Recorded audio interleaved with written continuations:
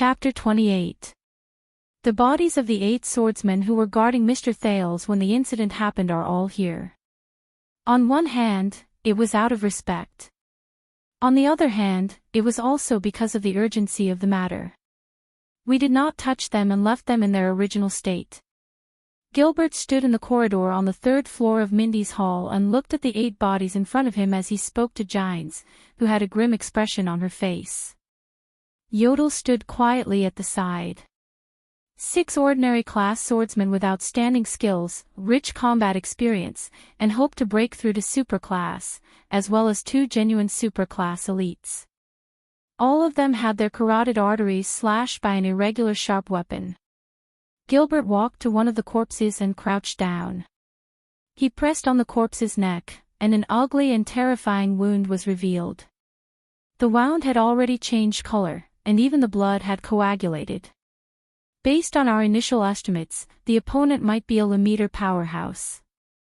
Killing all 8 of them in an instant would require exquisite techniques and immeasurable strength. Furthermore, his speed is something that even Yodel couldn't keep up with. He also had that terrifying ability to hide. When the invasion happened, we had clearly guarded all the entrances and exits, but he still managed to sneak in. Yodel did not sense anyone at all. Gilbert spoke of his guess with a solemn expression. He took out a mechanical watch from his bosom and stared at the time on it. It was 6:30 at night. Even the moon had risen. Gines furrowed her brows tightly. Her rather charming lips were also tightly pursed, accentuating the beauty mark on the side of her mouth. She crossed her arms and pondered deeply for a while. Then, she suddenly raised her hand and snapped her fingers. "Take off their helmets." Gilbert gave a look, and the few guards beside him stepped forward and took off the helmets of the dead. Gines stepped forward and stepped on the elegant high-heeled female official boots. She knelt down on one knee and carefully observed each person's face. Their carotid arteries were bleeding profusely. There was not much time before they died, just enough for them to struggle on the ground for a while. During this time, they would have witnessed the culprit. Every one of their expressions, Gines said cautiously as she bent down to observe them. There are slight differences in their expressions. These 4 were lying on their stomachs. Their expressions before they died were very similar: anger, hatred, unwillingness, and gnashing of teeth. Perhaps they didn't even have the time to react before they were heavily injured and died. That's why they had this kind of unwillingness and resentment. These 2 are lying on their sides. Their expressions are one of shock, disbelief, and confusion. They should have sensed the killer's fatal blow and tried their best to fight back, but to no avail. This made them very shocked and confused. While they were struggling on the ground, this expression froze on their faces. The last 2 should be the strongest. One of them is lying on his back, and the other is leaning against the wall. His expression is much more subtle than the previous 6. The one lying down was filled with regret and pain, while the one sitting was filled with relief and helplessness. They had tried their best to fight back, but they still failed. However, they should be the last ones to die, so they struggled to see the murderer. That was why they were filled with regret and sudden realization before they died. In other words, as long as the 2 of them know the identity of the enemy in advance, they can make an effective response. Gines stood up with a cold expression and crossed her arms. She looked at Gilbert, who was beside her, and seemed to be a little resigned. The murderer is not a Supreme Realm expert. If he's as strong as a Lemeter, then the final 2 people will be filled with despair and fear. The murderer should have used a special skill, psionic ability, or mechanism. He cleverly attacked the strongest first, then the last 6 people who were slightly weaker. That was why after the 2 strongest people fell, they had the chance and time to see the murderer and his killing method. Although he is not a Supreme Realm expert, his speed is very fast. Perhaps he is close to or even more than half of the Supreme Realm experts. However, because he is not a Supreme Realm expert, there is still an order when he kills people. Yodel walked forward and crouched down in front of the corpses, as if he was verifying Gine's words. Gilbert stared at the woman in front of him in a daze.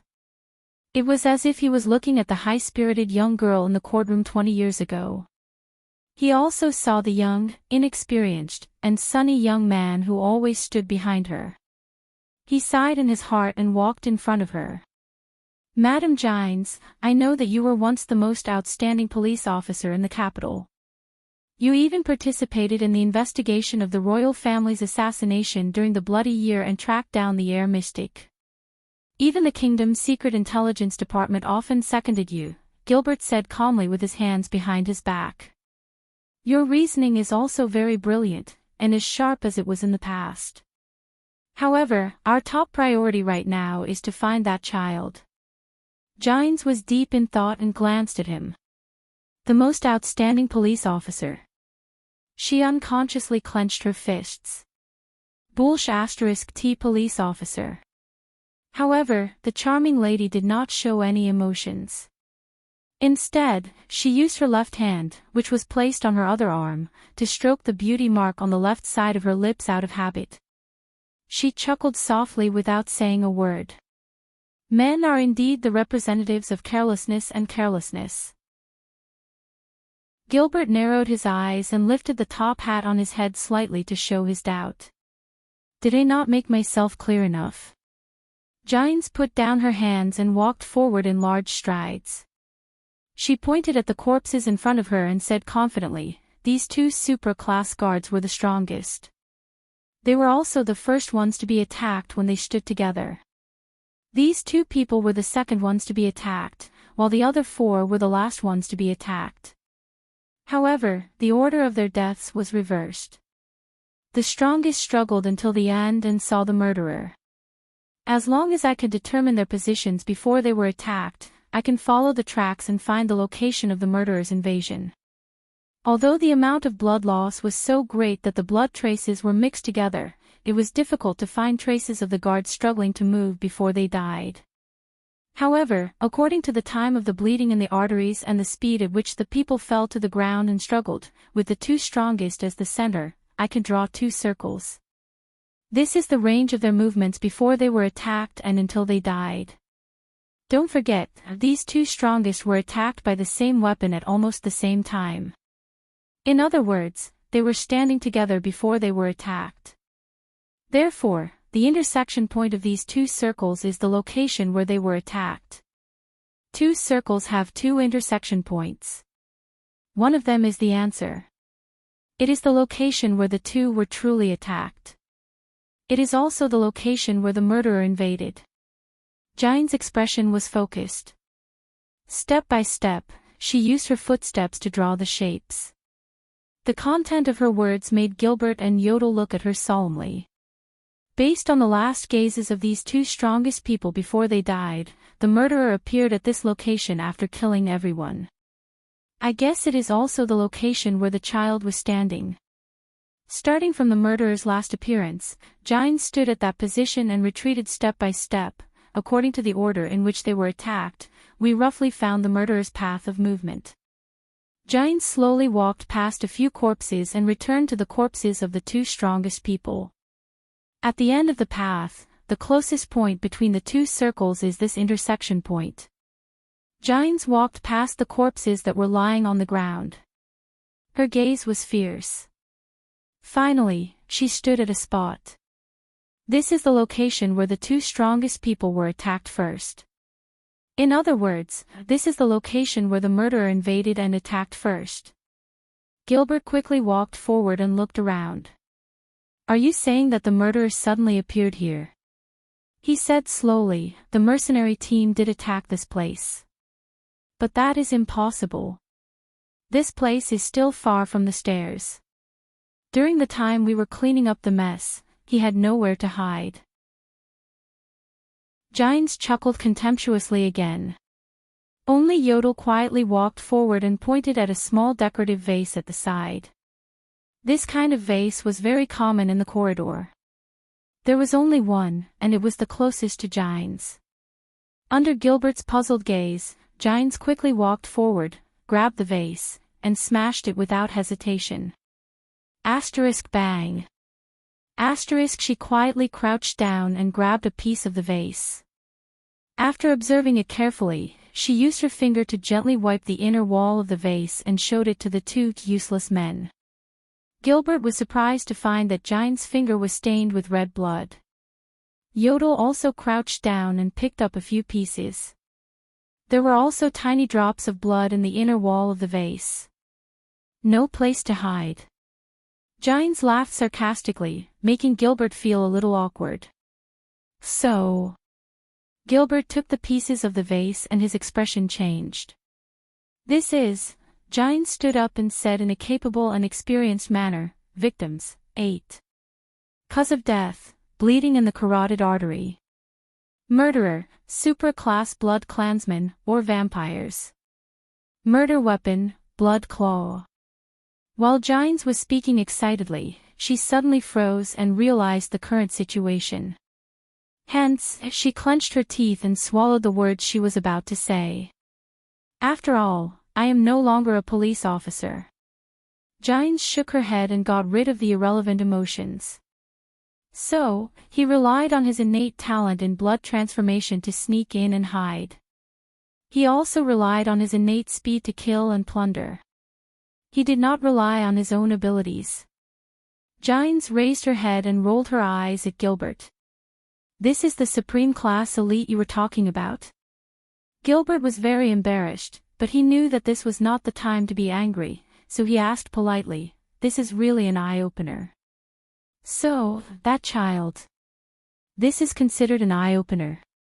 Gines thought scornfully. What a narrow-minded high-ranking person.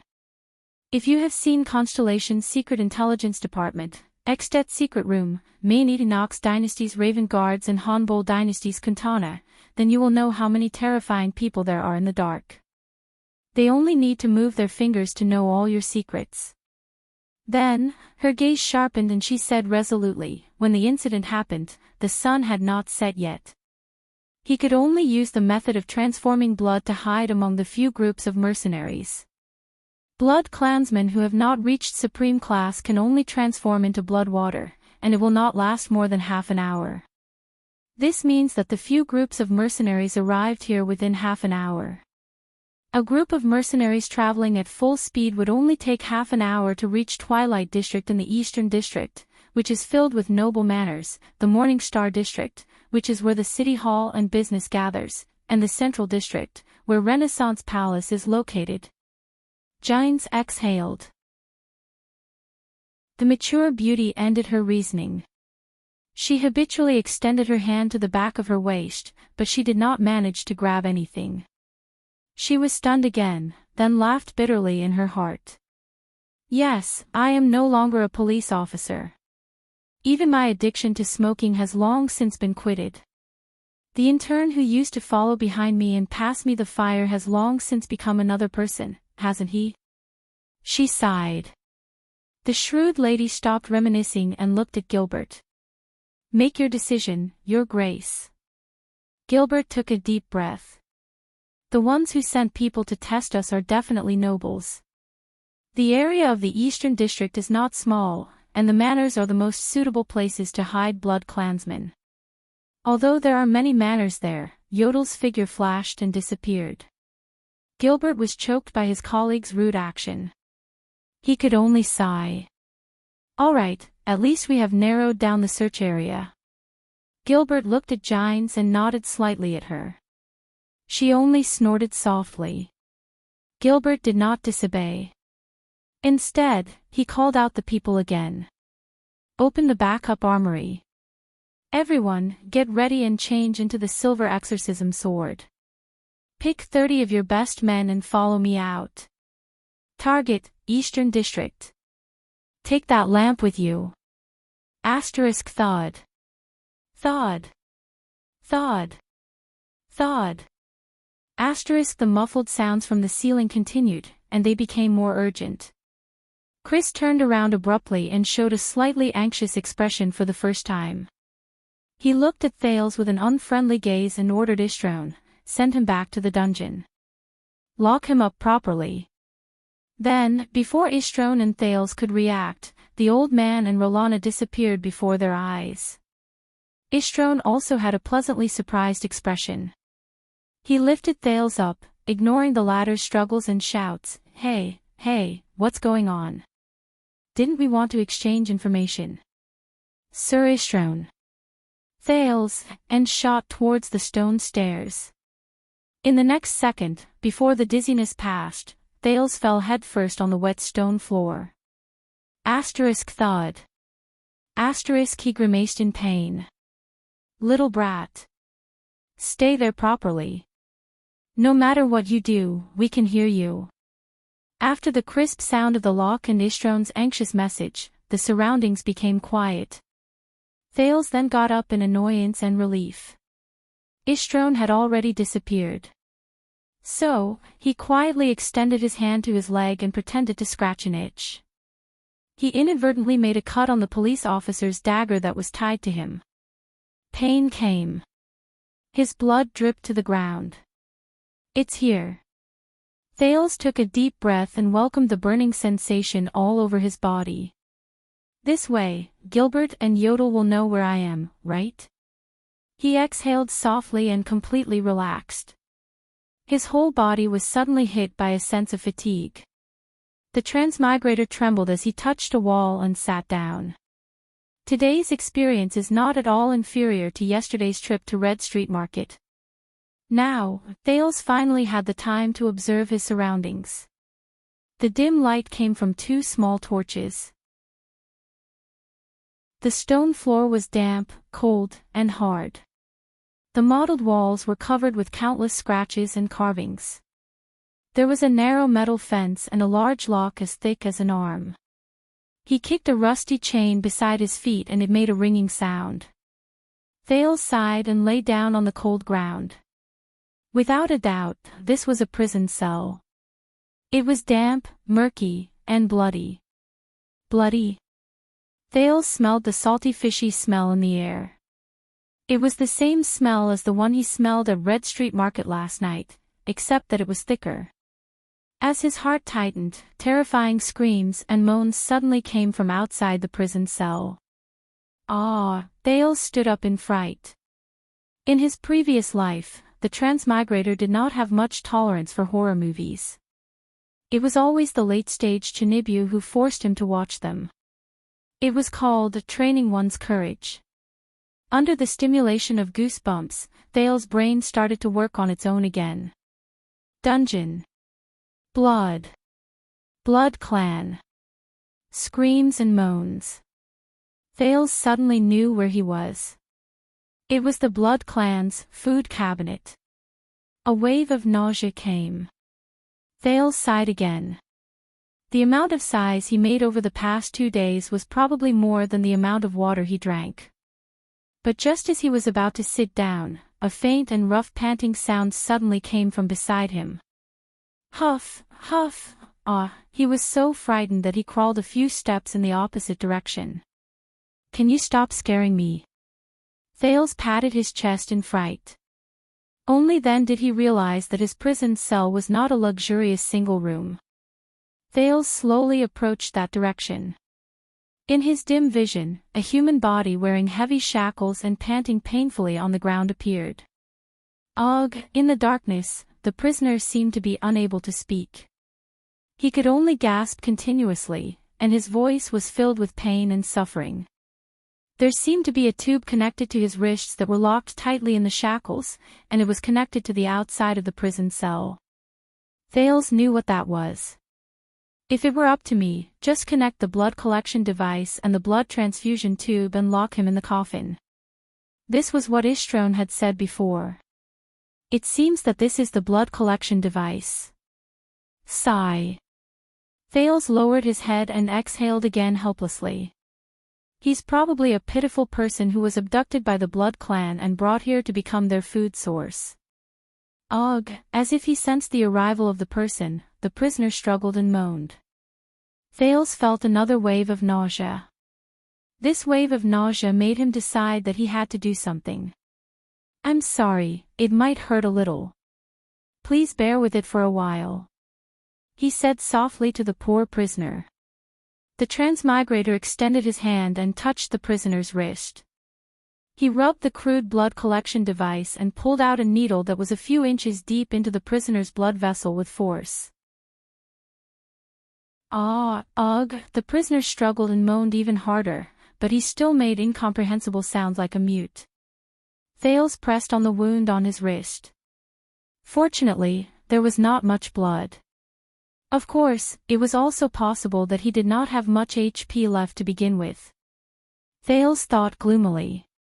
Although Thales was nervous and fearful when he fought against the 3 blood clansmen earlier, he had never felt heavy-hearted.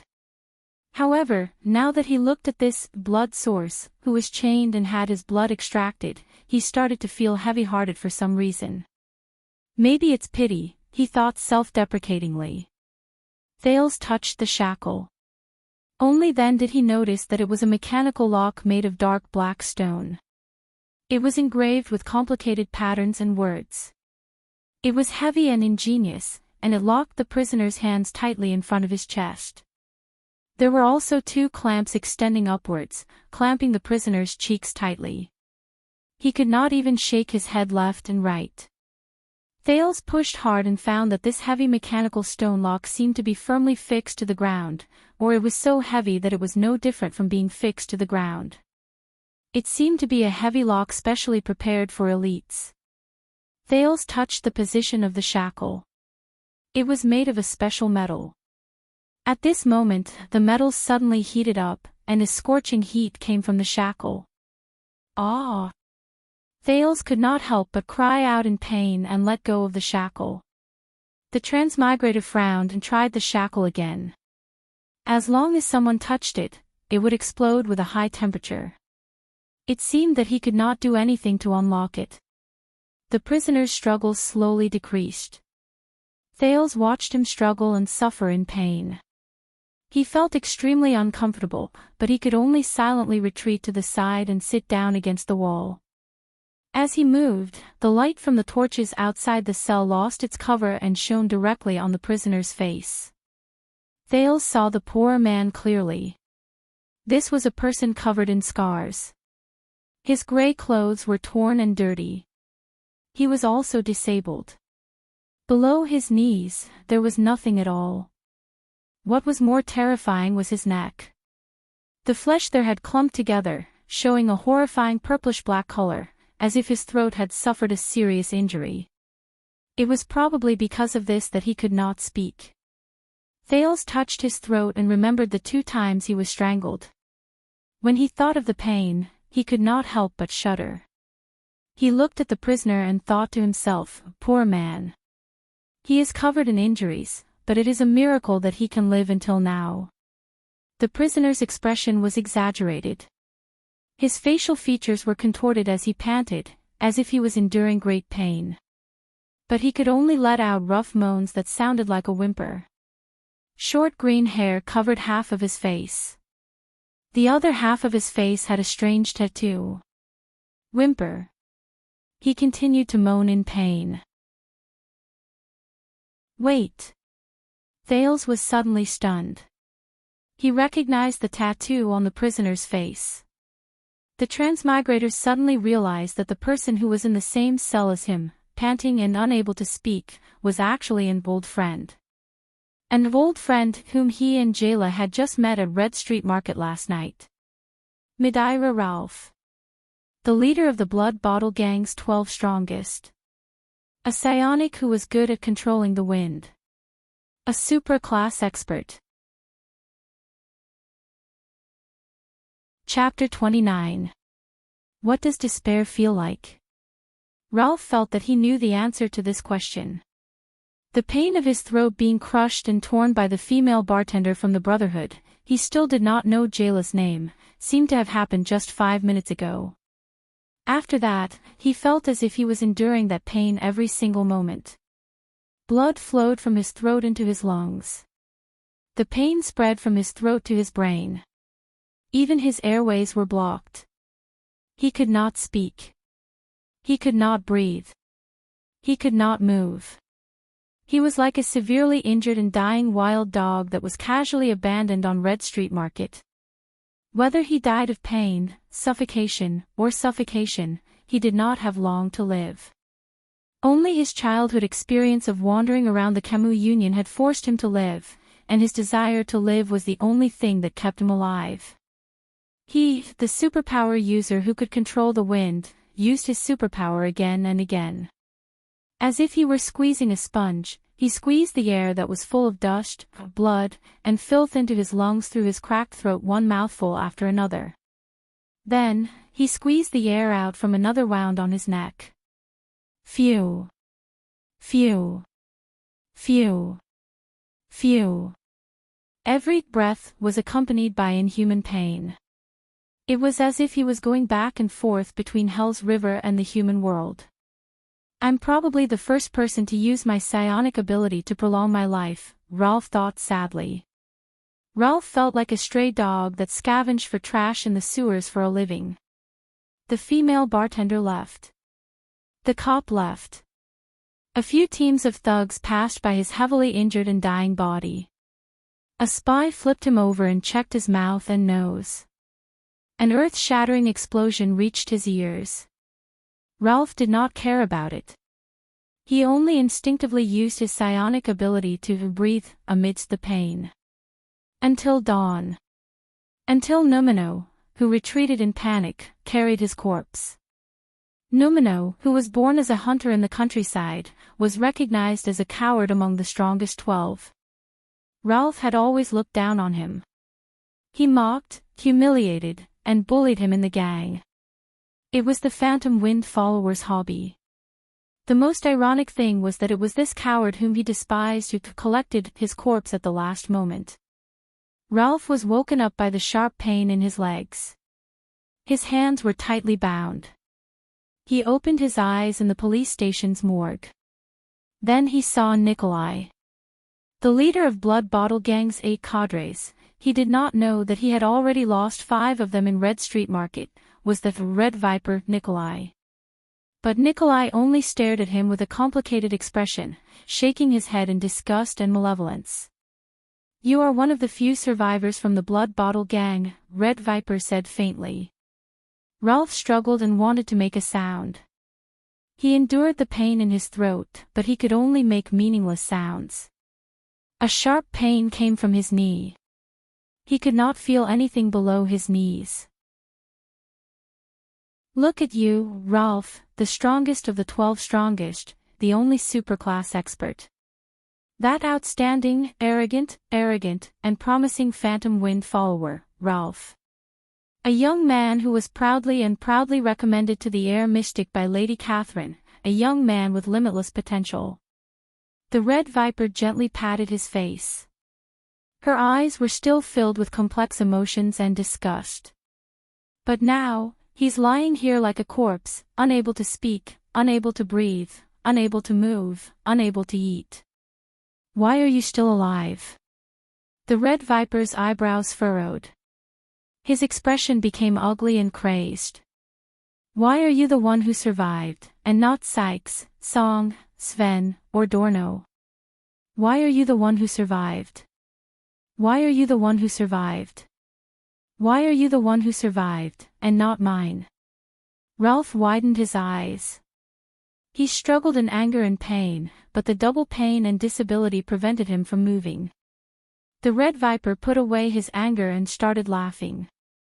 He was very happy, but also very sick. Blood Bottle Gang has suffered heavy losses, and my power has also been greatly damaged, he said softly. If the members were complete, maybe Catherine could step on me and rise to power. Who knows? But Nikolai's expression became ferocious. But how can a Phantom Wind follower, who cannot speak, has no legs, and is seriously injured and on the verge of death, serve her? So, Nikolai said as he stretched out his hand. With a twisted expression, he pinched Ralph's knee.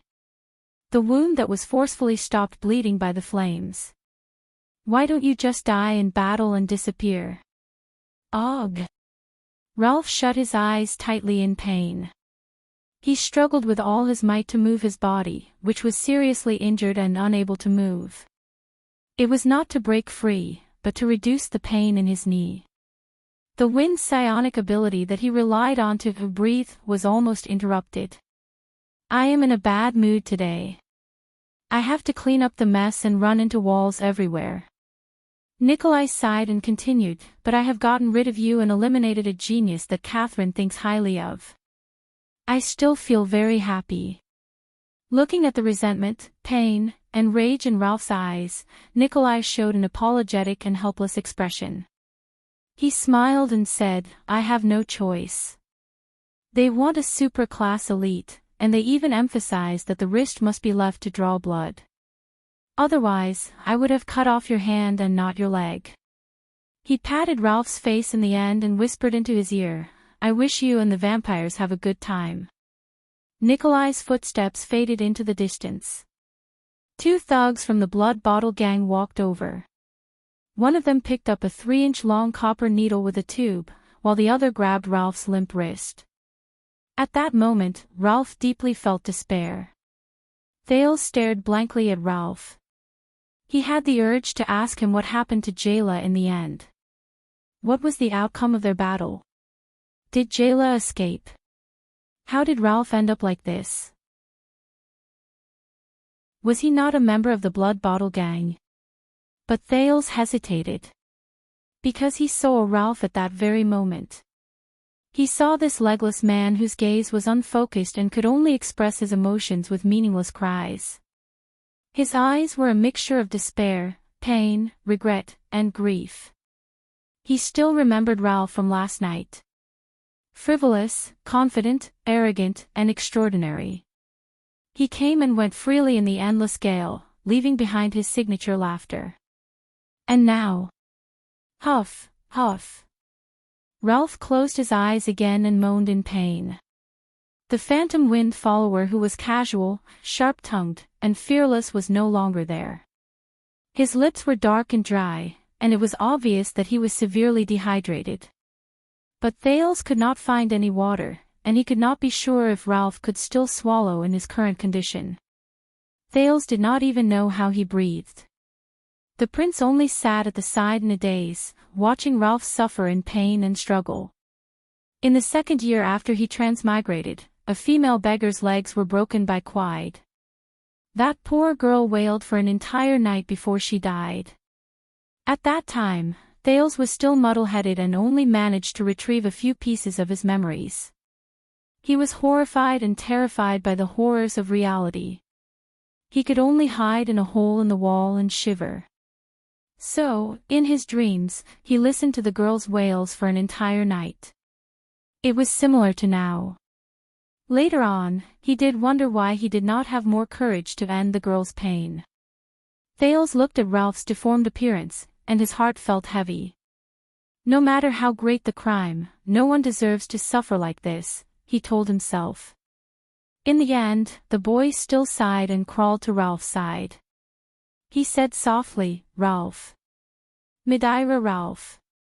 Even though his consciousness was gradually fading away, at that moment, Ralph's pupils still instinctively focused.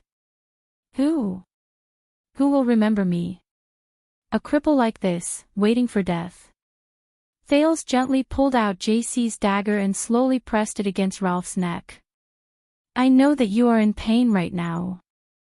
You are enduring torment and suffering that ordinary people cannot imagine. And I can end your life and help you to free yourself from all of this. Ralph's breathing through his throat and psionic ability suddenly became disorderly. Torture. Suffering. Relief. But I must ask you solemnly and cautiously, Madeira Ralph. Are you willing to let me free you from your pain? If you are willing, blink your eyelids. If you are not willing, I will only ask this once. Thales had a solemn expression as he waited for Ralph's reaction. In the darkness, Ralph stared at the boy's blurry silhouette in front of him. Relief.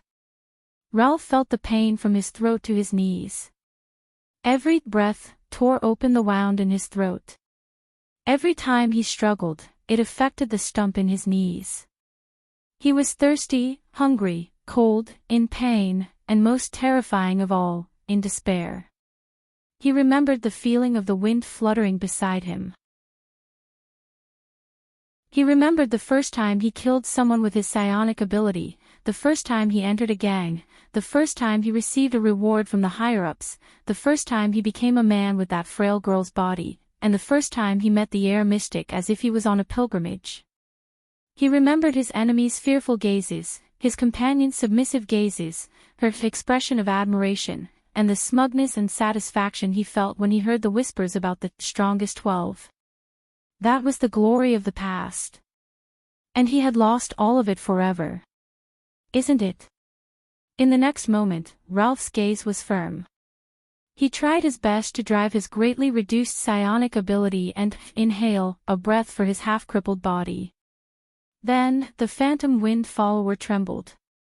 He used all his strength and endured the pain of rubbing against the locks on both sides to raise his head and look at Thales seriously. He prepared to blink. One blink is enough. One. Thales then saw Ralph's eyelids tremble. They trembled and slowly closed towards the center. Thales sighed in his heart and slowly tightened his grip on the dagger in his hand.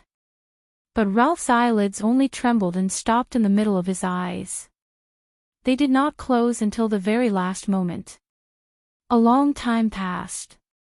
A long time passed.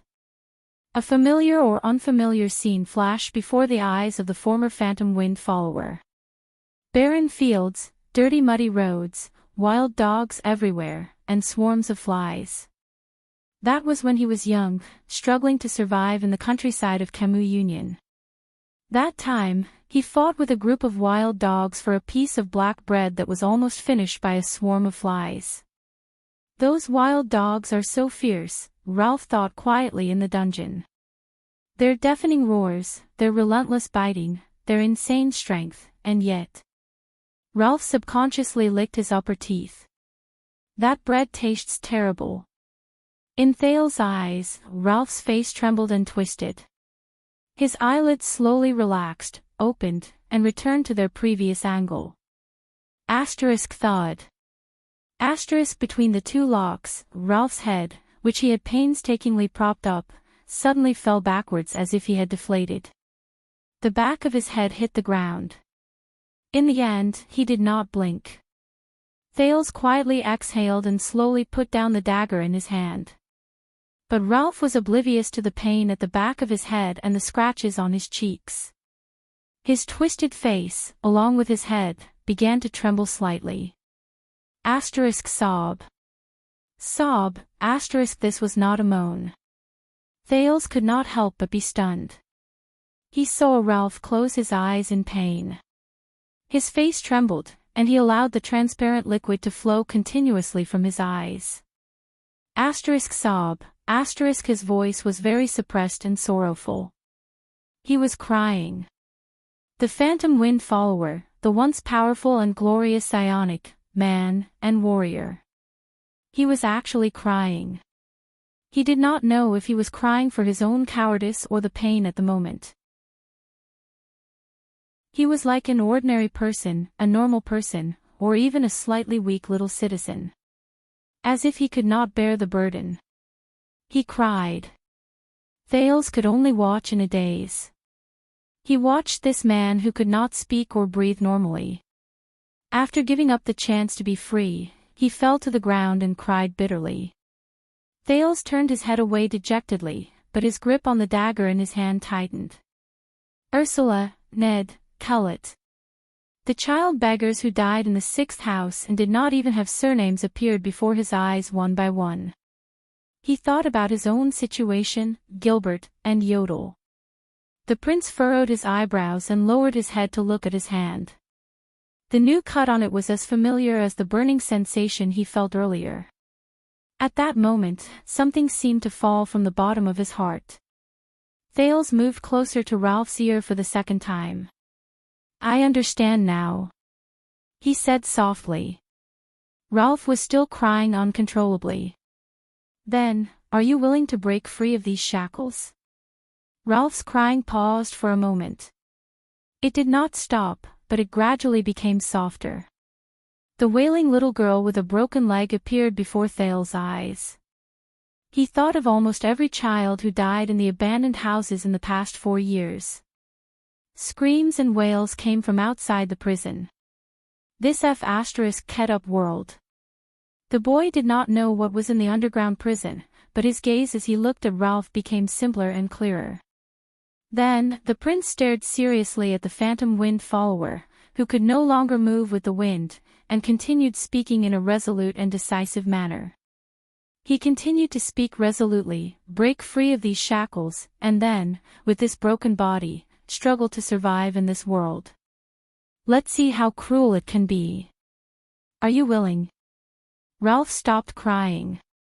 He could not move his head. He could only turn his gaze and stare at the boy beside him in a daze. The boy enunciated each word clearly. This may not be freedom. Perhaps the price will be great. You may even die immediately. And I am only doing this for myself. Thales lowered his head and said slowly, but I can try to give you a chance. But I can try to give you a chance to break free from these shackles and struggle one more time. Are you willing? Ralph's eyes were fixed on the boy's eyes. Even though there were still tears in his eyes, he suddenly wanted to laugh in his heart. He seemed to feel that the pain in his throat and knees were gradually becoming numb. Those wild dogs. Those wild dogs who fought with him for his bread. The fate of those stray dogs. Ralph forced himself to breathe, and a strange joy welled up in his heart. The fate of those dogs. How tragic. Ralph, who was lying on the ground, raised his trembling eyes and stared at Thales.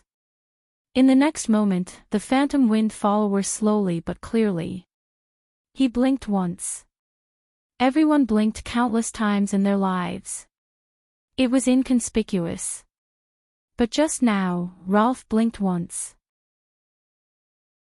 It was the most important blink of his life. Ralph slowly lowered his head. Thales smiled, dispersing the gloom in his heart.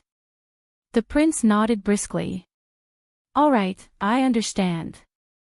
I originally thought that His Highness had woken up ahead of time. But it doesn't seem to be the case now. In a dark room on the 3rd floor of Vine Manor, Chris furrowed his eyebrows. In front of him was a huge brownish-black stone coffin that was connected to countless blood vessels. It had complicated patterns and was as tall as a person, 3 meters wide, and 6 meters long. At that moment, the huge coffin kept vibrating. I tried to connect to His Highness consciousness, but the feedback is still chaotic. There's only hunger and killing instincts. No matter how I pacify and communicate, it's the same. Chris put down a blood vessel in his hand. His expression became increasingly grim. If this continues, His Highness will only use up his remaining energy and blood in advance. Rolana's expression was horrified. The red-haired blood clansman said nervously, something must have agitated His Highness, but we didn't do anything. Chris' eyes sparkled. There was no trace of the deathly stillness and dryness from before. The old man said resolutely, it's not us. His Highness only had this reaction 5 minutes ago. At that time, Chris's expression changed. He suddenly turned around and shouted at Ishtron, who had a solemn expression on his face, don't worry. He shouted at the solemn-looking Ishtron, that whelp. We can smell the fragrance of his blood even from 2 floors away. With His Highness' sense of smell, it's even more obvious. Where's that whelp? The restless Ishtron looked at the agitated Chris and answered subconsciously, he seemed to have accidentally cut himself just now. Then, he pulled out that half-crippled supra-class's blood vessel and said some strange things. I didn't listen carefully, then he. The expressionless Chris did not listen to Ishtron's explanation. The suspicious coffin was still vibrating and making muffled sounds. The old man rudely and directly interrupted Ishtron's words. Bring that whelp up. No, I say, you stay here. Let Rolana do it.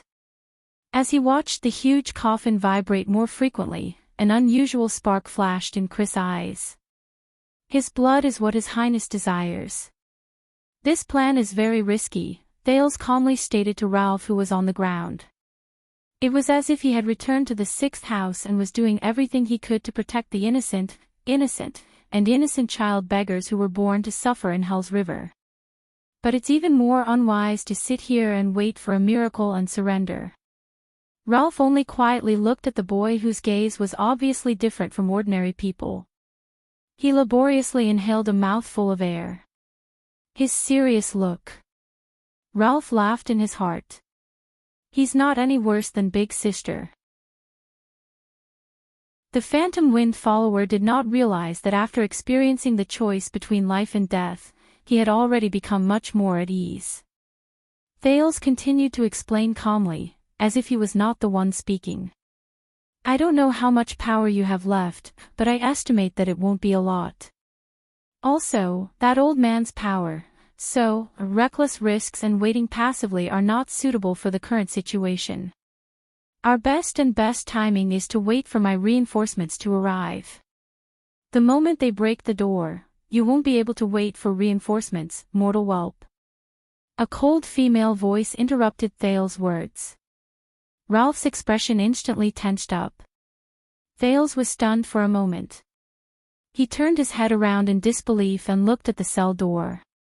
Outside the bars, Rolana Corleone, who was dressed in a playful riding outfit, used her slender and beautiful right index finger to seductively scratch her lips. At the same time, she used her left hand, which had turned into a terrifying claw, to violently open the cell door's lock. Istrone said it before, right? No matter what you do, we will be able to hear you. Young Mr. Istrone, who played a trick on you. As if mocking him, Rolana chuckled and swayed her alluring, slender waist. Step by step, she gracefully and seductively entered the cell through the open cell door. What a pity. Perhaps if you were a few years older, even I would be bewitched by you. But now, you are about to become His Highness's fragrant and rich energy-filled beverage. Perhaps the adorable Rolana can even have a taste. Watching Rolana, who could suddenly appear at any time, Thales understood that she could subdue him at any time. The prince heaved a deep sigh. It was sincere and regretful. Ralph, he said flatly. There was not a hint of panic in his voice. I need 10 seconds. 10 seconds. Rolana suddenly felt uneasy. She thought of Istrone, who had been fooled. What other trump card could he have? That half-crippled supra-class mortal who was trapped in the Nightwing stone lock. But the cunning Rolana did not want to take the risk. Her expression became fierce and decisive in the blink of an eye. A deliberately mystifying brat. Her alluring figure flashed before Thales' eyes in an instant. Once His Highness has sucked you dry, you can still, but at this moment, a strange gust of wind suddenly rose up in the narrow prison cell. Asterisk whoosh. Asterisk the light from the fire flickered rapidly and dimmed. The gust of wind pushed Rolana 3 steps back. Shocked, she quickly grabbed the bars beside her and stood firmly. This is a psionic ability. Impossible. This child cannot be a psionic. That is. Rolana strenuously looked at the supra-class elite who was chained to the ground by the Nightwing stone lock beside Thales. It's him. He's already in this state, but he still has some strength left. It's useless. Rolana breathed a sigh of relief and thought happily. Being chained to this state and heavily injured, even if you have a psionic ability, how long can you last? As for that trickster, even if I have to endure Chris scolding later, I will have a taste of him first. He will definitely leave a deep impression on you. Rolana thought fiercely. Then, let's begin. Thales looked at Rolana, who was obstructed by the gust of wind in front of him. He calmly turned the dagger around. 10. Under Ralph's puzzled gaze, he used his uninjured right hand to hold the tip of the dagger. 9. Good luck to both of us, he said. 8. My first mystic ability test. 7. Begin. 6. Thales stared at the black stone shackles on Ralph's body. Ralph's face turned red as he stared at Rolana. The gust of wind continued. Rolana gripped the bars beside her with a cold expression. Her left hand began to transform into a terrifying crimson claw. 5. I want to break his shackles, Thales thought silently. I want to save this man who has nothing left. 4. If it's really as I expected. The boy recalled the scenes of life and death in his mind. Quiet's hand around his neck. Asda's hand clenched gently. Also, the bloody scene in my distant memory, and the gentle Chinibu whose name I cannot name. 3. Thales clenched his teeth and closed his eyes. His right hand suddenly grabbed the metal lock. A burning sensation came from the metal. But he gritted his teeth and endured it. Rolana felt something. She turned her head in shock and found that the bars she was holding on to were vibrating. What's going on? The female blood clansman thought in panic. That half-crippled fellow. Does he have multiple psionic abilities? 2. Rip, the bars shattered into countless small pieces as Rolana's hand moved. Rolana, who could not stand steadily, clutched the wound on her arm and screamed. She was instantly blown out of the dungeon by the gust of wind formed by psionic abilities. 1. Rolana's shrill and crazy roars traveled into his ears. A burning sensation hit him. 0. Light. Thales thought as his consciousness blurred. So much light. In the room on the 3rd floor where the giant coffin was kept, Chris suddenly had a strange expression. What is Rolana trying to do? He asked coldly as he looked at the giant coffin that kept making muffled sounds. Perhaps she wants to try her mouth first, Ishtron answered carefully. He felt the Lord's nervousness and continued, she has always been. No. They are. Ishtron's words were interrupted by the outside world as the two of them looked at each other in shock. Boom. A loud sound that sounded like an explosion came from underground. A cloud of dust blew in from outside the door. The expressions of the two blood clansmen, one old and one young, changed at the same time. They exchanged glances. Something happened in the dungeon. In the next moment, their figures appeared outside the manor. The moment Ishtron saw the scene before him clearly, he was so shocked that he lost his composure. Under the moonlight, the legless supra-class mortal with a tattoo on his face. The former phantom wind follower, Madeira Ralph. He had already broken free from all restraints. He was holding the mortal's cup tightly. With the help of the gust of wind, his expression was resolute. He was flying in the air. Not far away, Gilbert's expression changed as he galloped on his horse with 30 swordsmen of eradication. Bloodline lamp, he said to the female official beside him in a low voice amidst the galloping wind. Gines, who was jolting on the horse, saw the lamp in Gilbert's arms with a solemn expression. The flame of the lamp turned red. It tilted to one side. That direction. Gilbert recalled for a while, and his expression was solemn. It is the Covendier family's Vine Manor. The female official roared angrily and lashed her horse with her whip. Who cares whose family it is? Even if it is the Walton family of Axted in front of us, we have to kill our way in. Gilbert nodded. Determination and fierceness appeared on his face. Everyone, follow me and turn. There is no need to conserve the horses. Speed up and advance. Prepare for battle. If this book is to your liking, there is no harm in liking it, recommending it, supporting the new author, and supporting niche fantasy novels other than killing monsters and leveling up. Chapter 30.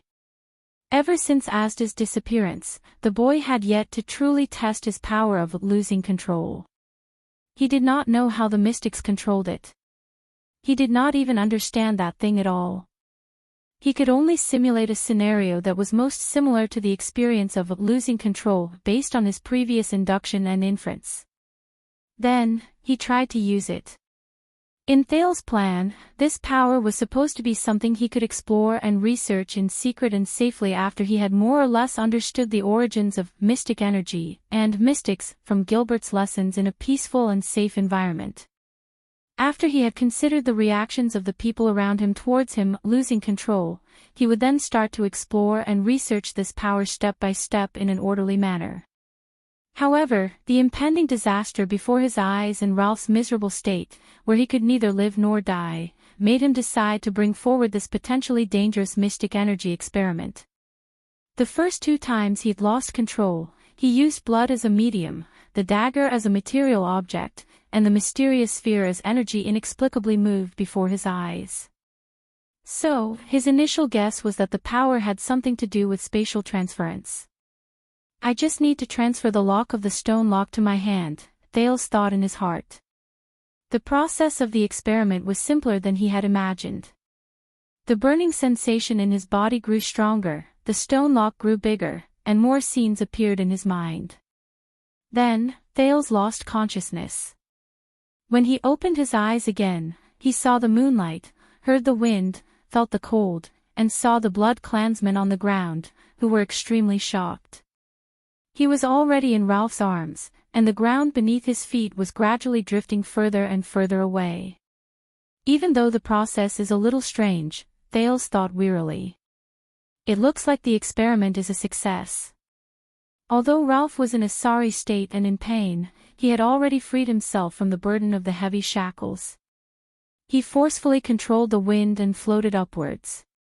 At that moment, no one was more shocked than Chris. How is this possible? The old blood clansman mumbled with lifeless eyes. Istrone and Rolana were still young. Therefore, only he knew that the Night Wing lock used to lock the super-class elite in the dungeon was a secret treasure passed down in the Corleone family for nearly 1,000 years. It was a torture tool exclusive to the Blood Clan's Duke, and could only be opened with the blood of the person who was locked. It was used to trap supreme-class elites. It was originally prepared to prevent Her Highness from going berserk when her mind was in a muddled state. After Her Highness' condition stabilized, it was used on the transcendent blood source. Even the most advanced magic gun in the world could not break the shackles. How did they open it? Before he was heavily injured, Ralph was the darling of the wind. He could even lie down 10 meters in the air with his limbs facing the sky for 5 minutes under the effect of the wind. But now, with much of his blood drained, he was extremely weak. He was tired and thirsty. The sudden loss of his legs also affected his balance. The sharp pain in his throat distracted his energy. Most of the superpower he was proud of had to be used to maintain the breathing from his throat to his lungs. He knew that he had no chance of winning against the 3 blood clansmen, and he also knew that Thales seemed to have activated a backup plan of convenience.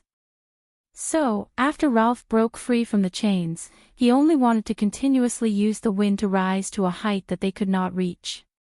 If the blood clansmen chased after him, he would try his best to use the strong wind to blow them down. But he still underestimated Chris, who had become a supreme-class elite hundreds of years ago. Chris' movements were not slowed down by his surprise. 1,000 years had made him more resolute despite his age. His withered face darkened, and he instantly leaped more than 10 meters into the air, pouncing towards the 2 people in the air. For Her Highness, I must snatch back that cub. He closed in on Ralph in an instant, and the strong wind rushed towards him. Thales was surprised to see that Chris, whose clothes and hair were fluttering in the strong wind, had actually turned into a bloody mist with an expressionless face. It was not a bloody water like Istrone's, but a bloody mist. In Thales' eyes, the bloody mist was dispersed by Ralph's wind, but it continued to spread upwards, passing through the strong wind barrier Ralph had built without any hindrance. The bloody mist seeped into the area in front of Ralph.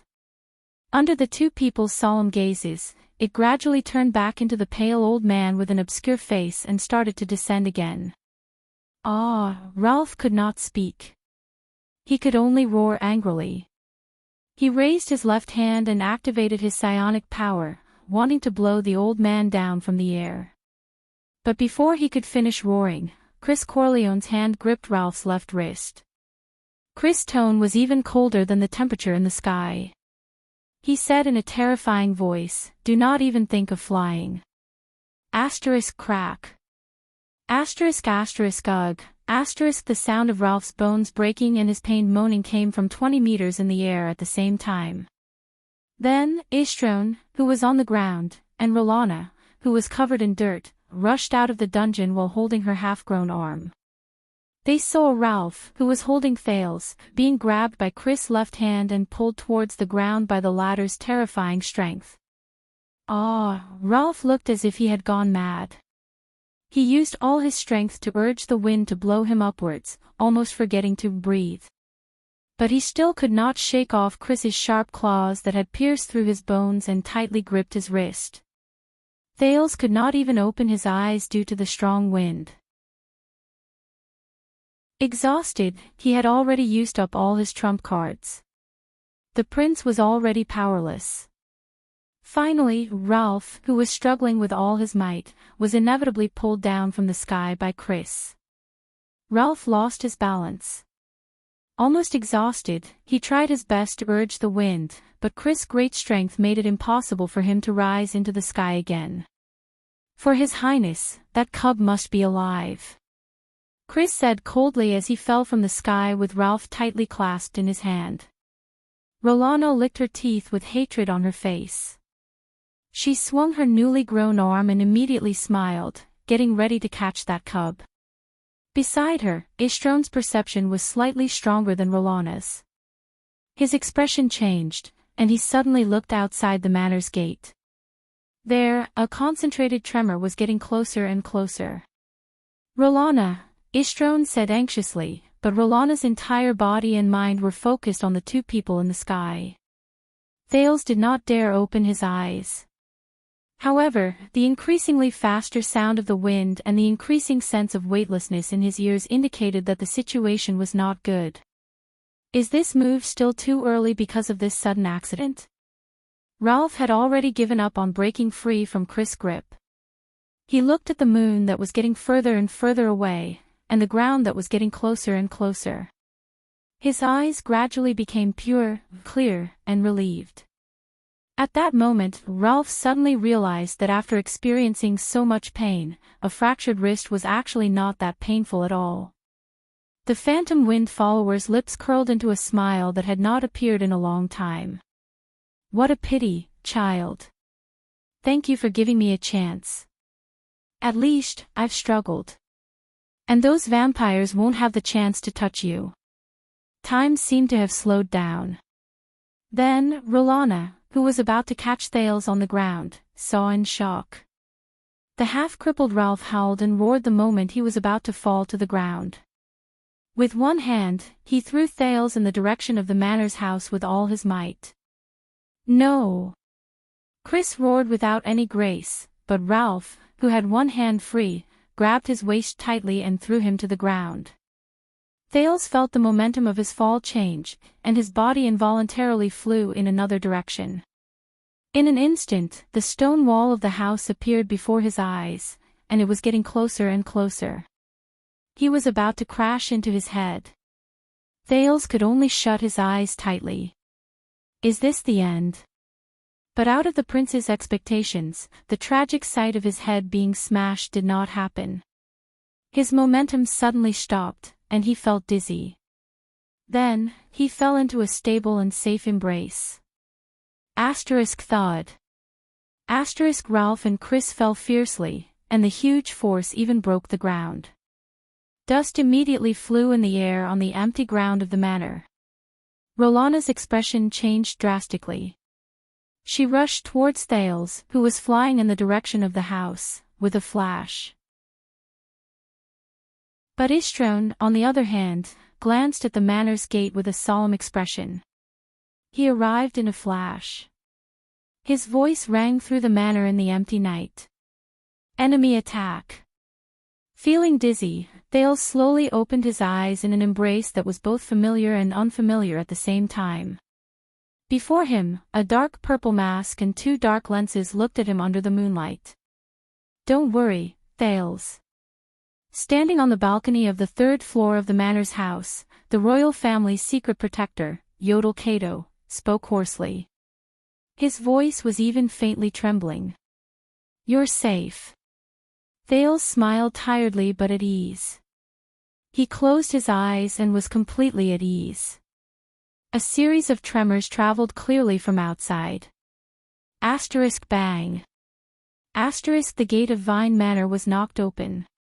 Countless sounds of horse hooves surged in. In the name of the Supreme King of Constellation, Kessel Jade Star. Count Gilbert Casso's steady and sonorous voice rang out amidst the dust and the sound of horses' hooves. Everyone present in Vine Manor is suspected of stealing and harboring the royal family's secret treasure. Surrender immediately and do not resist. Those who disobey will be killed on the spot. There was not even a torch in a dark, empty room. There was only boundless darkness. And two barely discernible breathing sounds. What a pity. This is probably the closest we've been to the air mystic in the past 12 years, an old and sharp voice said. But all the information shows that Asda has been killed, a light and bright male voice said. Then let me guess. You, who think that he has been killed, must have also read about the mystic's immortality and immortality, the old and sharp voice mocked. Don't be so serious, teacher, the light and bright male voice continued, at least he has been sealed. The problem is, in Eternal Star City now, who has the ability to seal Asda, and who has the weapon to seal him? The hoarse voice drawled and continued asking questions. It's just those few, the light and bright male voice said playfully. Yes, sigh. The hoarse and sharp voice seemed to be slightly disappointed. It's just those few. There is no need to investigate the truth about Red Street Market anymore. All the files, including the big explosion in the central area and the eyewitness report of the woman carrying the child, are to be sealed for a period of time. As for Asda Sakern, tell the people at the border to be prepared. Whether it is 10 or 20 years, the air mystic will eventually return, the hoarse and sharp voice ordered gloomily. There was a long silence. Don't look like that, teacher. On the bright side, we have one less great enemy. On the bright side, we might even be able to attract the blood mystic, the light male voice said lazily. Don't pretend that you can see my expression, the hoarse and sharp voice said discontentedly. Then, he sighed. Blood mystic. Sigh, this damned fate. The capital is probably going to be in chaos again very soon. 12 years ago, at least I had Lance, Gines, Tyson, and Lanzar Norfolk by my side. Now, the only person I can use by my side is you. The hoarse voice sighed. It was filled with desolation and loneliness. But it was also 12 years ago that even with your group of people, didn't the late king still pass away? It can be seen that strength isn't the key, luck is. The light voice seemed to have no qualms about talking about the tragedy 12 years ago. In the darkness, the two voices were silent for a long time. Yes, even if it was 12 years ago, the hoarse voice finally answered. This time, his tone seemed to be filled with grief, indignation, and dissatisfaction. The late king still passed away. The light voice seemed to have finally realized that the atmosphere was not right. He changed the topic stiffly. By the way, that secret room sent someone to deliver a headless letter. It said that yesterday, a figure from a gang left Exted and set off towards Constellation, towards Eternal Star City. The old woman also said that this was to repay your previous favor. Ah, the long-awaited cooperation between the Secret Intelligence Department and the secret room. The hoarse and sharp voice seemed to have been piqued. Coming to the capital at this time. The blood mystic. No, I sent someone to investigate. It seems to be a doctor from Blackstreet Brotherhood. His name is Ramon. Is there something wrong with him? Someone saw him performing a little trick on a small road in the countryside. Little trick. The hoarse voice finally became serious. Yes, a little trick, the light male voice said in a cynical tone. But according to the profound knowledge stored in all 20 levels of the Jade Star Library, I came to the conclusion that this little trick, that can instantly heal wounds, was commonly known as. His cheerful voice instantly became low. Magic. The voice slowly faded away. This darkness had truly sunk into a deathly stillness. It was like a graveyard in the middle of the night. After a long time. That old woman. The hoarse voice actually chuckled softly. She actually used this information as a favor to repay me. How cunning and treacherous, just like in the past. Gilbert took the lead. The guards formed by the swordsmen of Eradication rode on their horses and charged into the manor. They surrounded the 3 blood clansmen. Unsheath your silver swords and prepare to meet the enemy. Gilbert did not waste any more words. He knew that his previous declaration of not killing those who surrender was just a formality. What was truly effective was usually only power and weapons. Just like diplomacy. Rolana. Ishtron agilely moved his body and avoided the 2 swords that were aimed at his head. He shouted anxiously and angrily, "What are you doing?" He shouted anxiously and angrily, "Summon the shadow guards." Rolana landed on a window on the 2nd floor. She was extremely furious. Regardless of whether it was her unparalleled physique or her indestructible claws, she could not do anything to Yodel Kato, whose figure would disappear and reappear from time to time while he held Thales in his arms.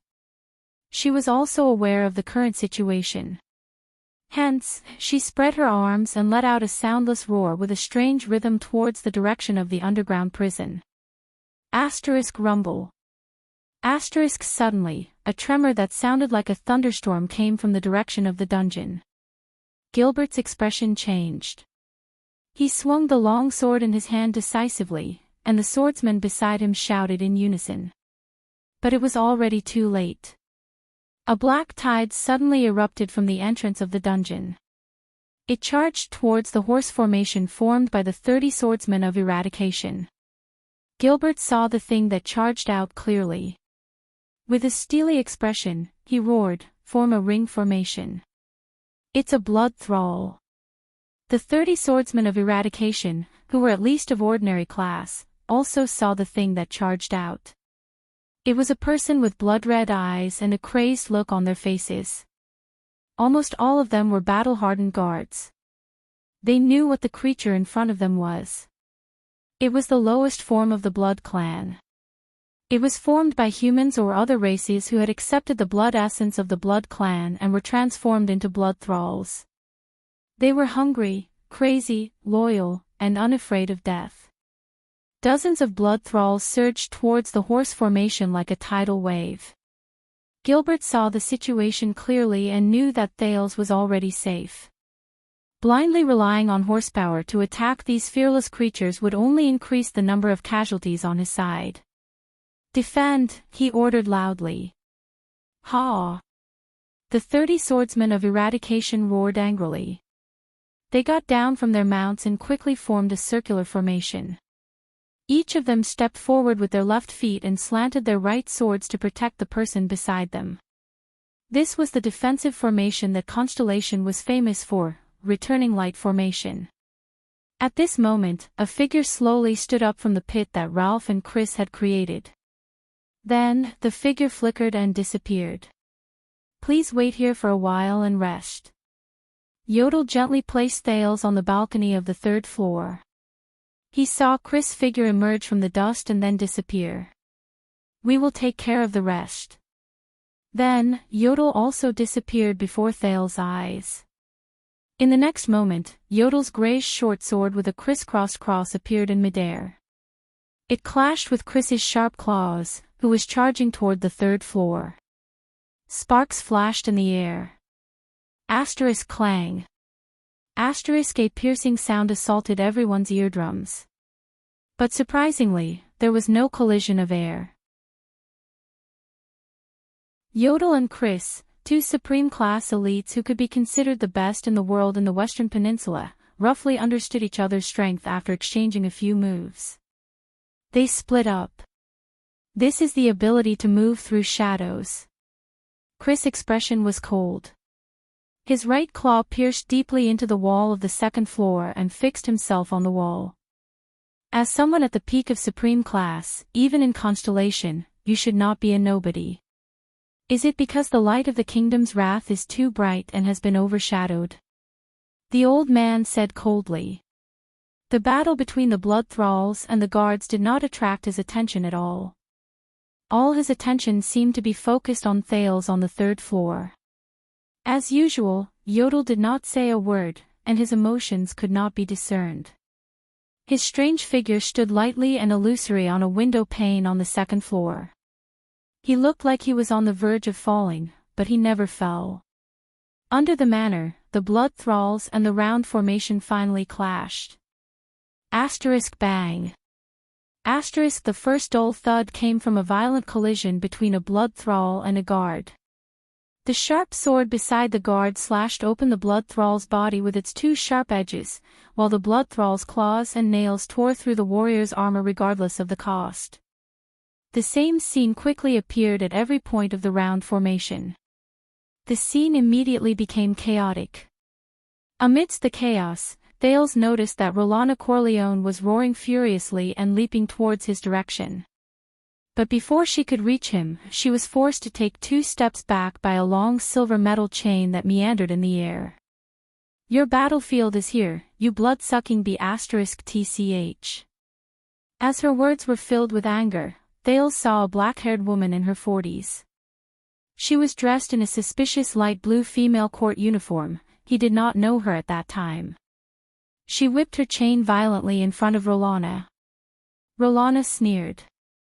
Her body flashed, wanting to leap out of the range of the metal chain sword. But the moment her body swayed, her neck was firmly entangled. The part of her neck that was entangled by the chain was actually emitting green smoke with a hissing sound. This is a silver chain sword, *TCH. The female court official, Gines, roared angrily with a displeased expression, "For all of you, I have used up all my capital." At that moment, Ishtrone's eyes turned red and turned into a pool of blood. He leaped into the air and attacked Thales as well. Clang. Ishtrone roared furiously. He crossed his claws and parried a silver sword that was aimed at his chest. Mr. Gilbert, who had dismounted from his warhorse and was working together with 3 swordsmen of eradication to charge past the blood slaves and stand firmly in front of the door on the first floor, looked at Ishtrone with dissatisfaction. He raised the silver sword in his hand and made a standard starting gesture for a duel. Please stay away from that child. The battle between the blood slaves and the swordsmen was still going on. But Thales watched in exhaustion as the 3 blood clansmen pounced on him again and were continuously stopped by their troublesome opponents. The prince suddenly understood. They don't want me, he said in his heart. They want something on the 3rd floor. That place must be their weakness. The sounds of the battle between the blood slaves and the swordsmen continued. The 3 blood clansmen and the 3 warriors were still fighting fiercely. When he thought of this, Thales' gaze was filled with suspicion and fear, but he still firmly pushed open the door to the balcony. After he pushed open the door, his weak body immediately collapsed in the room. Thud. However, a dull and strange sound attracted the prince's attention. Thales panted softly and raised his head. Under the moonlight outside the balcony, he slowly saw the dim room clearly. Especially the one in the center, which was connected to countless blood vessels, had complicated patterns, and the words were difficult to understand. The huge black coffin. Asterisk thawed. Thawed. Asterisk as if awakened by something, the dull sound from the black coffin became more and more intense. It became more and more violent. Asterisk thud thud. Thawed. Thawed. Asterisk Thales suddenly realized that his action of pushing open the door and rushing into the room was more or less a little rash. Until, asterisk thawed. Asterisk an incredibly loud sound rose. Thales was shaken so much that he fell backwards. His eardrums rang. The lid of the black coffin seemed to explode from the inside. It shook violently and then smashed onto the ground. Thales covered his aching ears and climbed up with gritted teeth. He saw that on the edge of the black coffin that had lost its lid, withered, charred, and filled with an ominous aura. Chapter 31. Yodel instinctively felt that something was wrong. Because after a short period of confrontation and probing, the white-haired blood clansman who attacked fiercely, along with his two juniors, suddenly became passive. They no longer attacked, advanced, and flashed crazily and dangerously. They no longer used undetectable voices to control the blood slaves. Then, Gilbert's anxious voice rose. Yodel. Even though they usually did not get along well, Yodel immediately understood what he meant. The mysterious masked protector raised his head and saw Thales push open the door from the balcony to the house and disappear into the darkness in the house. Thales, why? As the mechanical gears behind the crystal drop lenses started turning, Yodel's vision quickly zoomed in on the third floor. However, that room was so dark that he could not see the situation inside at all. Yodel's heart became restless. His figure disappeared in an instant. In an unknown grayish-white world, a grayish-white moon gradually appeared. Then, a grayish-white iron door appeared out of thin air. Then, it was connected to a grayish-white garden, grayish-white outer walls, grayish-white windows, grayish-white houses, and so on. Soon, a grayish-white Vine Manor that was exactly the same as Vine Manor in reality, except for its strange color, appeared out of thin air in this world.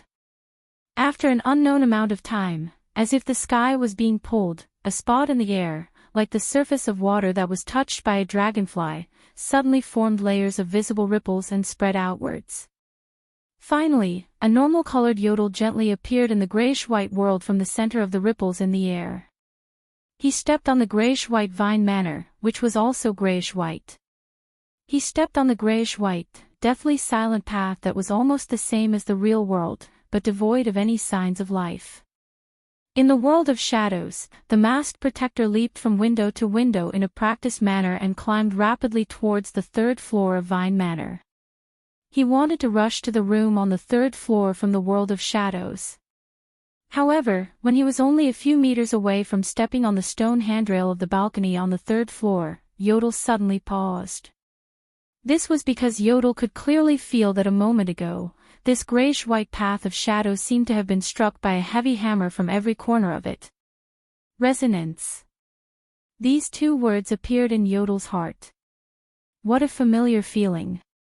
He furrowed his brows and gave up on climbing. The next moment, Yodel's left foot kicked the grayish-white outer wall of the grayish-white house at lightning speed. He rose into the air like a swallow and rolled backward. Within a few meters of the grayish-white balcony, where Yodel had just stepped on, a strange spatial ripple appeared. The ripple spread out in a shocking manner, collapsing all the walls of the grayish-white houses around it.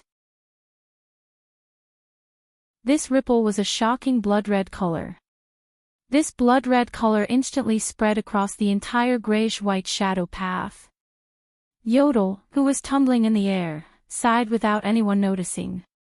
Transparent spatial ripples appeared all over his body. This Yodel spatial ripple cancelled out the incoming blood-colored ripple. A few seconds later, his figure disappeared into the void. In the real world. Below the observation deck on the third floor of Vine Manor, a bloody mist shrouded a large area of space in midair. It expanded and contracted, as though it was vibrating rhythmically. Yodel abruptly revealed himself amidst this strange vibration. Yodel, who had revealed himself, tumbled and looked at the bloody mist surrounding him.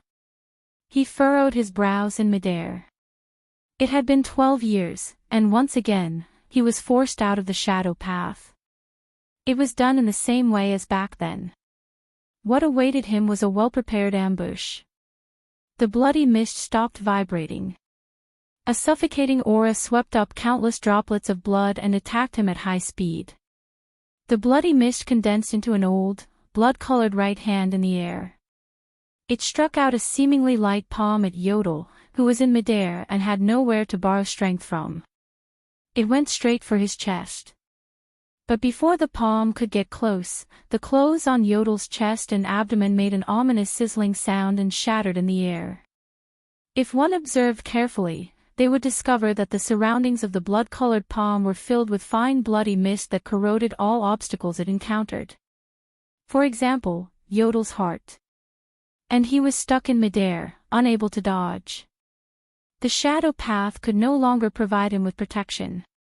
In midair, Yodel, who was facing imminent disaster, could only calmly retract his chest and abdomen. He curled his body into a strange shape and increased the time it would take for him to meet the palm. A little more than a second passed. A lot of things happened in this little more than a second. The dark and gloomy short sword instantly appeared in Yodel's right hand. In the blink of an eye, the sword in Yodel's hand flashed, and he slashed 3 times in a row. None of the 3 slashes hit the dangerous blood-colored palm. But the gears behind Yodel's crystal drop lenses spun rapidly. The fine bloody mist that filled the air appeared in his eyes as if it had nowhere to hide. Yodel waved his short sword and caused 3 ripples that were invisible to ordinary people to appear in the terrifying bloody mist. The bloody palm attacked without any resistance. It was only 1 second away. The gears behind Yodel's lenses spun in a different direction instantly. The color of the crystal drop lenses changed, and so did his field of vision. The 3 ripples shook the blood around him. And behind the blood-colored palm, a special droplet of blood spun irregularly in the vibrations. In the next moment, Yodel's short sword drew an afterimage at an incredible speed and pierced the irregular droplet of blood. Shik. The tip of the sword gently tapped the palm formed by the bloody mist. Then, it swiftly retracted. He did not waste even an ounce of strength, but he was not stingy with any bit of energy either. In the palm formed by the blood mist, a drop of blood that was neither too big nor too small shattered. Then, the originally aggressive blood-colored palm instantly dissipated into nothingness the moment it was about to land on Yodel's chest. Yodel landed lightly on the ground. On the left side of his chest and abdomen, a piece of clothing that had been seriously corroded by the bloody mist turned into ashes, revealing a hidden muscle. The skin on the surface had long since corroded completely, and blood flowed out. The bloody mist that filled the air gathered behind the disintegrated bloody palm.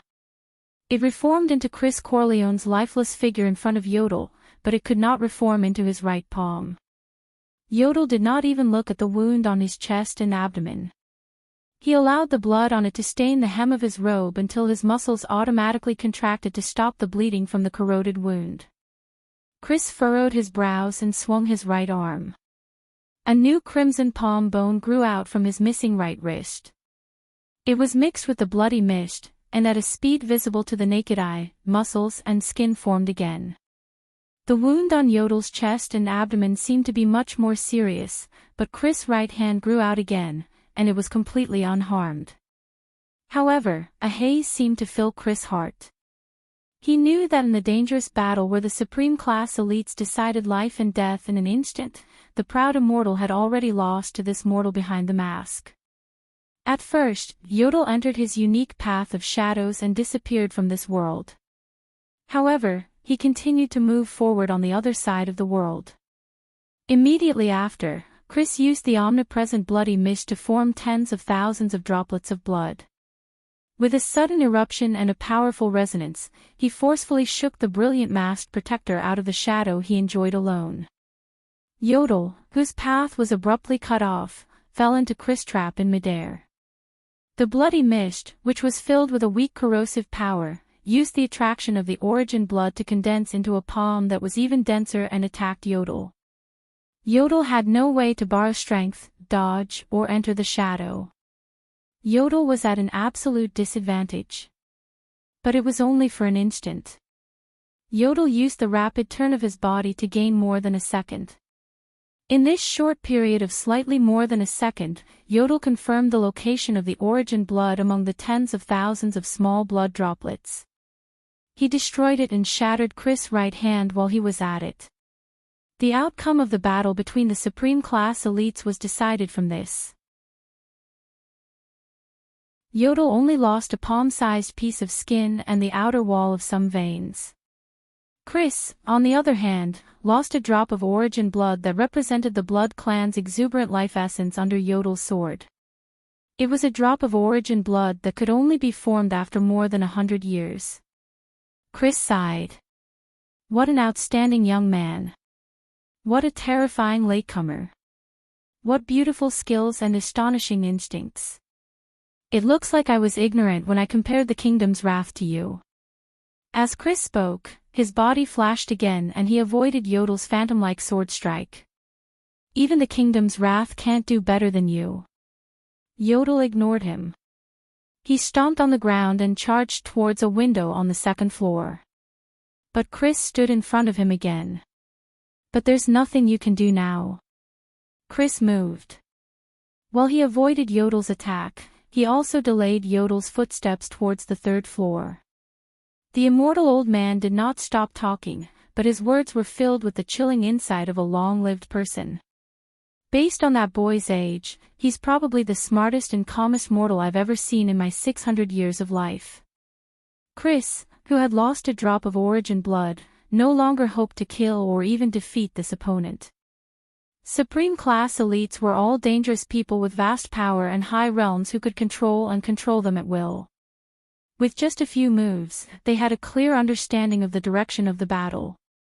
But he could not let Yodel disturb Her Highness's meal, especially since that infant mortal might be the key to Her Highness's awakening. Unfortunately, his curiosity and sense of danger were too strong. Even though he knew that reinforcements were near, he could not help but take the initiative to attack to save himself and defend himself. He probably could not stand the feeling of his fate being in someone else's hands. We only feigned an attack a few times, but he keenly noticed that the third floor might be our weakness. His curiosity and sense of danger made him unable to help but push open that door. But he did not know that that was where we wanted him to go. His Highness needs his blood and strength. Young man, it's too late for you. At this very moment, that mortal boy has already become Her Highness' power. Chris' eyes sparkled. For the first time, there was respect and admiration in his tone when he addressed Thales. Yodel's short sword trembled slightly. When Thales saw the charred, withered hand that stretched out of the strange black coffin, he was stunned for a whole 5 seconds. Intense memories flashed back to his mind, invading every cell in his brain once again. He grabbed a familiar scene from the void. He only heard the same delicate and gentle voice, but it spoke rudely at that moment. Wu Qiren, you're hurting me. It's just a rewatch of a classic. Do you have to be so scared? In Thales' ears, his voice from his previous life was filled with fear and trembling. I thought it was The Godfather or something. Who would have thought that you would want to watch The Grudge in the middle of the night? This is a classic that will be handed down from generation to generation, okay? Look at how cute Kayako is. Ah, be gentler. My skin is still tender. Damn it, she appeared. You have big boobs, help me block it. You think my boobs are big now? Why do you usually? Oh, if you're scared, just close your eyes. I can't help it.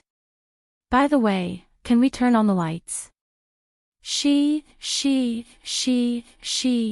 climbed down. Wu Qiren. Go back to your chair obediently. Damn it, my lady, don't pause your drawing here. I have to go up and down the stairs every day. Okay. The moonlight was blocked by dark clouds. In the darkness, the memories from his previous life that flashed in his mind for no reason were interrupted by a terrifying roar. Ah, the sound was like a drowning person suddenly waking up from a state of suspended animation. But to Thales, who was deeply poisoned by his previous life's memories, it sounded like the shrill howl of a 1,000-year-old malicious spirit that was awakened overnight. Thales shuddered and came back to his senses. He was stunned to find that the ghostly hand that seemed to be grabbing the edge of the coffin suddenly pulled itself out as the terrifying roar rang out. A wrist that was as rotten as a mummy's. A forearm that was charred black as if it had been burned by hellfire. A shoulder that looked like it had been bitten by countless ants. One by one, they were exposed outside the black coffin along with the hand. The ghostly hand and the main body that was connected to it, which was barely humanoid, seemed to be slowly crawling out of the black coffin. Then, a bone-chilling head slowly emerged from the edge of the coffin under the slightly exposed moonlight. This skinny head had long, white, and wilted hair. Its entire face was charred black and rotten, and its disproportionately large black mouth and nose were actually a bottomless darkness. Thales only felt goosebumps starting from his scalp and spreading to his fingertips. Under the cover of the white hair, it opened its pitch-black mouth. The large black mouth split open all the way to its ears. Ah! A shrill roar traveled into Thales' ears. The boy's skin crawled, and he almost fell to the ground. This monster did not stop. It crawled out of the black coffin slowly but rhythmically, as if it was feeling its surroundings. From its head to its upper body, from its left arm to its right arm, the head finally crossed the edge of the coffin, and its entire upper body fell to the ground. Finally, the left hand that was as shriveled as a ghost gently touched the ground. At that moment, Thales' mind was blank. He trembled slightly and slowly inhaled a breath of cold air. At that moment, the head that was stuck to the ground seemed to have sensed something.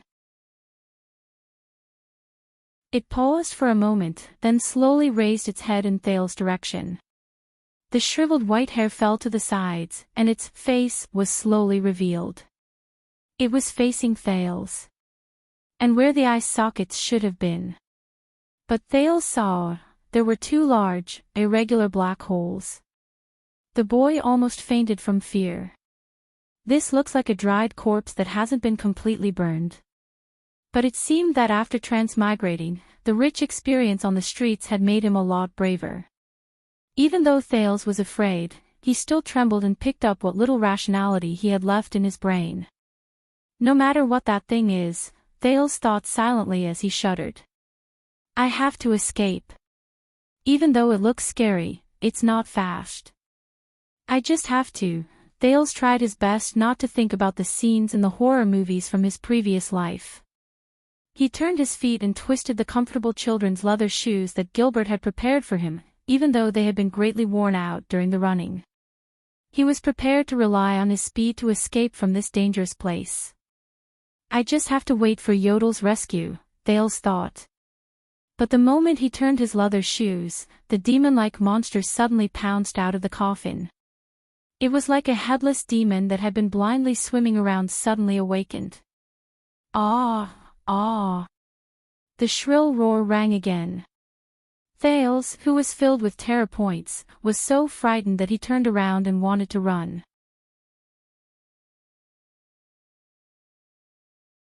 Chapter 32. There was a problem. What did it feel like to watch Kayako climb down the stairs with the fast-forward button on? At that moment, Thales must have been crying angrily as he answered carefully. That's how I feel. Because of the evil spirits, corpses, and monsters behind him. Who cares what they are? Is it important? Thales, who had yet to recover from his shock, was crawling towards him on all fours while dragging his damaged and charred body with incredible agility and strangeness. F***ck. Thales was scared out of his wits. He did not even think about whether this creature had intelligence, whether it could speak, whether it could communicate, and whether it could talk without fighting. At that very moment, Thales, who was running for his life in the small room, could even feel the liquid in his eyes gushing out without restraint. But Thales soon regretted his decision. There was no other reason other than that the monster-like mummy's speed was much faster than Thales. It roared and leaped, pouncing on Thales from behind. Thud. Thales and the mummy rolled on the ground. The 2 days of being unlucky seemed to have worked. Thales subconsciously pulled out JC's dagger with a backhand and stabbed it at the mummy with a trembling hand. He stabbed the mummy's heart, if it had one. But Thales was horrified to find that the mummy, which had been pierced by the dagger, was not affected at all. It lay on his body and opened its terrifying black mouth towards his neck, revealing its similarly charred and irregular sharp teeth. Could it be that it was too scared that its hand trembled and missed? Thales felt the weight on his body. Strange, it's not heavy. He thought fearfully. But it was too late for him to regret. Rip. With a dull sound that sounded like leather being pierced, Thales felt hopelessly that the mummy had bitten through his neck. Thales opened his mouth in pain, but he could only let out a hoarse, muffled cry due to his lack of stamina. Under the effect of the pressure, all the blood in Thales' body surged towards the ruptured artery. It's over, Thales thought in despair. Those who kill must be prepared to be killed. He thought of this sentence in Quide, who had died unwillingly while clutching his neck. Thales laughed bitterly in his heart. This was retribution. Strangely, the blood that was supposed to be gushing out of his body was quietly and orderly flowing out into the mouth of the mummy. Thales, who had his neck bitten, saw from the corner of his eyes that the mummy was like a water pipe that was being squeezed by irregular water pressure. From its mouth to its neck, chest, abdomen, and every other part of its body, it continued to swell and contract slightly. Like a thirsty traveler, he frantically sipped at the spring water.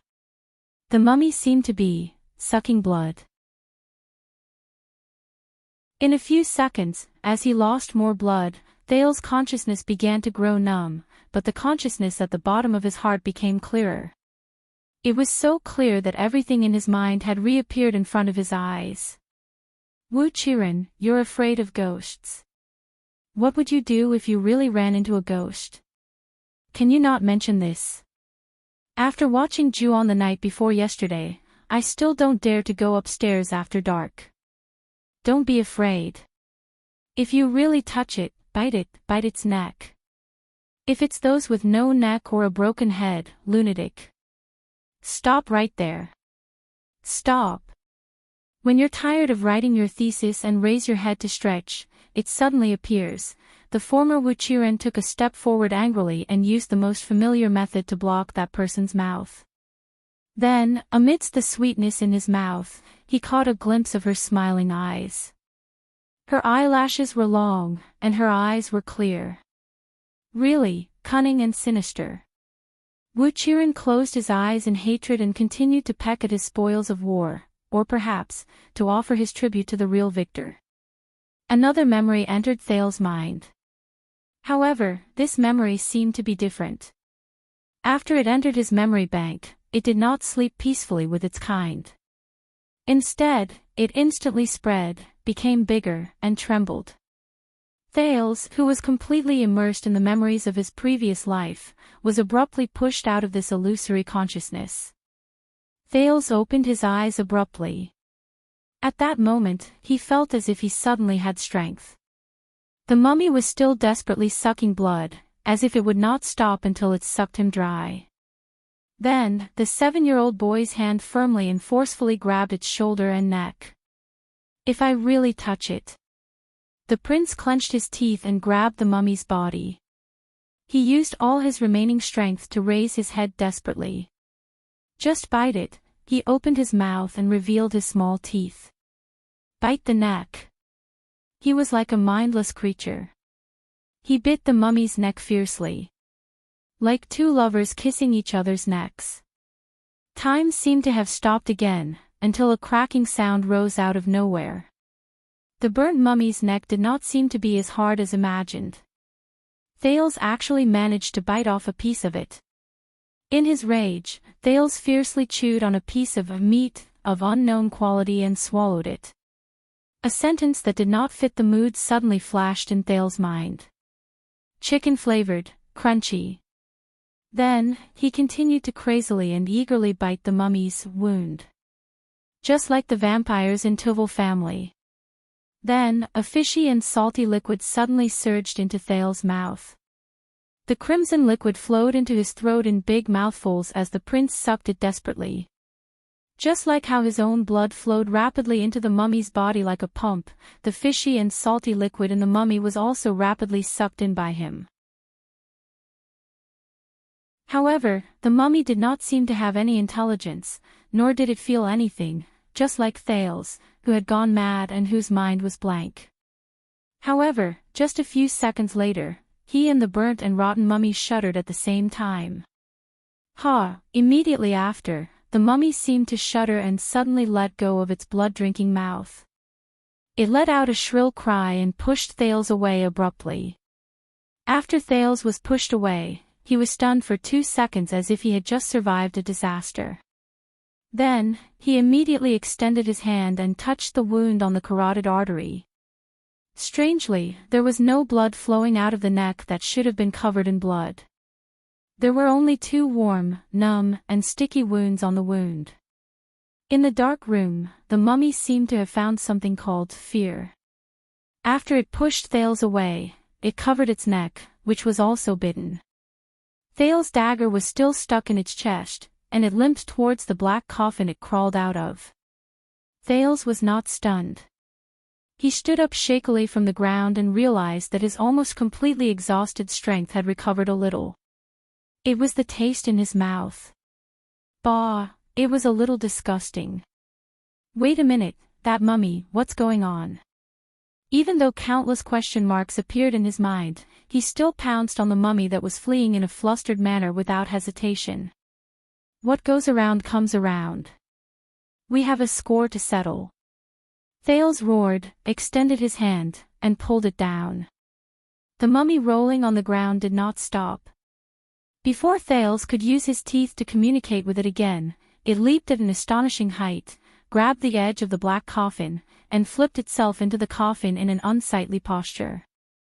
Thales, who had grabbed one of its legs, fell into the huge black stone coffin with it. Plop. Thales felt as if he had fallen into a pool of water. A warm, moist liquid surged through his entire body. This smell. It's fishy and salty. Is it blood? Thales hugged the struggling mummy tightly from behind. Before he completely lost consciousness due to drowning in blood, Thales smiled under the blood. Fortunately, he thought vaguely. Fortunately, this thing still has a neck, and its head is not broken. An unknown amount of time passed. Thales woke up in the black coffin that had mysteriously dried up.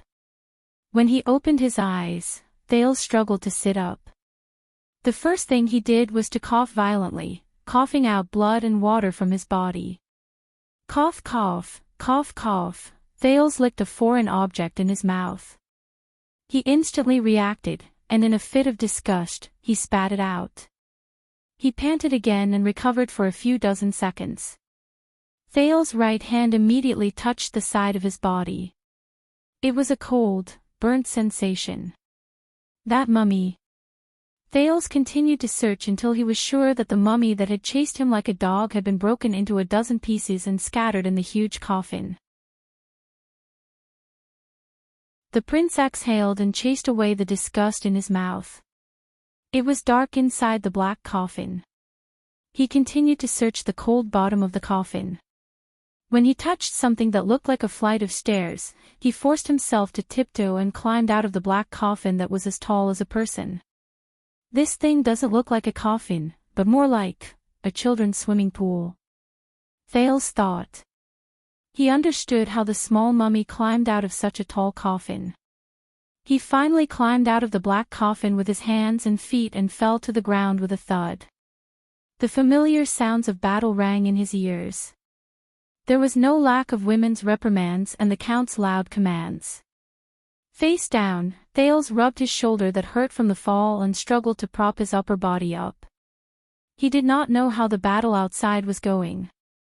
Then, Thales raised his head. He was stunned.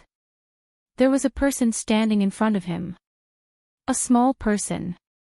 To be precise, it was a small figure with long silver hair that fell to his shoulders. He looked pitiful as he stood under the moonlight and staggered. With force, he took a step. With force, he took another step.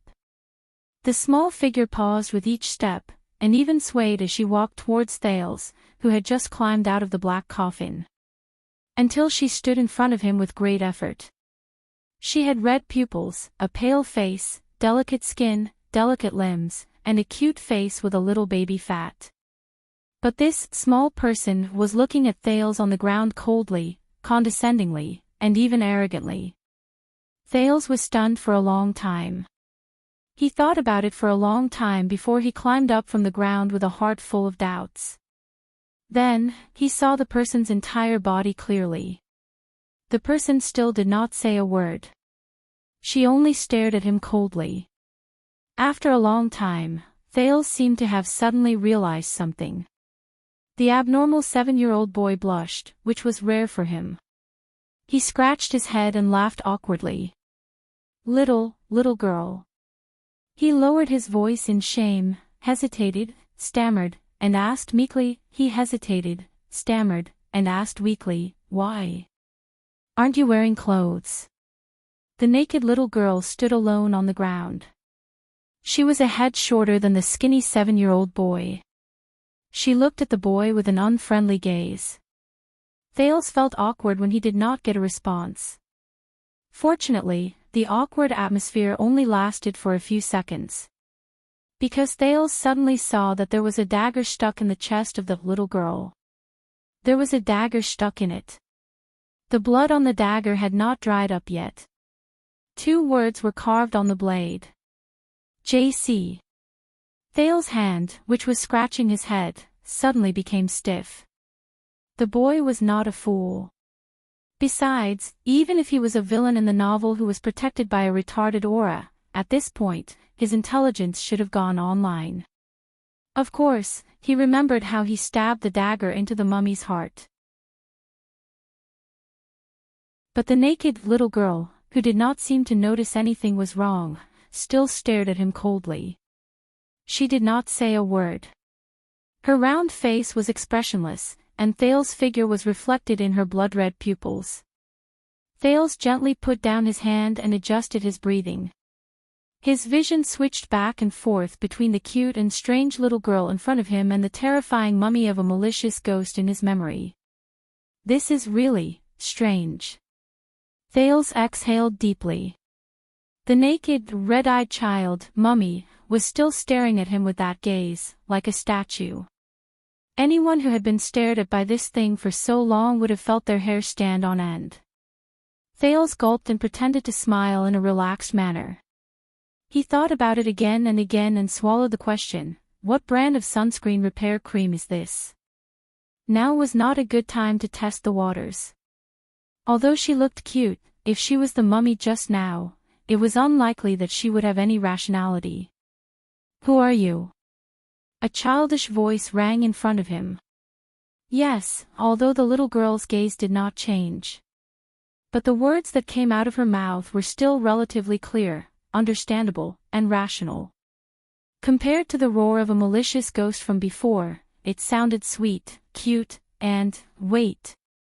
Thales widened his eyes in surprise and carefully observed this extremely strange little girl with silver hair and red eyes. She could speak. She was rational. She did not wear clothes. Bah! She could communicate.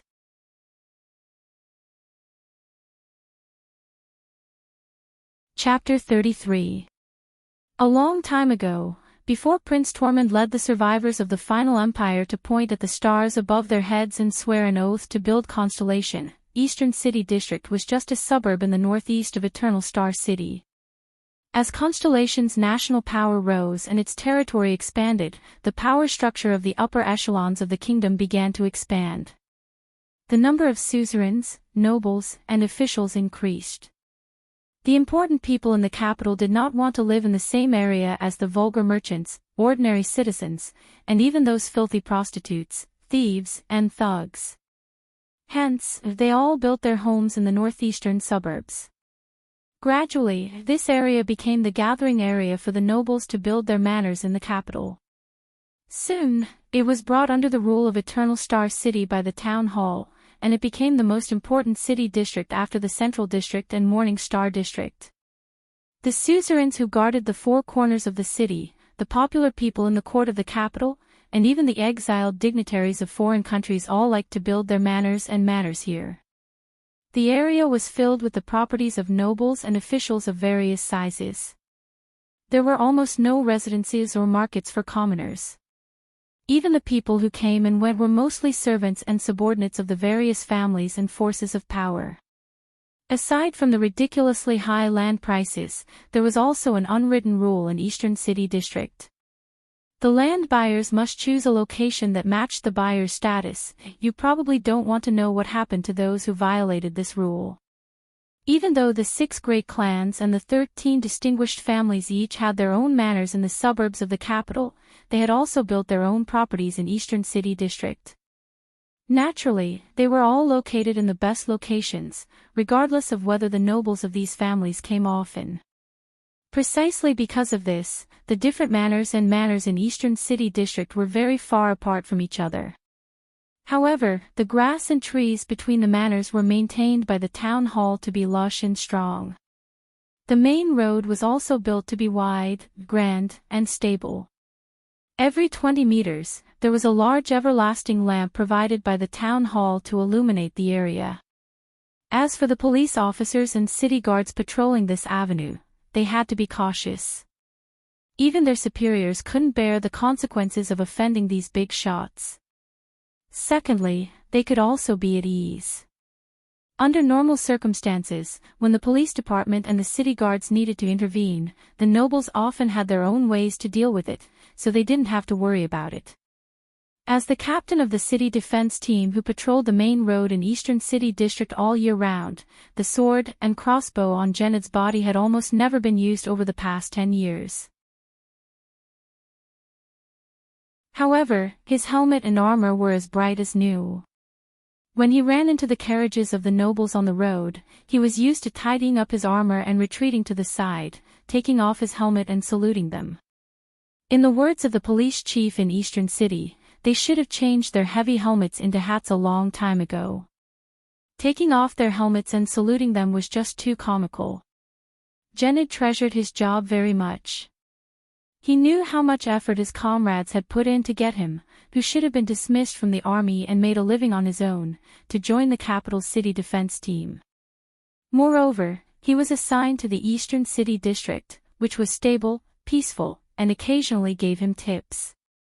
As a farmer who was born in the countryside of Doran County in the south, Jened's colorful experiences were definitely worthy of being sung by bards.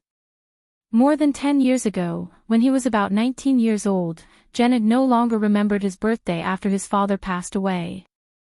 His village was struck by a natural disaster, and the village was then attacked and plundered by bandits. Unable to survive, Jened signed up to join the Starlight Brigade that Duke John, who was heading south, recruited and established. He fought bravely and had a bright mind. He was lucky enough to survive the dangerous battle to defend Jade City. He once took the risk of carrying 2 bags of flour and followed the main army during the retreat at Walla Passage. He then bravely followed the Duke's personal army and broke through the encirclement of the land of Tusks. Before we meet up with the other troops, we owe you money for the 2 bags of flour. Duke John. Under the orders of his superiors, he once followed the troops into the welcoming banquet held by Earl Dale's family. He watched as the Duke, who was a guest, subjugated their private army without batting an eyelid.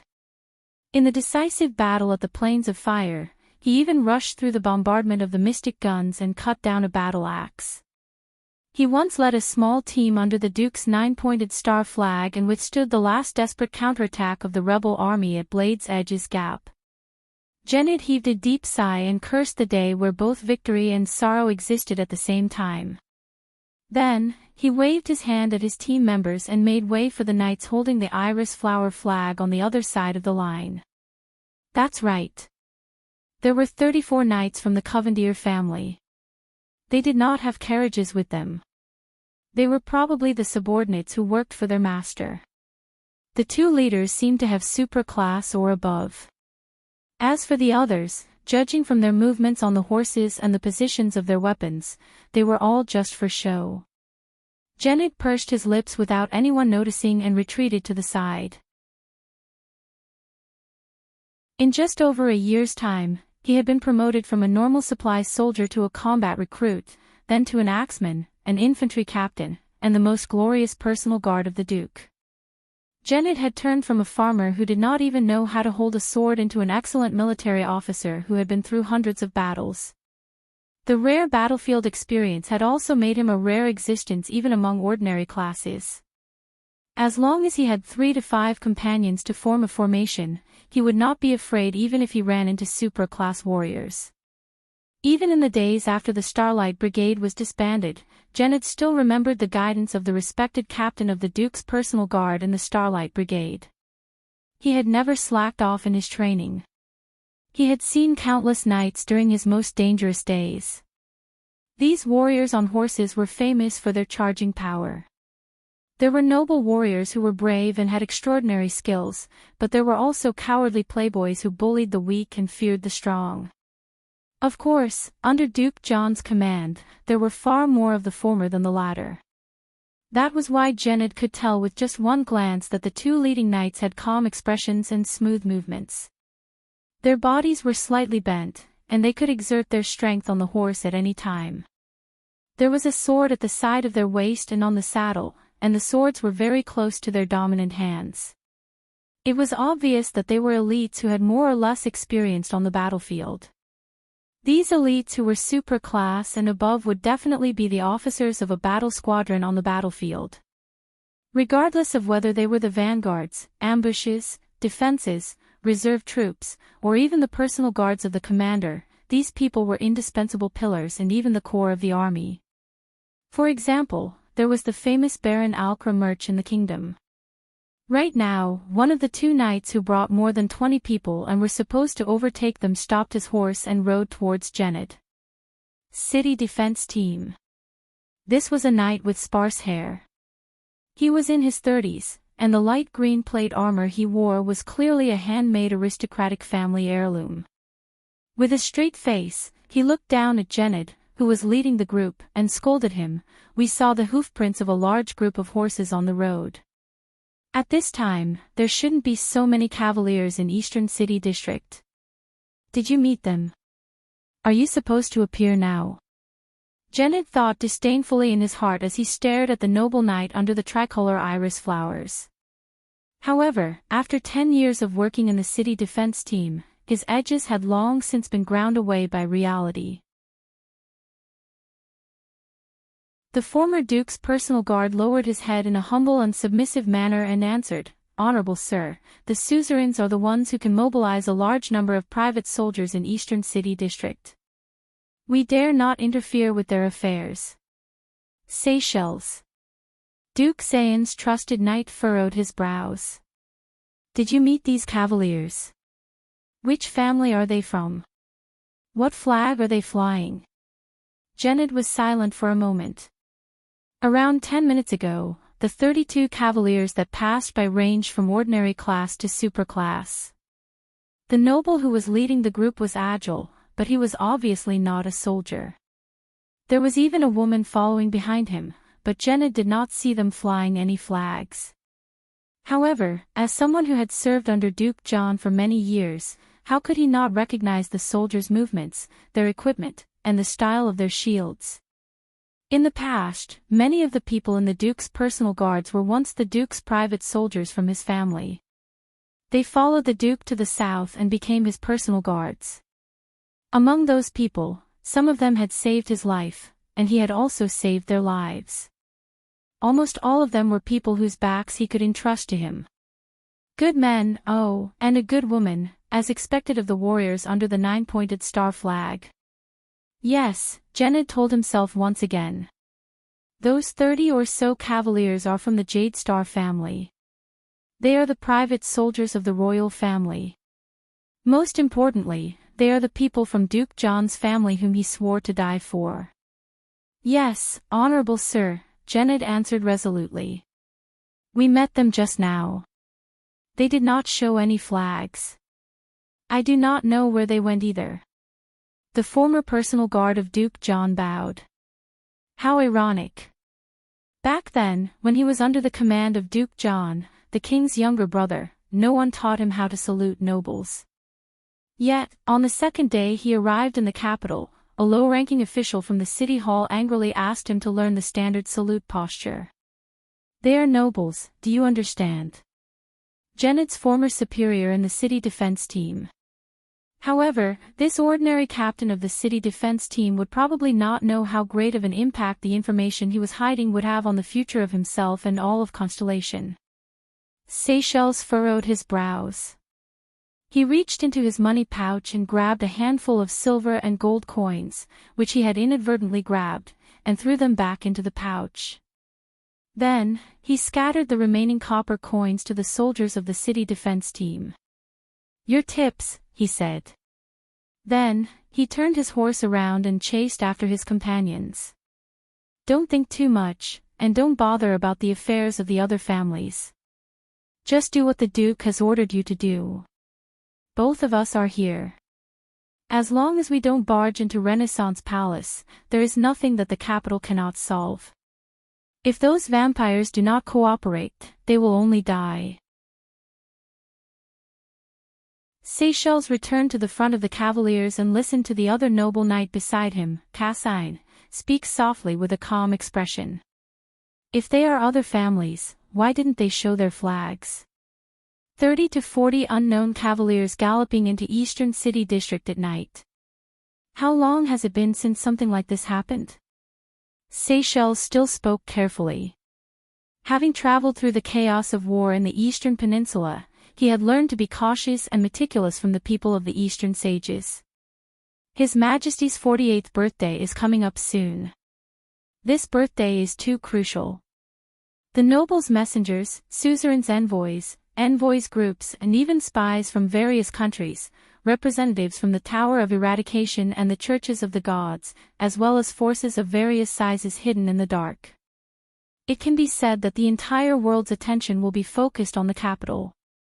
And all the great families in the country are also making their moves in many ways, whether openly or secretly. It is very normal. Aren't we doing the same? And we are working hard for it. Cassine turned his head and said flatly, if you are really worried, after you are done with your task, just go back and report it. This has nothing to do with our mission. Let's hope so. Seychelles touched the sword at his waist and thought of the captain of the city defense team with a sharp gaze just now. He then said absent-mindedly, let's hope it is not the other family's actions. Don't worry, Lord Seychelles, Cassine said slowly. At this moment, other than competing with the royal family, all actions towards the 19 noble families will be seen as betrayal. How can the traitors of the nobles succeed in the king's selection? A bright light flashed in Jine's eyes. She avoided 2 blood slaves who were madly charging towards her. With a shake of the silver-chained sword in her hand, she tied them up. The other 2 swordsmen of Eradication from the Jade Star family moved forward in coordination and pierced their hearts with the silver swords in their hands. But the female official instantly sensed something. She knelt down and rolled to avoid a sharp claw that suddenly appeared. The female blood clansman, Rolana, missed her attack. She turned around in anger and parried the 2 silver swords. Then, she screamed and quickly retreated with a hissing sound. My newly grown right arm is still very rusty. It limits my abilities, Rolana thought hatefully. That damned half-crippled psionic. You blood-sucking whore, aim more accurately next time. I have seen too many of the crimes committed by vampires in the city. I have even personally captured a blood count from the Ola's family. Jine sat up in a shrewish manner. With a flick of her slender arms, the chained sword instantly locked onto Rolana's left leg. She wrapped the chained sword around her right arm. An inexplicable, copious amount of strength surged out, and she pulled it hard. Rolana, who had avoided a flash of the sword, staggered and was immediately pulled to the ground. She screamed as she was continuously dragged away. This female mortal's strength. Is she a monster? Rolana roared furiously and gripped the ground tightly to resist Jine's monstrous strength. But before she could stabilize herself, another silver sword pierced towards her. This damned sword formation. Rolana cursed in her heart. Facing such an enemy, her extraordinary speed and special abilities could not be unleashed at all. The astral formation was a circular defensive formation. It was the main body of the formation. A few smaller teams could emerge from the outer edges of the formation and act as the tentacles and probes of the entire formation. In a chaotic battle, they could also advance and retreat agilely. As for the blood slaves, Rolana carefully avoided the silver sword while resisting Jine's monstrous strength and kicking away the swordsmen who attacked her. Under the siege of the sword formation, the number of blood slaves became fewer and fewer. After all, how could an irrational monster defeat a battle-hardened swordsman? Gilbert. Gines roared furiously and tightened her grip on the chained sword in her hand. Where is that child? We have been held back by these two and a bunch of lunatics for so long. You better have a reasonable plan. On the other side of the formation was the entrance of the big house. There, Gilbert held a sword in one hand and a staff in the other. He worked well with a few swordsmen of eradication and surrounded the golden-haired Istrone. Yodel is being held back by the other party.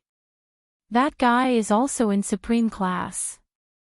Gilbert said with a frown, but since we are being held back here, we can only trust him. You are all useless men. Gilbert did not care about Gine's scolding. He turned his attention back to Istrone, who was in front of him.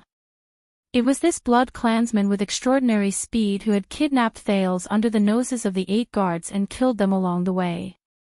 Istrone's unique innate gift was speed that far surpassed that of a normal blood clansman. Even though he was still in superclass, his speed was enough to surpass most of his peers. However, just tonight, he had encountered 2 opponents among the mortals who were also in superclass but were completely unafraid of his extraordinary speed. One of them was Blood Bottle Gang's Nikolai. Istrone had seen the first few moves of that guy very clearly. Nikolai could not compete with Istrone in terms of speed, but for some unknown reason, after a few moves, Nikolai's speed and reflexes actually became faster and faster. At the most crucial moment, Nikolai's fist speed and reflexes were actually on par with the Blood Clansman's. If it were not for Chris' sudden intervention, Istrone even felt that Nikolai's speed would eventually surpass his. The second opponent. Istrone felt his skin crawl. It was the middle-aged noble who looked elegant and noble, but who made him feel fear. Like Nikolai, Gilbert could not keep up with his speed either. However, this noble used his own method to forcefully restrain the high speed that Istrone was so proud of. The silver sword in Gilbert's right hand was very steady, and his footsteps were filled with the elegance of a noble in a duel. However, Istrone was not worried about his sword. The golden-haired blood clansman could easily deal with such sword speed, and he could even overturn 2 swordsmen while he was at it. What he was worried about was the staff in Gilbert's left hand. Compared to the standard swordsmanship, that walking stick was like someone else's. Every time Istrone dodged or parried the silver sword, just as he was about to counterattack, the strange staff would strike him from the air. It would strike precisely at the direction where he was prepared to counterattack, or at the critical point where he could exert his strength, forcing Istrone to retreat in frustration. Then, he would fall into the encirclement of the other swordsmen. Just because of that strange staff, Istrone even felt that he was not the one holding Gilbert back, but Gilbert was the one holding him back. However, Istrone did not know that he had fallen into Gilbert's trap right from the start. The key to the martial arts passed down in Gilbert's family was not his staff, but the sword in his right hand that conformed to the rules and seemed ordinary. Sir Chris. The golden-haired noble's ears twitched.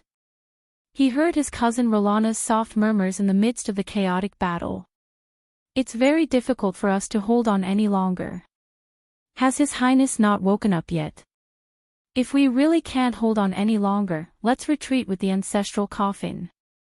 They did not know that at that moment, Chris, who was holding Yodel's short sword in a death grip, had a face full of shock and disbelief. This emotion even infected the opponent in front of him, Yodel, who was behind the mask. Chris whispered something.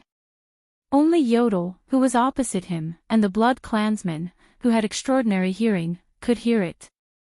The two Supreme Class elites stopped fighting, let go of each other, and retreated separately. When Rolana and Istrone heard Chris's murmurs, they opened their mouths wide at the same time. However, they immediately retreated quickly, only dodging and not counterattacking. Soon, the people who were fighting in the chaotic battle on the empty ground realized to their surprise that the blood slaves were also roaring and retreating to the side. They did not even care if their heads were chopped off by the swordsmen beside them. Gines, who was in the sword formation, looked at Gilbert in surprise. The latter was still frowning as he pondered over the situation before him. They did not have to wonder for long. Thud. Thud. Thud. A few children's footsteps could be heard hurriedly coming from the house. Along with the footsteps, a childish boy's voice could be heard. Everyone. Just like that, all the people on the empty ground saw the bare-chested Thales panting as he dragged the silver-haired little girl behind him, who was wearing his shirt. They ran out of the door on the first floor of the house and arrived at the empty ground of the manor. Before he could see the situation before him clearly, Thales used all the strength of a 7-year-old boy, and with his muddled mind, he used all the expressions he knew to shout at the sky. All of you, stop. We are allies. Friendly_fire. Knock_it_off.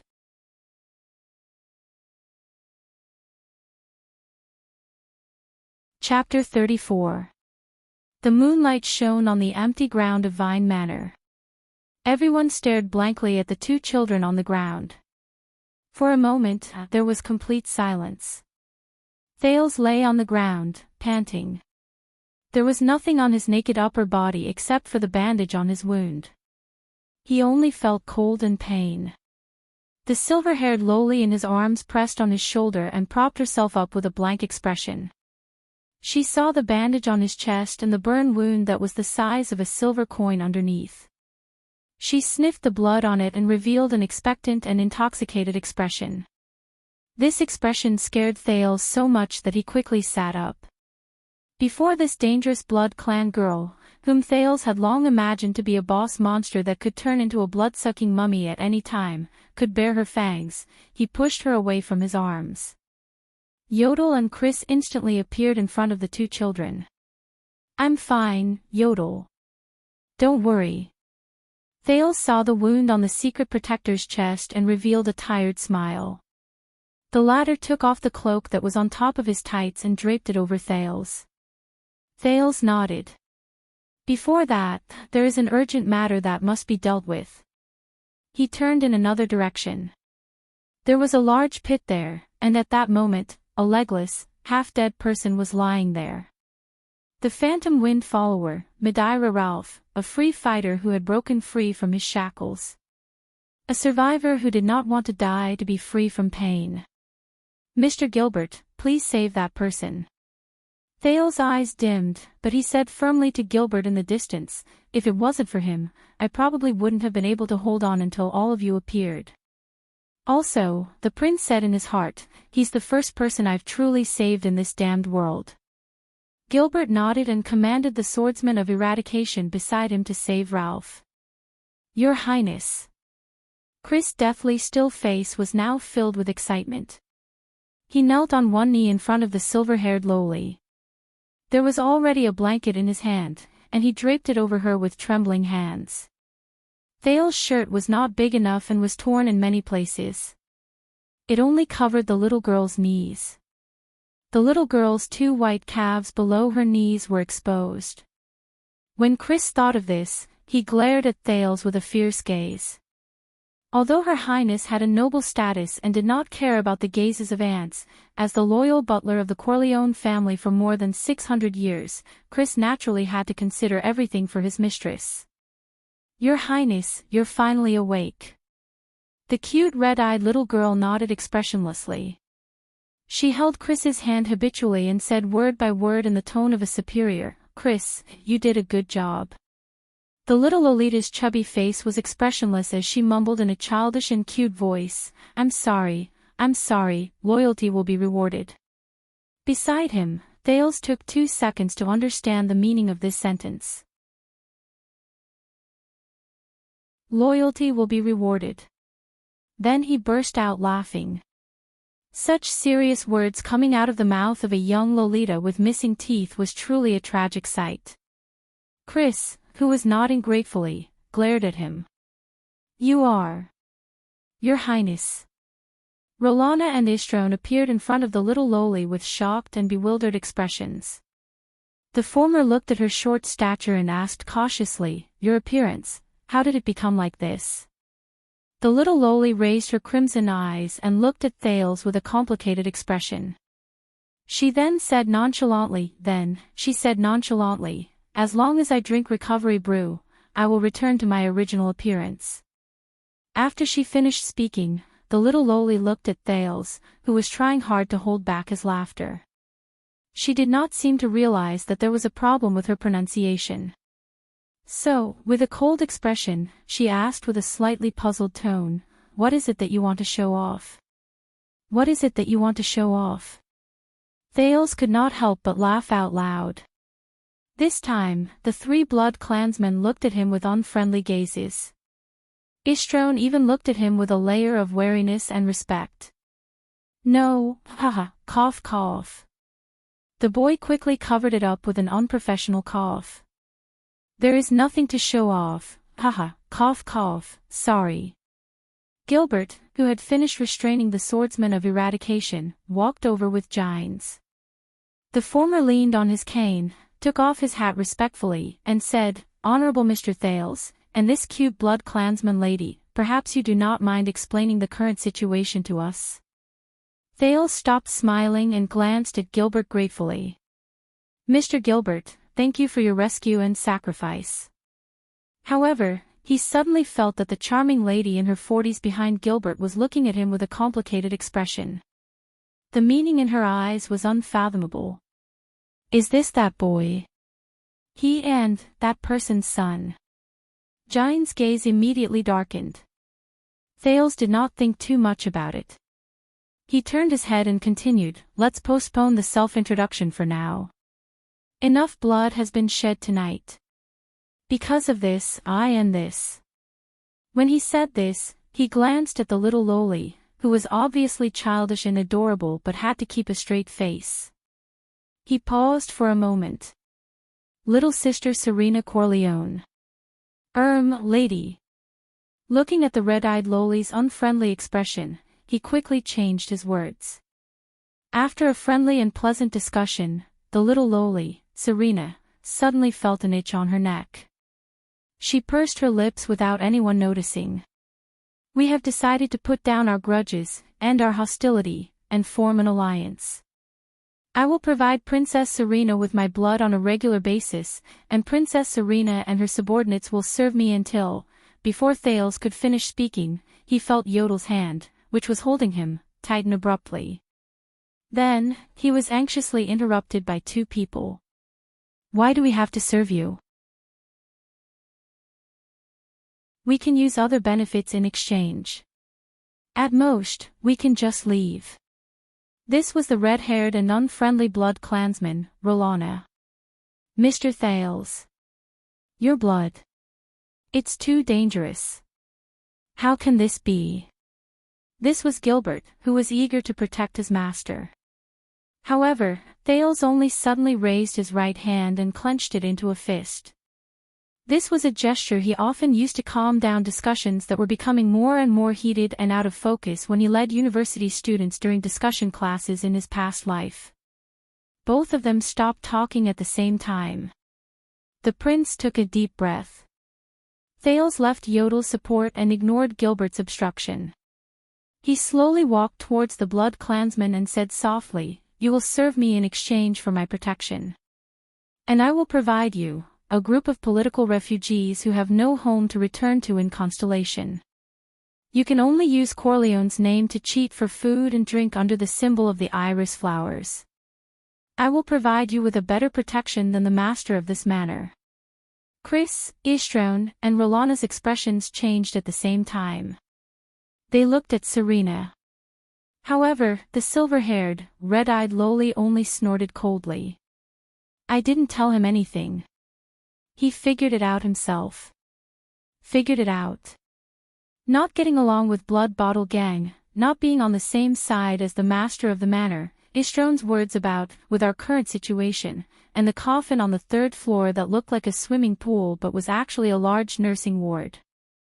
The prince thought silently in his heart. Isn't it obvious when I sum up all these factors and signs? He knew that the blood clansmen opposite him were extremely wary of him. However, it did not matter. At least the current problem was solved. Thales turned his head and looked at Gilbert and Yodel sincerely. "Gilbert, Yodel, please believe me.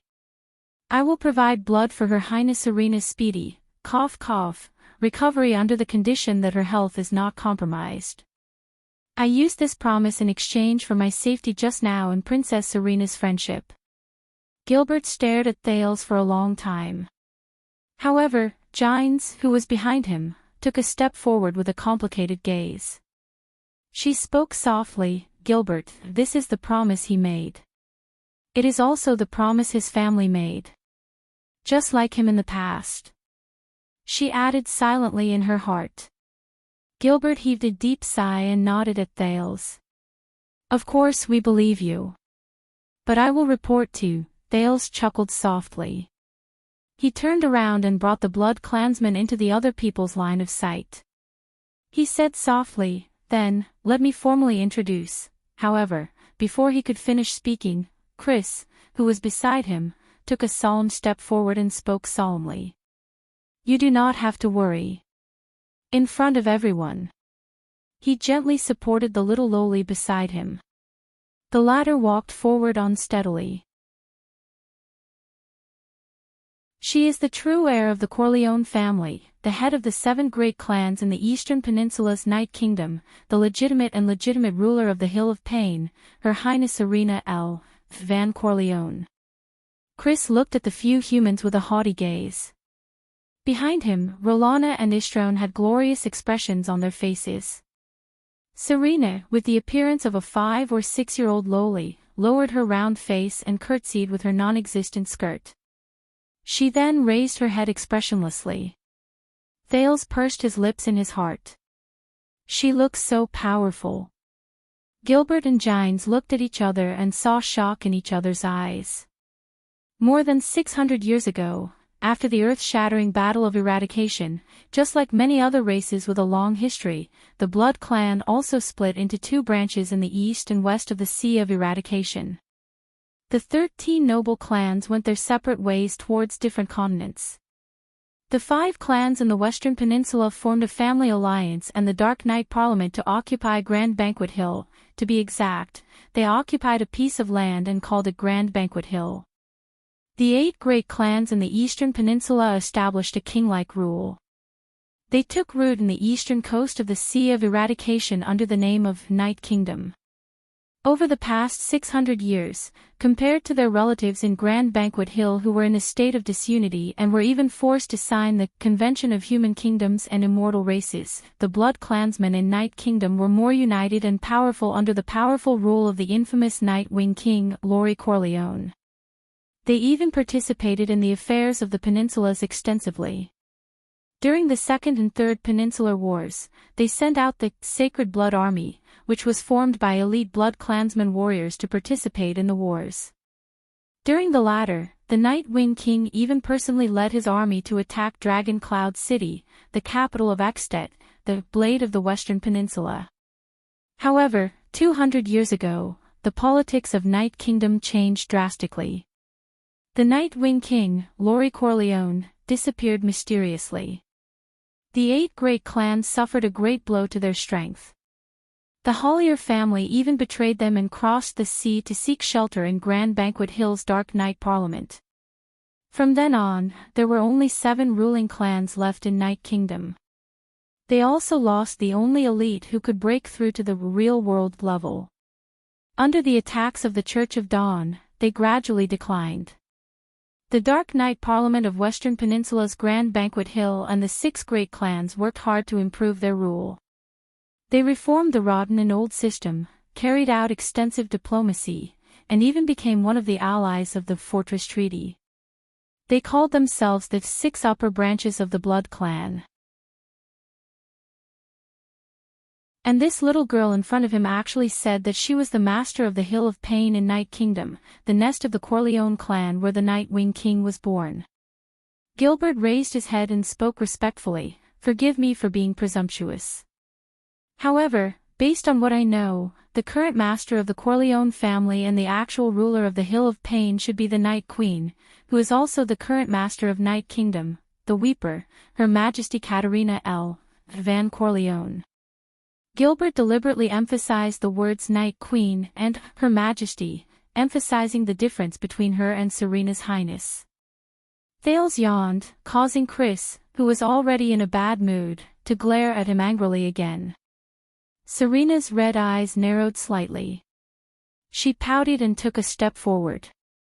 "My crybaby sister, Katerina, illegally seized the ship's profits that I inherited from my father, His Majesty Night Wing, and stole the Blood Sea throne. But one day, I will ascend the throne again." Her cheeks, which were filled with baby fat, tilted slightly. She clenched her small hands tightly on her chest, closed her eyes, and recited the Corleone family's motto. "Long _reigns _ the blood." Istrone and Rolana's expressions immediately became solemn. They humbly lowered their chests and clenched their fists tightly over their hearts. Together with Chris, they took a step back, lowered their heads, and chanted, "Long _reigns _ the blood." This. Thales was speechless. "Why don't you shout, 'Unify the world'?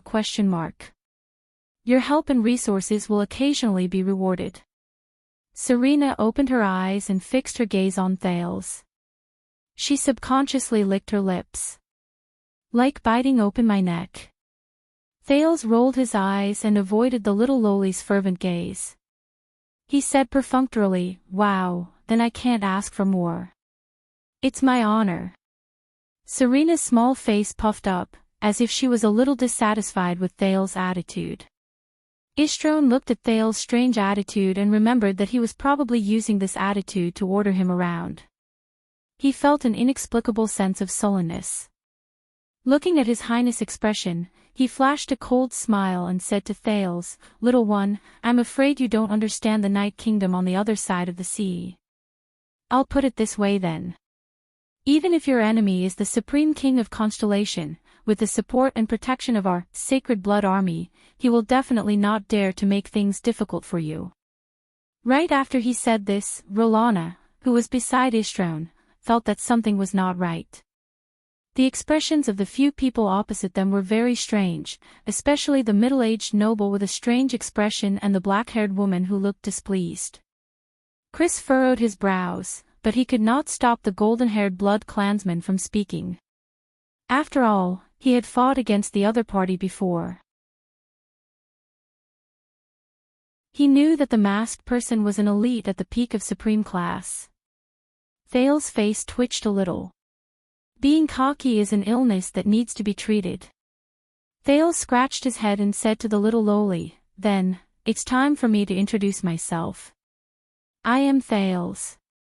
I am about 7 years old this year." In the past, at this moment, Gines, who looked displeased, walked up to them rudely. But just as she was about to speak, she was stopped by Gilbert. The gray-haired noble sighed.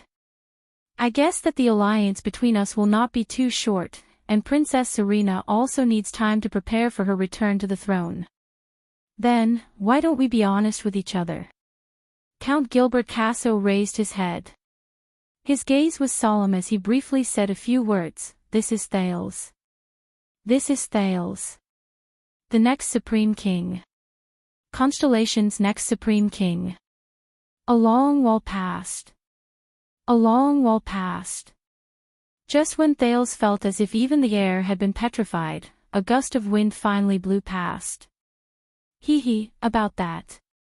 He laughed awkwardly and waved his hand at the 4 petrified blood clansmen opposite him. "Thank you for your Sacred Blood Army support and protection."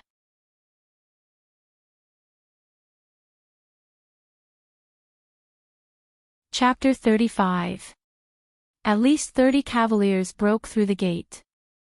From the manor's empty space to the dungeon, there are signs of intense fighting everywhere. In Vine Manor, Lord Seychelles, who was a knight under the tricolor iris flower flag and wore a green patterned plate armor, frowned as he stroked the manor's metal gate, which had been deformed by the impact. Many of the knights around him spread out and searched the corpse-strewn but empty Vine Manor, trying to find even the slightest clue. The thin-haired Lord Seychelles said cautiously, "A large-scale battle broke out between both sides." A large-scale battle broke out between the two sides. At least half an hour ago, this place was probably still in chaos. It's obvious that the Blood Clansmen lost the battle. The corpses on the ground only belong to the Blood Thralls, and it matches the number reported when the fleet transported them across the sea. From the wounds on the corpses, the other party used high-purity silver weapons. They came prepared. The Blood Clansmen from the Corleone family are all missing. If they were not completely wiped out and their corpses were taken, they were captured alive, escaped, or even all three. No matter what, we do not have to worry about the secret they are hiding anymore. If they did not fall into the enemy's hands, they were destroyed without a trace. Seychelles' heart sank. With his right hand, which was covered in an iron glove, he stroked the few strands of hair he had left. Another voice came from behind. "The only good news is that the Duke did not intend to use them, so they do not know our plans and actions." The neatly groomed Lord Cassine, another titled knight, stood up from beside a blood thrall's corpse on the ground and looked at Seychelles. "It's my fault. I'll apologize to His Excellency the Duke later." The neatly groomed knight Cassin's expression was terrifyingly dark. However, this noble knight did not shirk his responsibility. "I was the one who neglected the large group of cavalrymen I saw on the road. Now, it seems that they were the ones who ambushed Vine Manor. If we had advanced at full speed, we might have been able to intercept them." However, Seychelles did not think so. His instincts told him that there was something fishy about this group of cavaliers who ambushed Vine Manor. Even if they intercepted that group of people, it might not end well. Even if he and Cassine were supreme-class knights of eradication. However, Seychelles knew that this was not the time to strike a blow to his good friend. He was already full of self-reproach for the mistake he had made due to his carelessness earlier. There are 2 problems that need to be solved urgently. Seychelles swept his gaze across the mottled walls of the manor and walked into the house. First, who exactly are they? Secondly, why did they come? Cassine followed his friend into the hall. Even though he had smelled blood earlier, he couldn't help but turn around when he saw the bloody scene in the hall. Unlike Seychelles, who used to work as a mercenary in the eastern continent and lived with a blade every day, Cassan's background was much better than his peers. Back then, when the old duke personally conferred him the title of a knight, he was still an excellent swordsman of eradication who had just completed his studies in the Tower of Eradication. He was a young boy with a bright future ahead of him. Ever since he had become a Lemeter Knight, it had been a long time since Cassine had experienced bloodshed outside of the tournament. Let's send our men out right now. If we search for them in all directions, we might be able to find some clues about these cavalrymen. Cassine looked at the corpse on the table with disgust and frowned. If they are from a certain family, then entering the manors of the great nobles in the eastern city district would be the best cover. But his colleague, Lord Seychelles, shook his head. He thought of the rabbits that ran all over the grasslands of the eastern continent. No matter how many exquisite traps the Kissery herdsmen set up, they would always find a way to survive. Their natural enemies were the falcons that soared in the sky and took in everything that was happening around them. Seychelles followed the bloodstains and walked in the direction of the dungeon. He objected, "We are already high-profile enough. Send people to search for the manors in the eastern city district? After we offend all the upper echelons of society in Constellation, we should be able to find clues about them. Since we can't find out who they are, then we can only find out why they came." Cassine picked up an everlasting lamp and covered his mouth and nose. He cursed these bloodsuckers who were insatiably greedy for food. He walked down the stone stairs into the dungeon that reeked of blood. His muffled voice echoed between the two dark walls. "This is a temporary encampment lent to Blood Bottle Gang to receive and hide the elites from the Corleone family. However, neither Nikolai nor the Corleone family can be seen. Behind Blood Bottle Gang is us and the Cullen family. This is an open secret in our circle. As for the helpers from the Corleone family, they have always been our secret contacts. Once they are discovered, it is very likely that they will follow the clues to our plan. All the families who participated in New Star would more or less know about that plan. This is nothing to worry about." Lord Seychelles did not feel anything strange as he walked in the thick bloody air. He calmly analyzed the situation. "I have already sent someone to report to His Grace. Blood Bottle Gang will contact us soon. However, what secret is the Corleone family hiding? Why would they attract such a group of people?" Cassine raised the everlasting lamp and tried his best to maintain his appearance. He stopped at a ruin in the dungeon and looked around with a puzzled gaze. It could be seen that the ruin was originally a prison cell. However, at that moment, it had completely changed. It looked as if it had experienced terrifying destruction. The iron bars, chains, and wall stones were all shattered into small pieces. They were scattered all over the limited space in the prison cell. It was as if someone had cut it into minced meat. "The dungeon is also the Blood Clan's blood bank," Seychelles said coldly. "It seems that someone does not like this place. Whether it is the vampires or the Blood Bottle Gang, or even the invaders, why did they destroy the dungeon like this? To vent their anger?" Cassine asked, puzzled. "They were not the ones who destroyed the dungeon." Seychelles picked up a small piece of black, mysterious stone material that was engraved with some strange patterns and words. His expression was solemn. "This is a prison cell. I'm afraid that a certain terrifying character who was locked up here has escaped. The cavaliers who charged and worked with him to cleanse this blood-red manor from the inside and outside. If Thales were here, he would probably applaud this thin-haired knight." His guess was very close to the truth. Cassine frowned as he looked at the extent of the destruction in the dungeon. He exclaimed, "This degree of destruction can only be done by a supreme-class elite." "No." Seychelles' gaze suddenly became extremely strange. He held the mysterious black loose material in his hand and said, "Based on its shape, this stone is probably a part of some shackle. I suspect that it is this shackle that chained that mysterious person." In the next moment, he flung the black stone in his left hand into the air. Seychelles' gaze sharpened, and the cross-shaped saber on the left side of his waist was instantly unsheathed. The sharp edge of the sword cut through the mysterious black stone. In that instant, there was no sound. A second later, invisible ripples spread through the narrow dungeon along with the compression of the air. They tore huge, deep cracks on the walls around them. Cassine, who was behind him, nodded in admiration. This perfect sword strike was a perfect blend of precision, extreme speed, and ingenuity. Even the fortress flower could not compare to this. The sound of the sword cutting through the stone was finally heard. Asterisk clang.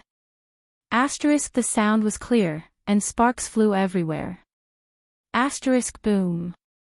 Asterisk at that moment, the strong wind caused by the swing of the sword reached his ears. Wherever the momentum of Seychelles' sword passed, the walls around them would fall uniformly. Wherever the strong wind passed, dust would fly in the air in the prison cell. The everlasting lamp in Cassine's hand was instantly extinguished by the strong wind. The strong wind disappeared. Seychelles' expression did not change. He returned his saber to its sheath. Cassine covered his mouth and nose. Although he hated the dust, he still lit up the everlasting lamp again. He bent down and rummaged through the soil and rocks. When Cassine brought the mysterious black stone in front of Seychelles, the two of them looked at each other. The two Supreme Class Knights of Eradication saw shock and fear in each other's eyes. The black stone that was cut by the Supreme Class Elite sword was now lying in Cassine's hand without a scratch. The two of them were silent for a long time until Cassine spoke with difficulty. "Looks like I was wrong again." This level of destructive power. Cassine turned his head with a steely expression and looked at the shattered prison cell. His face was full of disbelief. Even a Supreme Class Elite could not do this. 11:00 at night. In the bedroom on the third floor of Mindy's Hall, Thales, who was the main character of the discussion between the two Supreme Class Knights in Vine Manor, was sitting awkwardly on the bed. His clothes were clean and tidy again. He stared blankly at the female official who was in her 40s but still as charming as ever. She had a beauty mole at the corner of her mouth. She was scolding someone. Unfortunately, Thales thought. If only she could be gentler. This is the heir of the kingdom that you are looking after. Are you barbarians? What His Majesty entrusted to you is his bloodline. The future of Constellation. Not a giant gray lizard that can survive if you throw it on the island. You can't even take care of the giant gray lizard in this state. The dignified female official was using a domineering roar to reprimand His Majesty's two most trusted subordinates, Count Gilbert Casso and Guard Yodel Cato. However, the latter two obediently lowered their heads and accepted her reprimand. His daily diet is just bread and beef. Do you know that his body is still growing? Did you give him a bath or not? Don't tell me that wiping him with water is considered a bath. Can't you see that the wounds all over his body need to be carefully cared for? Bandages. What are those? Didn't you teach him how to wear his clothes properly? Don't use the lack of time as an excuse. What kind of bedding did you find for him? This kind of quilt and pillow is practically a child killer.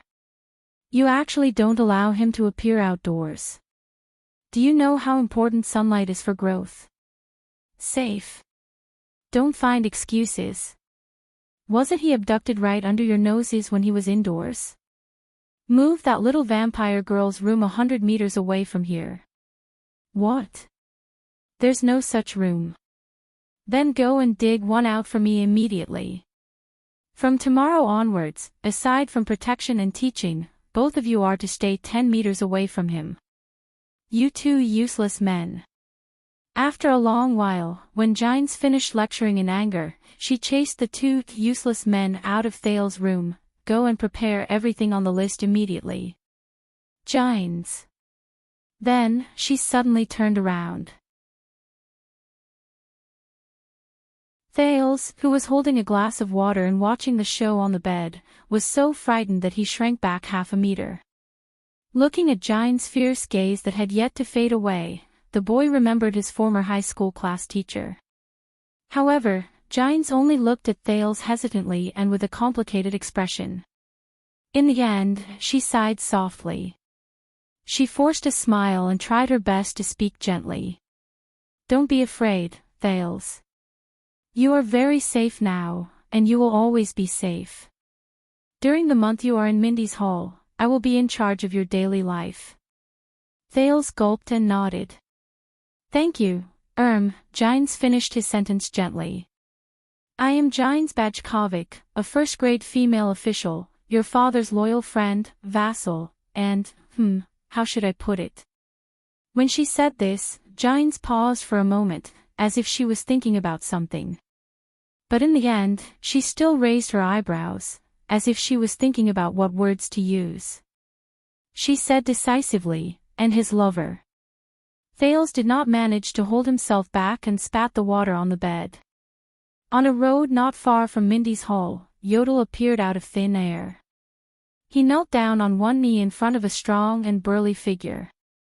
"You should go in and take a look," Yodel said hoarsely. But the strong figure only remained silent. After a long while, just like 12 years ago, "You always make choices that deviate from your original intentions," the strong figure said slowly, "even though you know his background and have met his mother." Yodel knew that the man was not talking about Vine Manor. "But you sent Gilbert here." Yodel lowered his head slightly. "You are also hesitating." The strong figure did not speak for a long time. Finally, he raised his head and glanced at the lights in the room on the third floor. He turned around decisively and left under the escort of a group of elite guards in silver armor.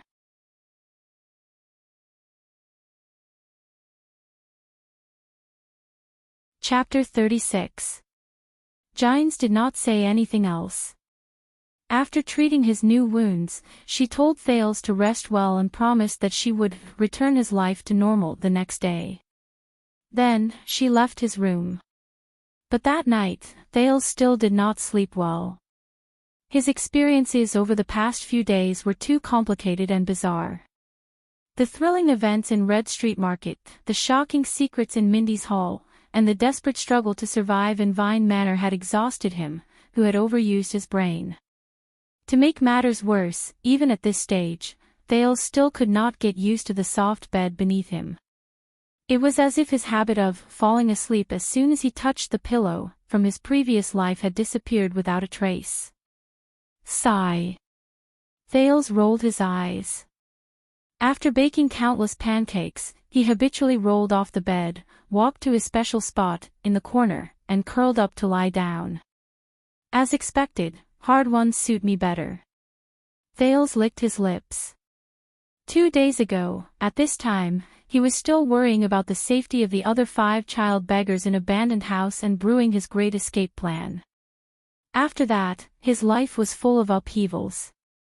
He was like a rootless duckweed in the wind, struggling desperately in this world full of malice and misfortune, doing everything he could to survive. "I just want to live well. But with this identity." Thales looked at the top of the fireplace. In the dim inner room, he could vaguely see a huge 9-pointed star pattern. "Live well, be a free man," and so on. Thales sighed deeply. It's probably just wishful thinking. Moreover, Thales raised his right hand with a dull gaze. Under the moonlight, he looked at the wound covered by bandages. What kind of power is this? Thales recalled the instant explosion and light when he unlocked Ralph's shackles. And that lowly vampire.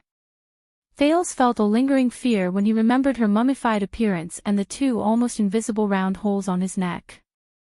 And now, Thales was also sure that the memories from his previous life that flashed back in his mind were not fragments. What kind of memories could support me to suddenly burst forth with extraordinary energy and willpower during the most dangerous moments? In the 5th year since he transmigrated, Thales was disappointed to find that his doubts and puzzlement towards this world did not decrease. In fact, they increased. Thales was still woken up under the blanket and on the bed. He did not know who stuffed him back in his sleep. However, the atmosphere today was obviously different. The first person to wake him up was Gines. She patiently explained to the flustered Thales how to wear the clothes that belonged to nobles. Secondly, his breakfast had changed from bread and beef to delicious cakes and milk. The guards in the hall were busy, carrying items that had just arrived today into the hall. Then, Gilbert appeared with a solemn expression and informed him that Thales' private, customized lessons would start at 9 in the morning and last until 9 in the evening. This made Thales truly feel that his daily life was now completely different. This was because the first class in the morning was already filled with content that he had never come into contact with before. After the events of the past few days, after careful consideration and careful decision, young Sir Thales, after breakfast, Thales was led by Gines to the backyard of Mindy's hole. On an empty space that had been cleared out and was covered with soft sand, Gilbert Casso leaned on his exquisite staff and stood in front of a dazzling weapon rack, sword targets, arrow targets, sandbags, hitching posts, and a young horse. Gilbert Casso told Thales in a serious tone, "That's right. We believe that you urgently need basic training in fighting skills and self-defense skills. A child who grew up by Lord Mon's side should naturally be proficient in horsemanship and basic swordsmanship. Rest assured, we, mainly Madame Gines, will ensure that the training will not affect your existing wounds." What? Thales took a deep breath. He was surprised to see Gines take a step forward and say to him coldly, "Don't be surprised, child. Morning is the best time for physical training. Since you are the future heir of Constellation, you must naturally have a body that can bear this heavy burden. And I will ensure this." Thales looked at Gines' mature figure under the morning sun. She was dressed in the elegant attire of a female court official. He looked at the empty surroundings and scratched his head. "Why isn't Yodel teaching me? He seems to be very powerful." The image of the secret protector's swift body movement technique that allowed him to move through the city surfaced in Thales' mind. Are you expecting a supreme class elite, who is rare in the entire kingdom, to teach a newbie the most basic things? Gilbert, who was at the side, took over the conversation. He put his hands behind his back and said, "Also, please believe me, Yodel's method does not suit your identity and characteristics." Thales nodded, not really understanding. What is supreme class? At this moment, Gines clapped her hands and walked to the center of the field. She crooked her finger at Thales. "Gilbert will explain this theoretical knowledge to you during training. Now, attack me with all your might. I want to evaluate your existing foundation." Thales stared dumbly at Gines, who had her hands behind her back and was standing still in the field until she urged him again. "All right, training and leveling up. Isn't this what the seniors love the most?" The boy finally exhaled. He thought about it and decided not to pull out his dagger. In the next second, Thales charged towards Gines with the street skills of a qualified child beggar. Combat is the oldest and most long-standing skill in human history. Gines did not even move her leg to support herself. She easily tripped Thales, who was charging too hard. Asterisk bang. Asterisk Gilbert then slowly began his explanation. The history of humans is a history of continuous battles against other races and against ourselves.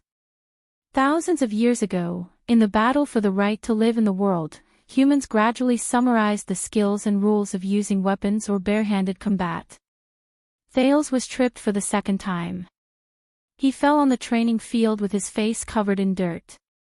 Compared to other races, humans, whose physical attributes were much lower, relied on mastering these skills to win against the strong, to fight against the strong, to fight against the strong, and to fight against the strong. A long time later, among the warriors who mastered superb skills in battle, a portion of them awakened powers that even humans could not imagine in their bodies. Those powers have endowed human beings with choices other than struggle and resistance in the world. Different powers have endowed them with different advantages, ranging from extraordinary speed to agile reactions, to superb insight, to extraordinary strength, and so on. This time, Thales nimbly dodged Gine's tripping leg and cleverly grabbed her high boots. However, he was immediately kicked down by Gine's ingenious strength. These humans, who were a level above them, relied on these powers to ride rare warhorses and lead skilled warriors into the dangerous world. These were the earliest batch of knights. Gilbert heaved a deep sigh. He watched the disheveled Thales fall on the ground for the fourth time and continued, and the powers they awakened to were collectively known as extraordinary power. Today, after the final war, people, especially swordsmen, like to call it final force. It was also because of the appearance of extraordinary power that the world first had a division of powers. We used to call those warriors who were skilled in battle and who could use their fighting skills ordinary class. As for those who have mastered supernatural powers or powers that are equivalent to them, their control and observation skills are meticulous and peerless. They have already surpassed the limits of mortals, so... When he said this, Gilbert's eyes shone brilliantly. We call them supraclass. Enough. Gines raised her left hand and stopped Thales, who was unwilling to give up and wanted to continue charging forward. She pushed him down on the sand. He is quick-witted, good at dodging, and knows how to exert his strength to the greatest extent. However, his body is not fully developed yet. I know what to teach him. Gines exhaled, turned around, and took out 2 wooden swords and shields from the weapon rack. She threw the smaller one to the flustered Thales. It's really heavy. Thales strenuously straightened the shield and imitated Gines. He used the leather belt on the back of the wooden shield to tie the shield to his left hand. However, he immediately realized that this posture placed a great burden on one of his shoulders. Thales grabbed the wooden sword with his right hand. Damn, compared to JC's dagger, this wooden sword is as heavy as the water tank in the abandoned house. Turn your body sideways. Place your left foot in front and your right foot behind. When you are defending, place your center of gravity behind you. When you are attacking, place your center of gravity forward. Raise your shield and aim it at your enemy. Use it as your center of gravity and protect your chest. Gine's words suddenly became cold and strict. No matter when, raise the shield in your left hand high up. There are only 2 situations where you can put it down. You die, or the enemy dies. Thales raised his left arm with great difficulty. Soon, he felt sore. Swing your right arm. Use the sword as your second forearm. Use your shield and the weight of the center of gravity in the front of your body to swing it like a whip. Thales, who was already panting from exhaustion, raised the sword in his right hand shakily. He tried his best to swing it left and right while he heard Gilbert's words. At that moment, Count Casso's words were filled with nostalgia and reverence. Aha, the Northland military sword style, which has a long history, sword arts of the Northland military. In the bard's poems, it is the mortal's last weapon, the knight's sturdy body, the northern ice and snow barrier, and the orc's nemesis on the battlefield. His next words made Thales widen his eyes.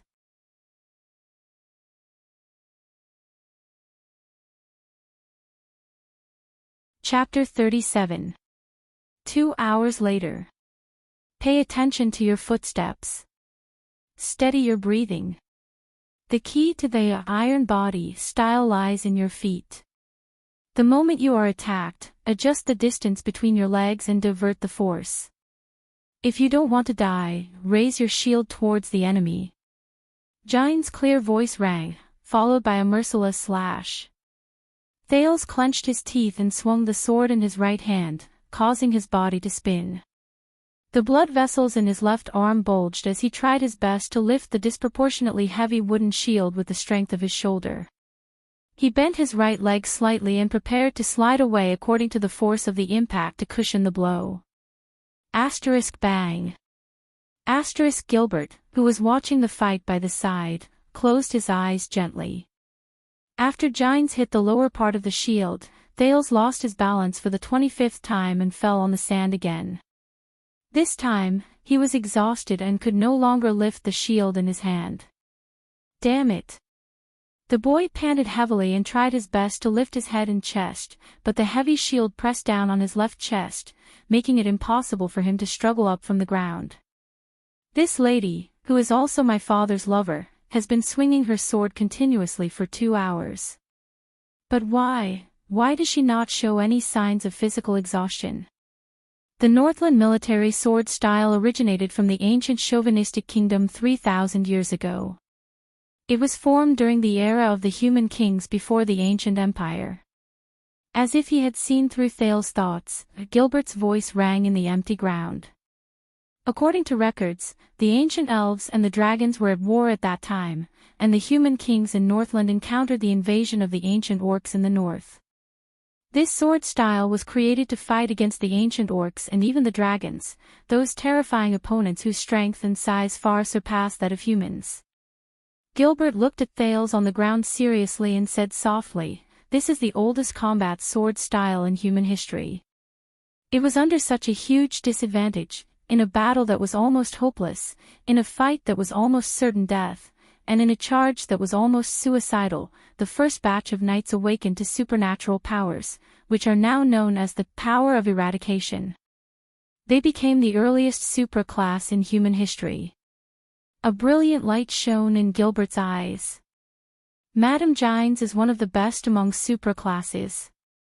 Forget about the unique power of eradication she possesses, her observation skills, explosive power, sense of balance, and almost all of her physical attributes are incomparable to yours. The difference between her and you is like the difference between the valiant ancient orcs and the weak humans back then. Truth be told, he still did not know how he should interact with his father's lover. He looked at Gines and saw that she was exercising her wrists with a relaxed expression, as if she did not mind Gilbert's praise at all. With the further use and accumulation of extraordinary power, this power will become stronger and stronger. The knights began to learn how to control this enormous and profound power, to control that immeasurable power, and to reach the realm of being able to control it with ease. Compared to super mages, these knights who had advanced to the next level were immeasurably strong, and their techniques were unparalleled. They begin to understand the essence of power and battle. They can change at will, and they are not bound by any rules. They can use the greatest efficiency and the smallest loss to end a battle. Gilbert took a step forward and nodded at a spot in the air without leaving a trace. This is the extreme realm, a supreme expert who has surpassed the limits of strength. Thales stared at the sky in a daze.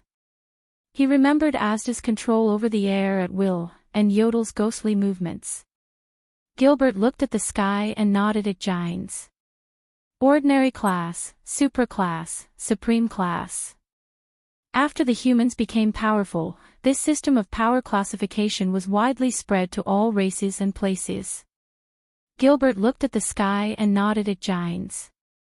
The ancient orcs, ancient elves, and even psionics started to use this classification. And all of this originated from the ancient Northland military sword style. It originated from the courage to fight against the orcs and dragons for survival. Gilbert's words made Thales fall into a daze. Now, the threat of the ancient orcs is no longer there, the dragons are no longer in the world, and the Northland military sword style is no longer in circulation. Even the Axted army, which took pride in the Northland bloodline and occupied the ancient lands of Northland, has long since abandoned this sword style. Now, the only places that have the complete legacy of the Northland military sword style are Constellation and the Tower of Eradication. Lady Gines is one of the few who are skilled in this field. Young Mr. Thales, please have respect for this sword style that once saved our ancestors and practice it tirelessly. A sword style that fought against the orcs and dragons. No wonder. Thales thought gloomily when he snapped out of his daze. No wonder I felt like a grandson when I swung the sword.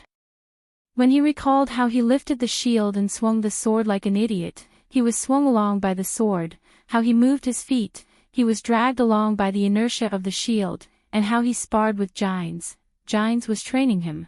Thales felt like he had been beaten up like a grandson for 2 hours. He sighed speechlessly and fell backwards with a face full of regret. Your previous wound is already showing signs of tearing. That's all for this morning.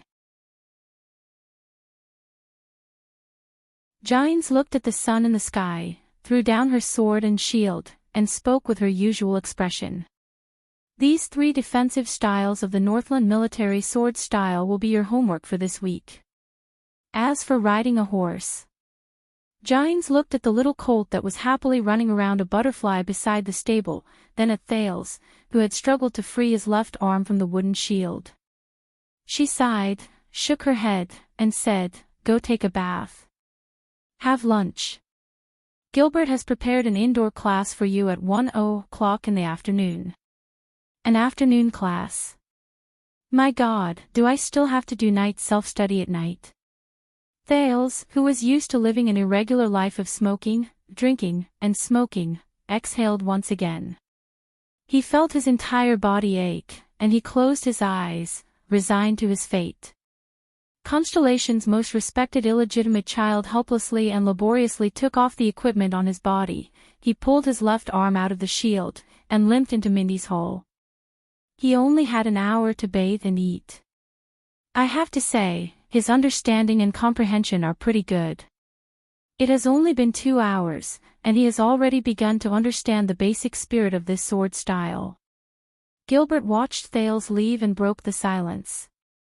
He nodded softly and said, "When I was his age, I used my body to practice with the sword, but this child used his brain to learn the sword. Compared to that, don't tell me that your observation skills are so bad that you did not notice the abnormality on his body." Gines watched Thales' back disappear, and her expression suddenly became solemn. As she spoke to Gilbert, she suspiciously sized up the air around her. I still remember that even dust 100 meters away can be seen clearly by that cursed mask. Stop sizing him up. Yodel is not nearby. Watching Gines' nervous actions, Gilbert put his hands behind his back and said in a steady manner, "Ever since Thales was unexpectedly abducted by the Blood Clansmen, he has not left his side at all times. Also, we noticed," Gilbert said with a slight frown. "That child is only about 7 years old. 2 days ago, he suffered quite a serious injury, but within 2 days, he has almost recovered. He practiced his sword style for 2 hours under the sun, and he is still fine. No wonder the bloodline lamp, which detects blood, did not react for a whole 7 years. This kind of physique can no longer be described as different from a normal person. It's practically..." He sighed and tried his best not to think of another possibility in this matter. The Jadestar family is indeed the descendant of the imperial family with the longest legacy in the world. Gines was silent for a while, and tacitly did not say anything else. The female official bent down and patted the dust off her boots. "Speaking of vampires, why did you reveal Thales' identity to them and even invite them to stay in Mindy's hall? Do you really believe in the agreement between Thales and the distressed Archduchess? After all, he is only 7 years old. And you know very well that vampires have killed our people. We cannot trust them. And to the vampires, we are an accident that suddenly appeared. They will not trust us either.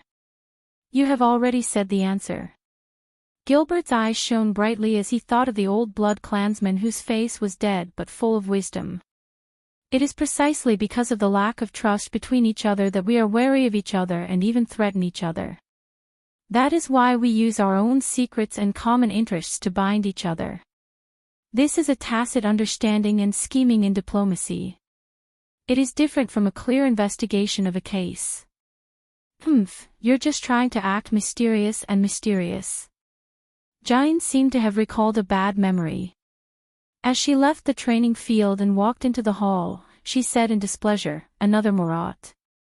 Thank you for your compliment, respected Madame Gines." Gilbert lifted the hat on his head and smiled at the perfect moment. "I am extremely grateful to be placed in the same rank as the head of the kingdom's secret intelligence department." Gilbert did not mind Gines' rude disregard. He thought to himself, although that child is only 7 years old, when it comes to scheming, he is definitely not inferior to the Archduchess, who is hundreds of years old. In fact, half an hour later, when Gilbert and Gines arrived at Thales' study room at the same time, Thales, who had just taken a messy bath and was having his meal, was frowning as he looked at the expressionless, red-eyed little girl in front of him. Her attendants, Istrone and Rolana, were facing off against the swordsmen of eradication guards who surrounded Thales so tightly that not even a drop of water could escape. "Step back, vampire." A swordsman guard who looked like the leader glared at them from behind his helmet. His tone was unpleasant. "You are not welcome here. Don't misunderstand. I don't like you that much, mortals." Istrone's nonchalant words made the guards even more displeased. "Do you remember? I killed 8 people like you yesterday," he said sarcastically and provocatively. Thales, who was frowning, took a bite of the meticulously seasoned beef steak from the fork in his hand. He was so touched by the deliciousness that he had not eaten since he transmigrated that he gasped in admiration.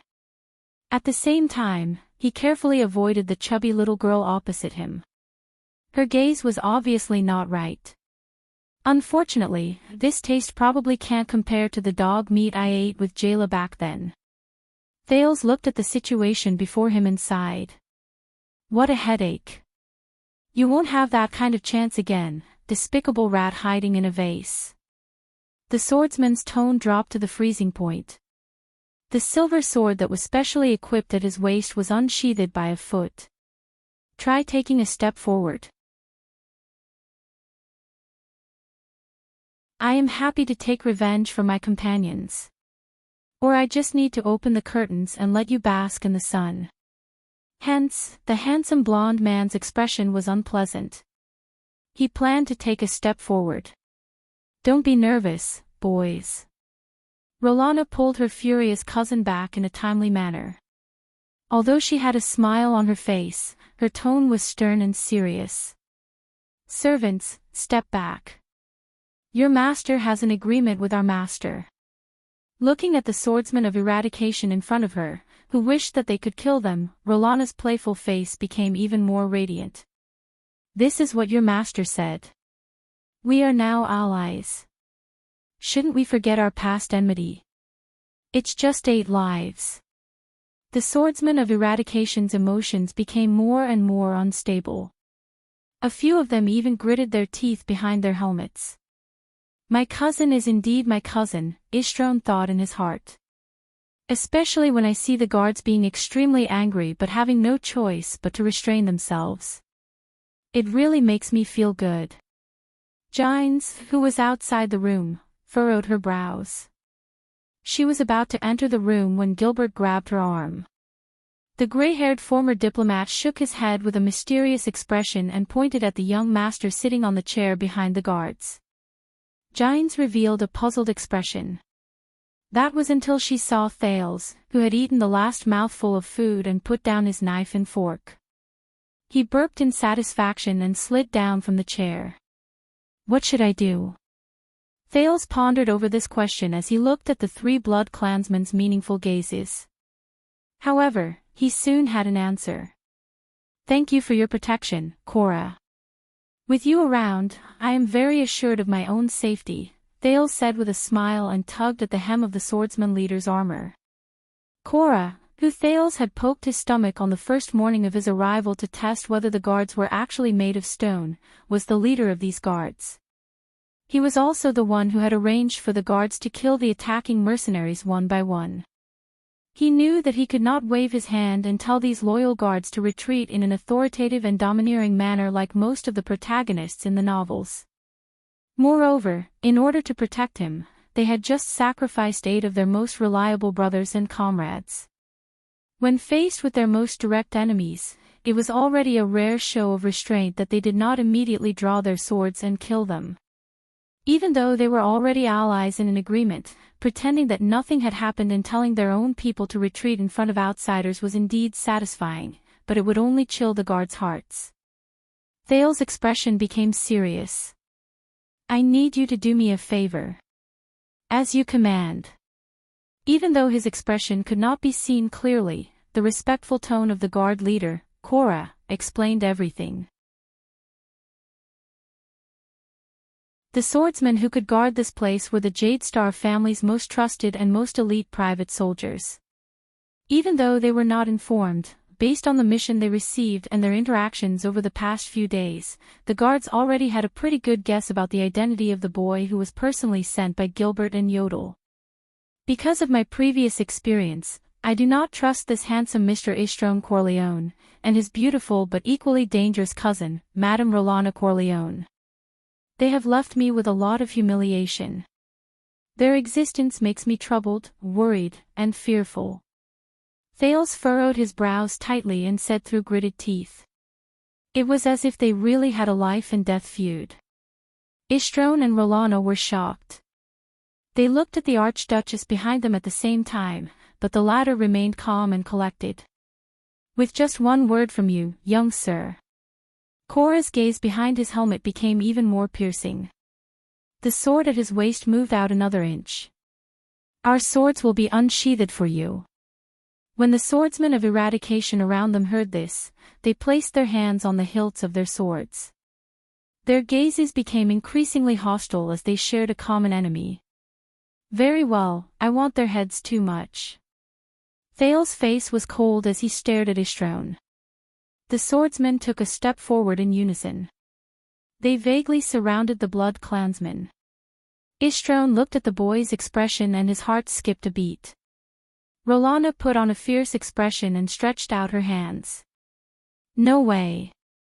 Istrone felt an inexplicable fear in his heart and subconsciously took a step back until the Archduchess' secret voice rang quietly in his ears.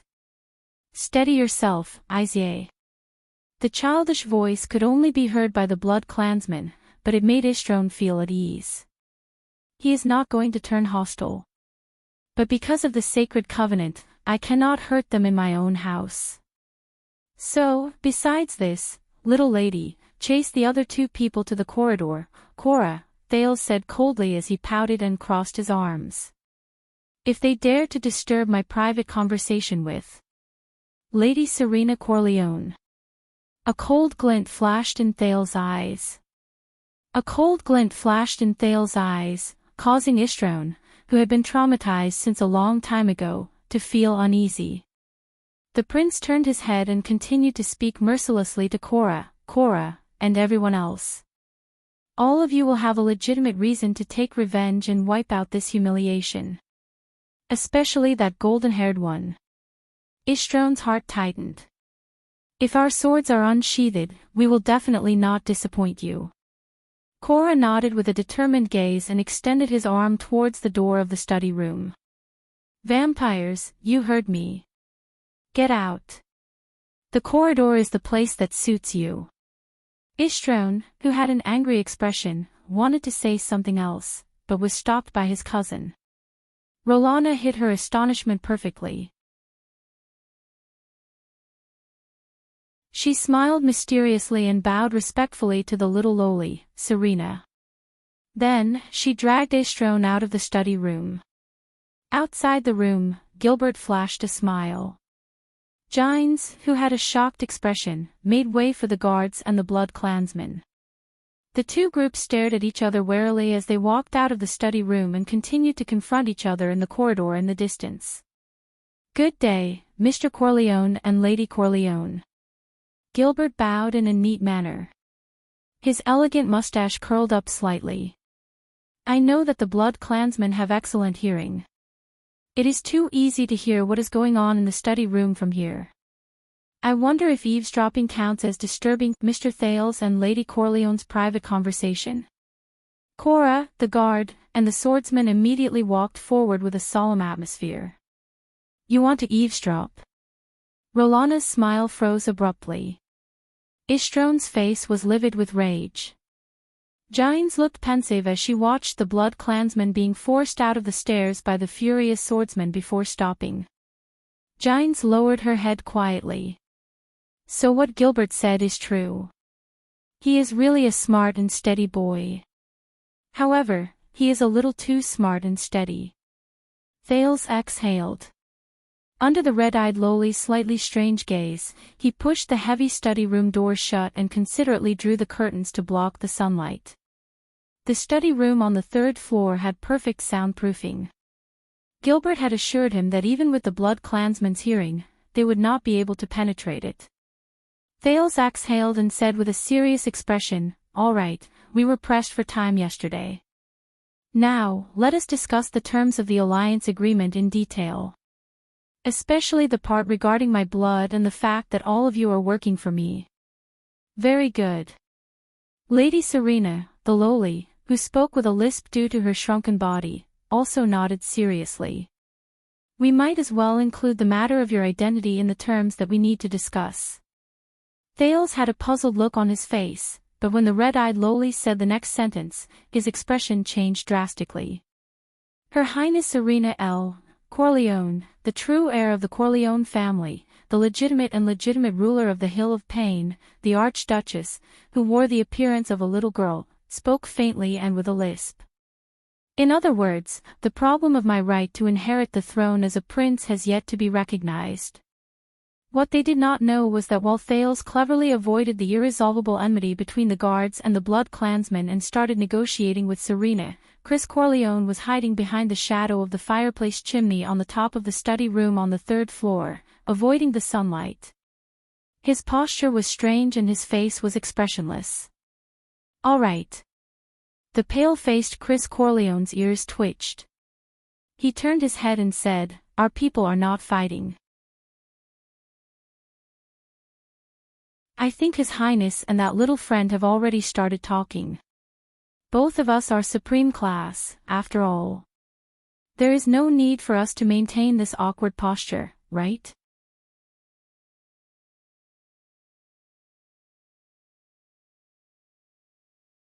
Chapter 38. The Next King. Last night, Rhee's subordinates exaggerated Rhee's identity. The girl with baby fat pouted. She was dressed in a child's outfit prepared for Thales. She looked comical and cute as she sat on the carpet by the fireplace. She continued to speak with an air leak, but we found out that right now, Rhee is not even a prince. Of course not. The number of people in the kingdom who know that the king has a son is probably less than 2, Thales said in his heart. Am I supposed to tell you that Gilbert said that on purpose because he was unhappy with that golden-haired brat's smug look? Thales rolled his eyes in his heart. I thought. Thales took a deep breath and looked at the pair of red eyes in front of him.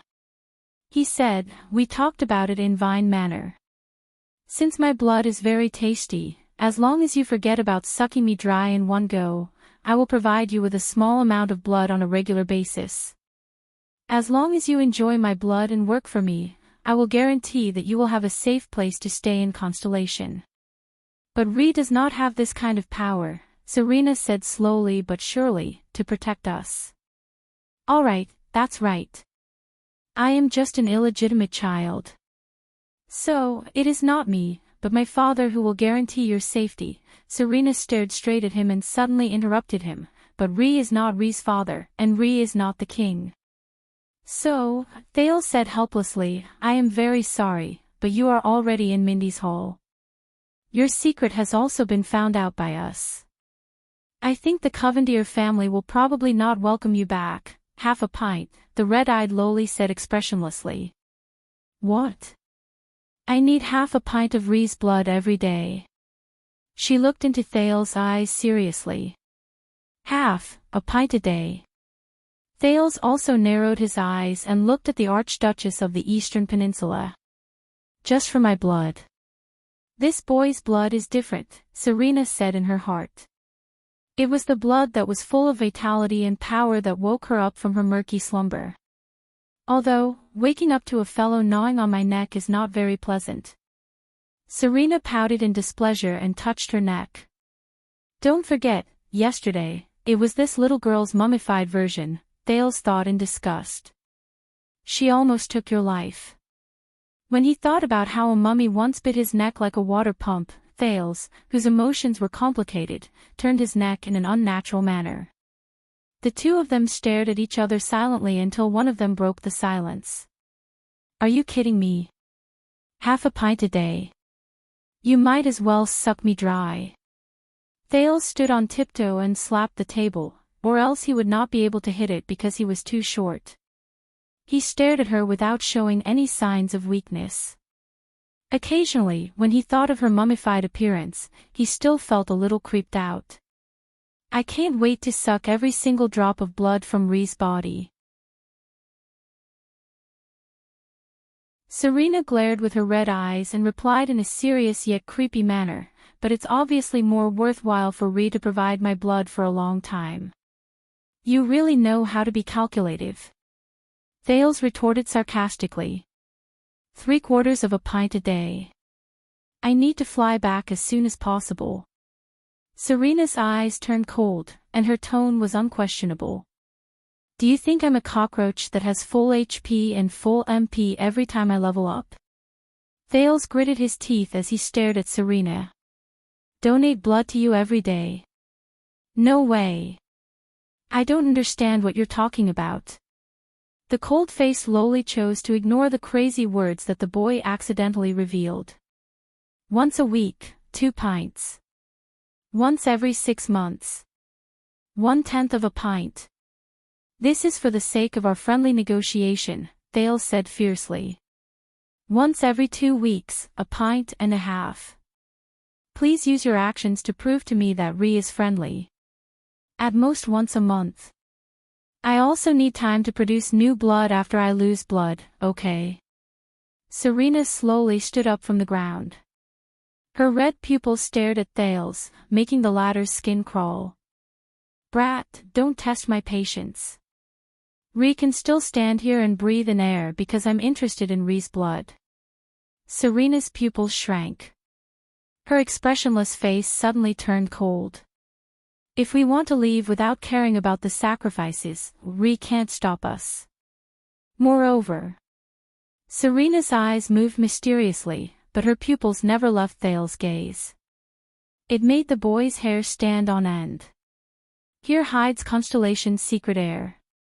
Rhee, would some of the suzerains and nobles be interested?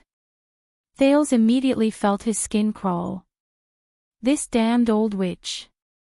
Thales cursed in his heart. But his field research experience from his previous life made him realize that as the other party in the negotiation, he could not show weakness. All right. Thales tried his best to release a cheerful smile on his face. Your sister must miss you very much too.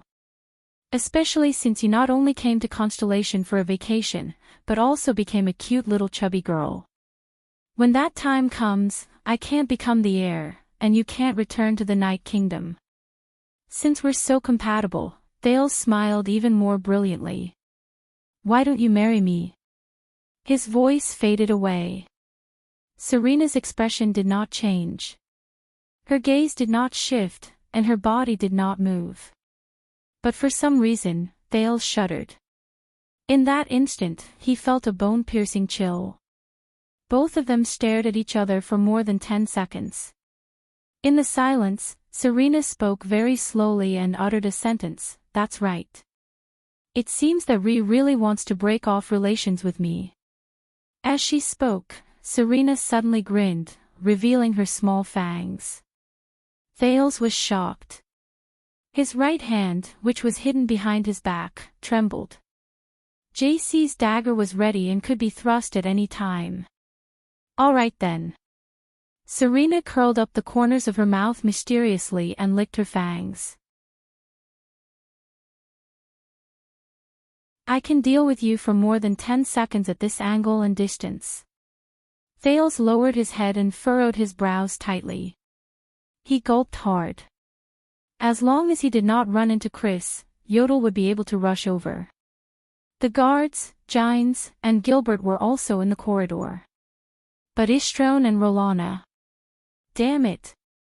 But since he had already received the worst outcome, Thales could only choose to accept it. He bent his legs slightly and spread his feet apart. He prepared to raise his left arm and hold the dagger firmly in his right hand.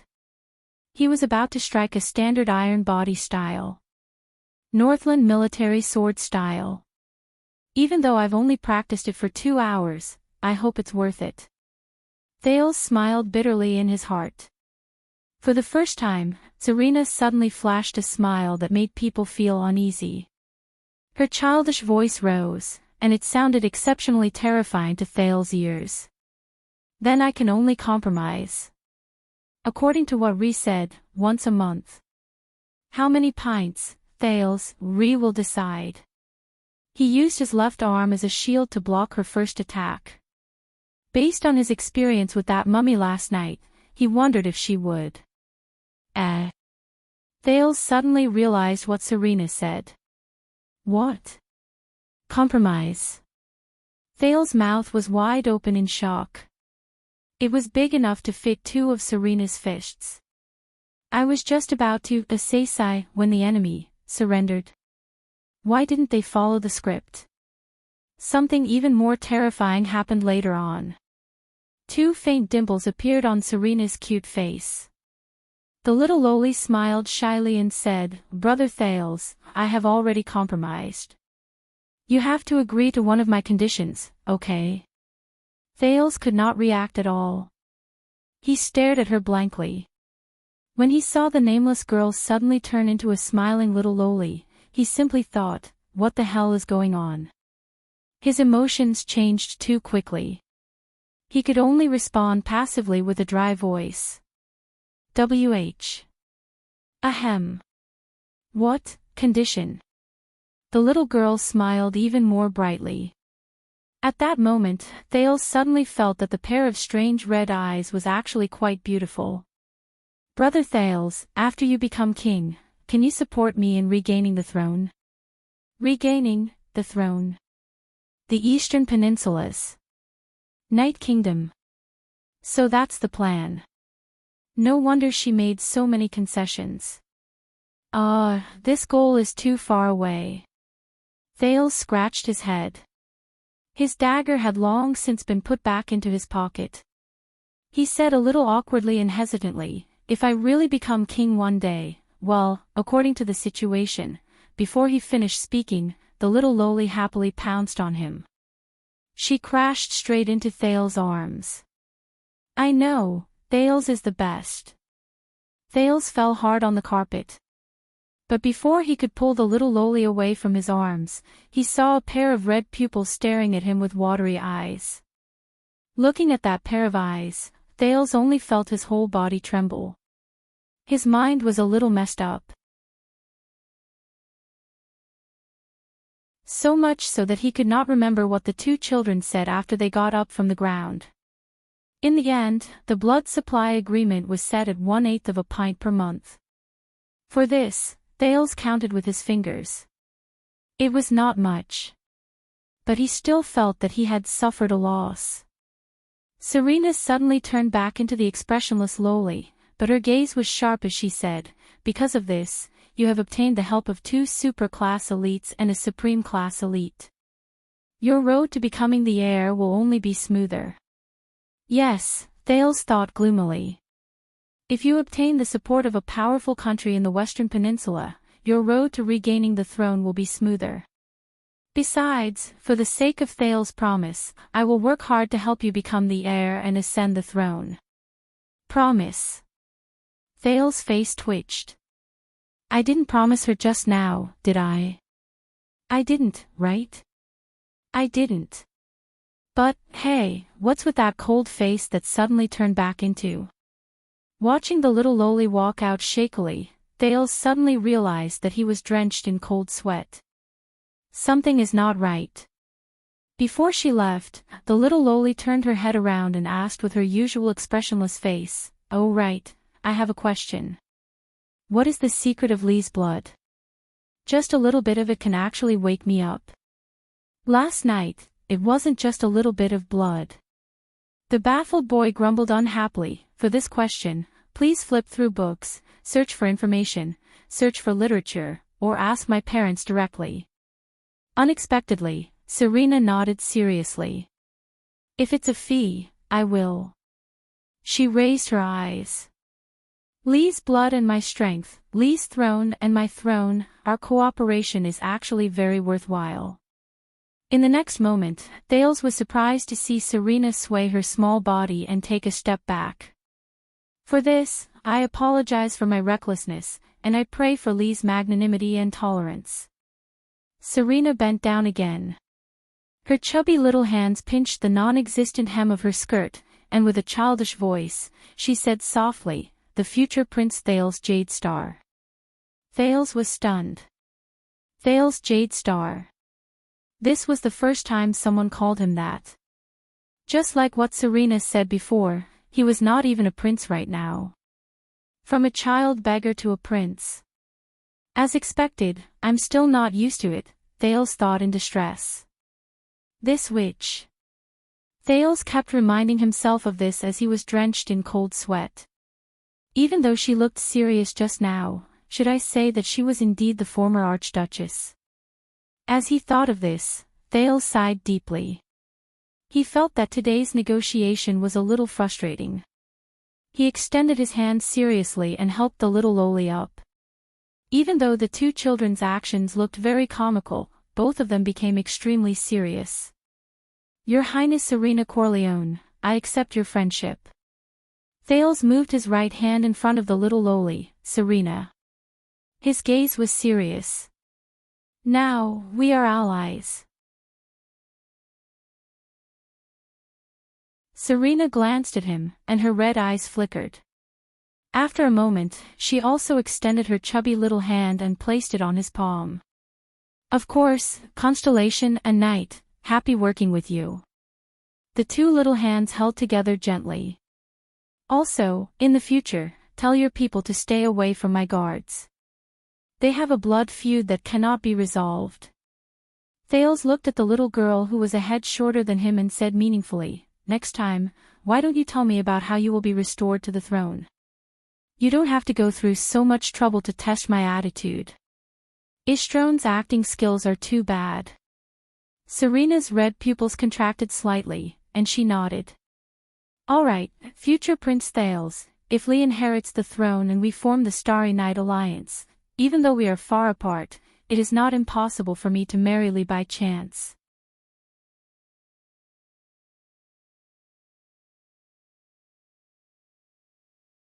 Chapter 39. 3:00 in the afternoon. What's wrong? In the study room, Thales put down the quill he was using to copy the modern alphabet. He waved his hand impatiently and looked at Gilbert, who had been staring at him for an hour. Forgive me for being presumptuous, Sir Thales. Gilbert chuckled softly. If you did not become a wealthy merchant, you might have been a natural-born diplomat. If I had known earlier, I would not have told him. I would have only told him that I played hide-and-seek with that little girl in the room for half an hour. Thales thought gloomily and crossed out the crookeds on his pen. Thales was very displeased. There was no other reason. After the negotiation with Serena, Thales thought of the Archduchess' flexible and fickle face when she was between coldness and passion. He felt that something was not right. Hence, just now, Thales had asked Gilbert to analyze the situation for him. To put it simply, Thales had been set up. It might seem like Serena had given in on the issue of blood, but this was Mindy's Hall. Be it Gilbert, Yodel, Gines, or even his unreliable father, His Majesty, none of them would watch as half a pint of blood was drained from him in a day. In other words, 1/8 of a pint every month was definitely within the other party's expectations. So, Serena did not give in at all in exchange for an ambiguous promise from Thales. Help her take back the throne.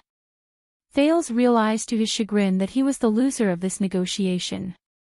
Merchant, diplomat. Why do I feel like you are secretly laughing at me? Thales lowered his head and flipped to another page of Cahill Yellowhammer's poetry collection that Gilbert had given him. He copied the sentences on it and identified the words and their usage. The night was about to break, the sky was not yet bright, the holy sun shone brightly in the 9 earths. The land was about to collapse, the sea was about to overturn, the evil spirits hid the vault of heaven. Thales copied down this poem that had Dongfang Many's style. He pursed his lips and tried hard to understand the meaning behind it. Originally, Gilbert was especially worried that Thales did not have a strong foundation in culture, so he specially came up with a huge plan to cram up on the written language. After all, it was very normal for a gangster who was born on the streets to not know any other words other than his own name and the numbers on coins. However, ever since he transmigrated, Thales had been paying attention to the words around him. Coupled with the fact that he was fluent in the language in his brain, which seemed to have expanded its memory at some point in time, he only spent slightly more than an hour to master the basic recognition and writing of letters. Then, he could easily enter the stage of spelling words and copying long sentences. Their speed was so fast that even Gilbert gasped in admiration. He could only attribute it to the Jade Star royal family's outstanding bloodline once again. Thales' reaction to this was to roll his eyes. "No, your response was very good." Gilbert walked to his side and watched as Thales copied down the complete long poem. "I asked someone to look up information about Night Kingdom. Compared to her sister, who has superb skills, Serena Corleone may not be famous, but she does indeed have the blood of the Nightwing King. She appeared before the Third Peninsular War, and her age is likely to be more than 400 years old. Even though she is living under someone else's roof and is in dire straits, she still sent Ishtrone to take the initiative to force you to make a choice between the loyalty of a subordinate and the strength of an alliance. She shakes your reputation, and at the same time, she tried her best to remind you of the fact that you have yet to become the heir to deal a blow to your confidence and confidence. These two incidents show the cunning and shrewdness of an archduchess of the blood clan who has been around for many years, or the shrewdness of that supreme-class butler. Fortunately, you did not let her have her way with this. Instead, you forced her to act shamelessly to obtain a bargaining chip. As expected of an old witch. Thales spat in his heart and continued to copy down the poem. The gods descended, hell's river surged, the land changed, the color of blood spread, the endless army, the snowy mountains collapsed. The hero raised the flag, the king raised the spear, the empire fell, the world lost its light, the people were in a state of desolation.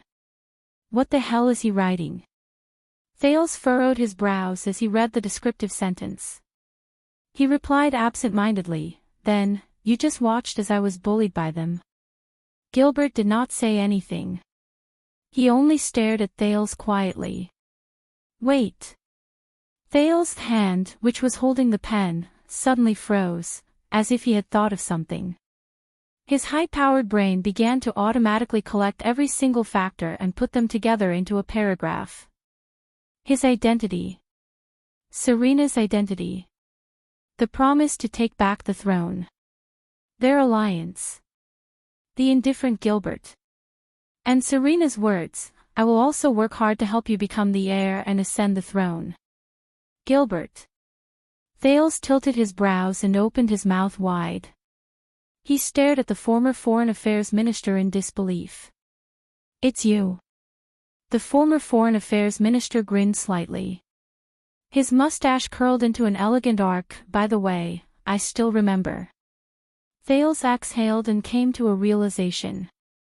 "Last night, you were the one who told them about my identity. You're not angry at the other party's arrogant and haughty attitude, nor are you ashamed of being looked down upon because of my status." Thales propped himself up in front of the desk.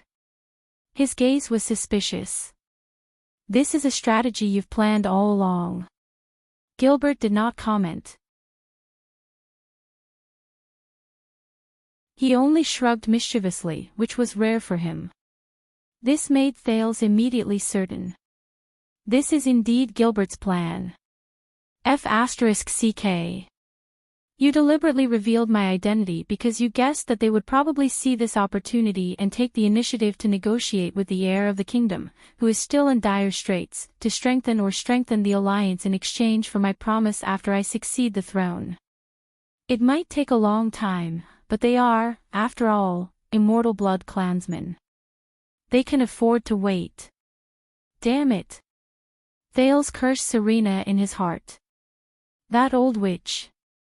She obviously had a plan in mind, but she still pretended to be in a hurry to recover her strength and to fight her way back to the Eastern Peninsula tomorrow. Damn old woman. Damn witch. Thales thought hatefully. I believe that you must have a reason for doing this. Thales let go of his emotions and furrowed his brows. In his line of sight, Gilbert lifted his hat and bowed. We and the Corleones do not trust each other and are suspicious of each other. Yet, we live under the same roof in the name of cooperation. Even though this is our territory, this is too dangerous. As for blood. Safety. Gilbert sneered and said faintly, I have never dared to believe that we can ensure the stability of our cooperation with these unreliable things. We and the Corleones can turn against each other at any time and endanger ourselves. But it is different now. You becoming the heir and her taking back the throne are tied together. In order to get your help, she must first help you. It may seem like an accident, but you used the promise of being the king in the future to obtain an even more stable assistance at present. Gilbert smiled mysteriously. Using benefits to gain allies is the essence of politics. As for what you said about watching you being bullied by them, it is naturally my duty to share your worries. However, to me, grooming you into a qualified heir and to protect you from any form of harm are equally important.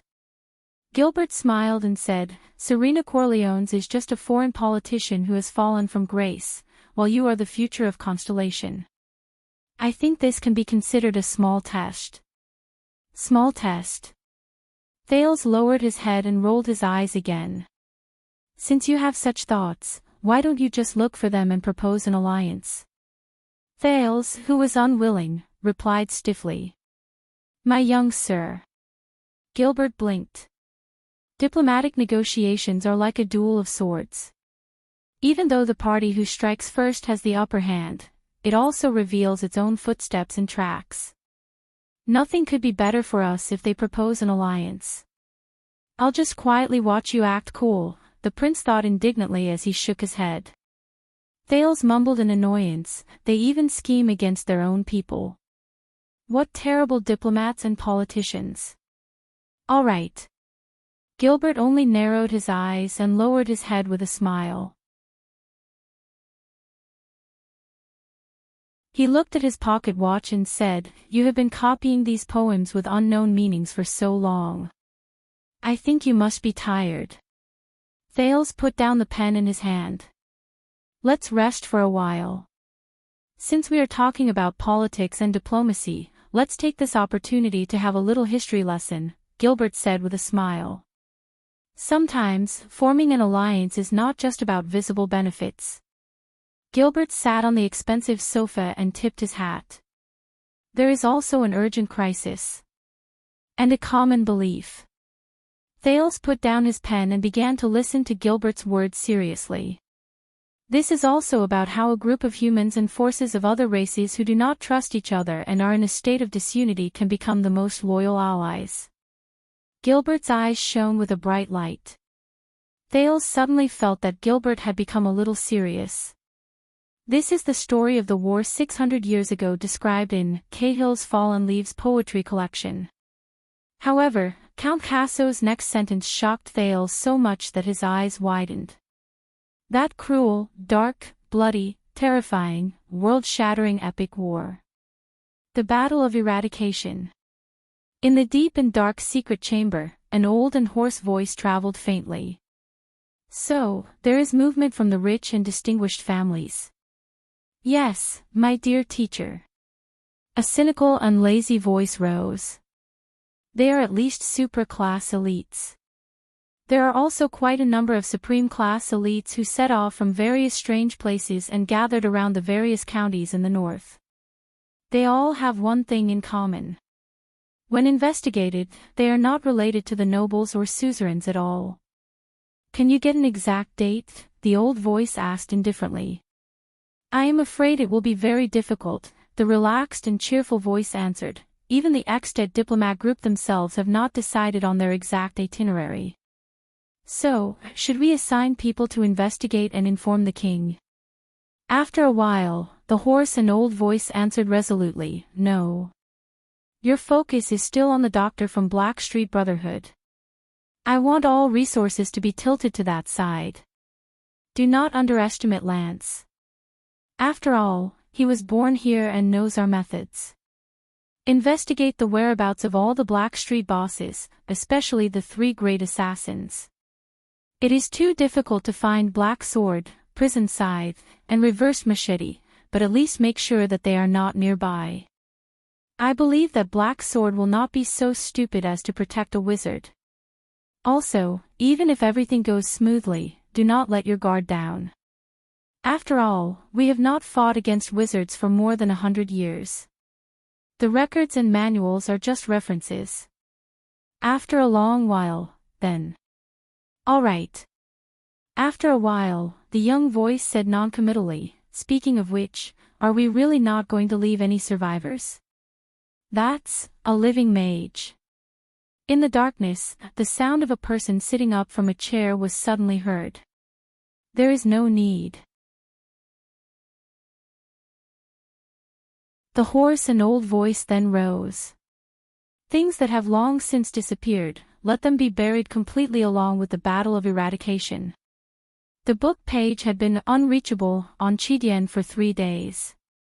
Today, the page was suddenly restored. "All right, Hu-Han-san, am back."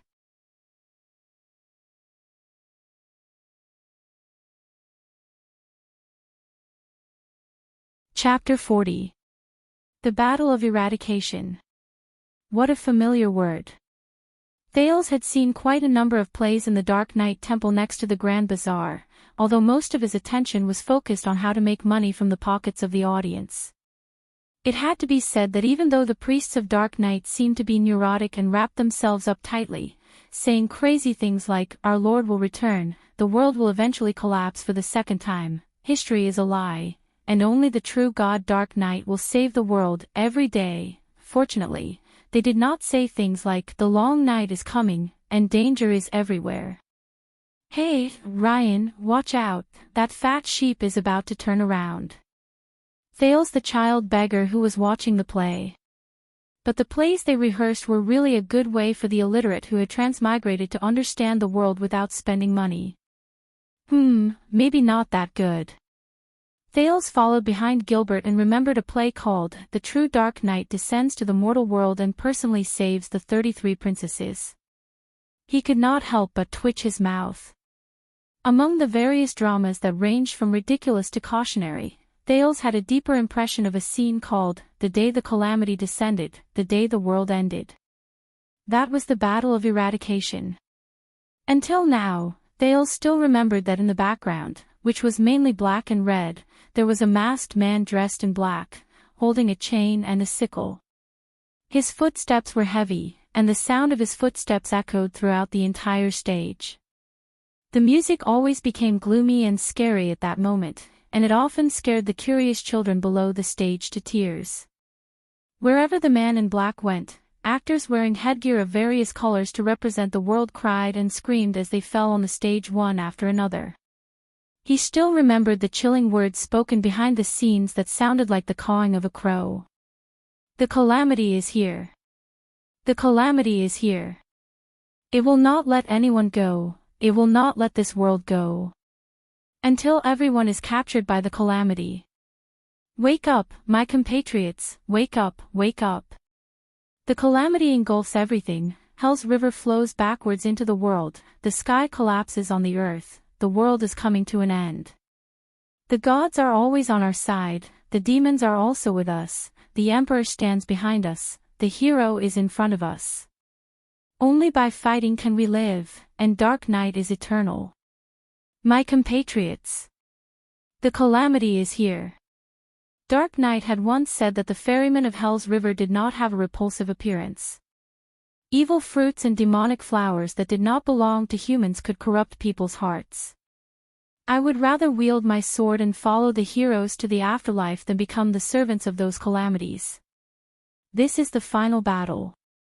There will be no distinction between us, no distinction between saints and mortals. The Battle of Eradication.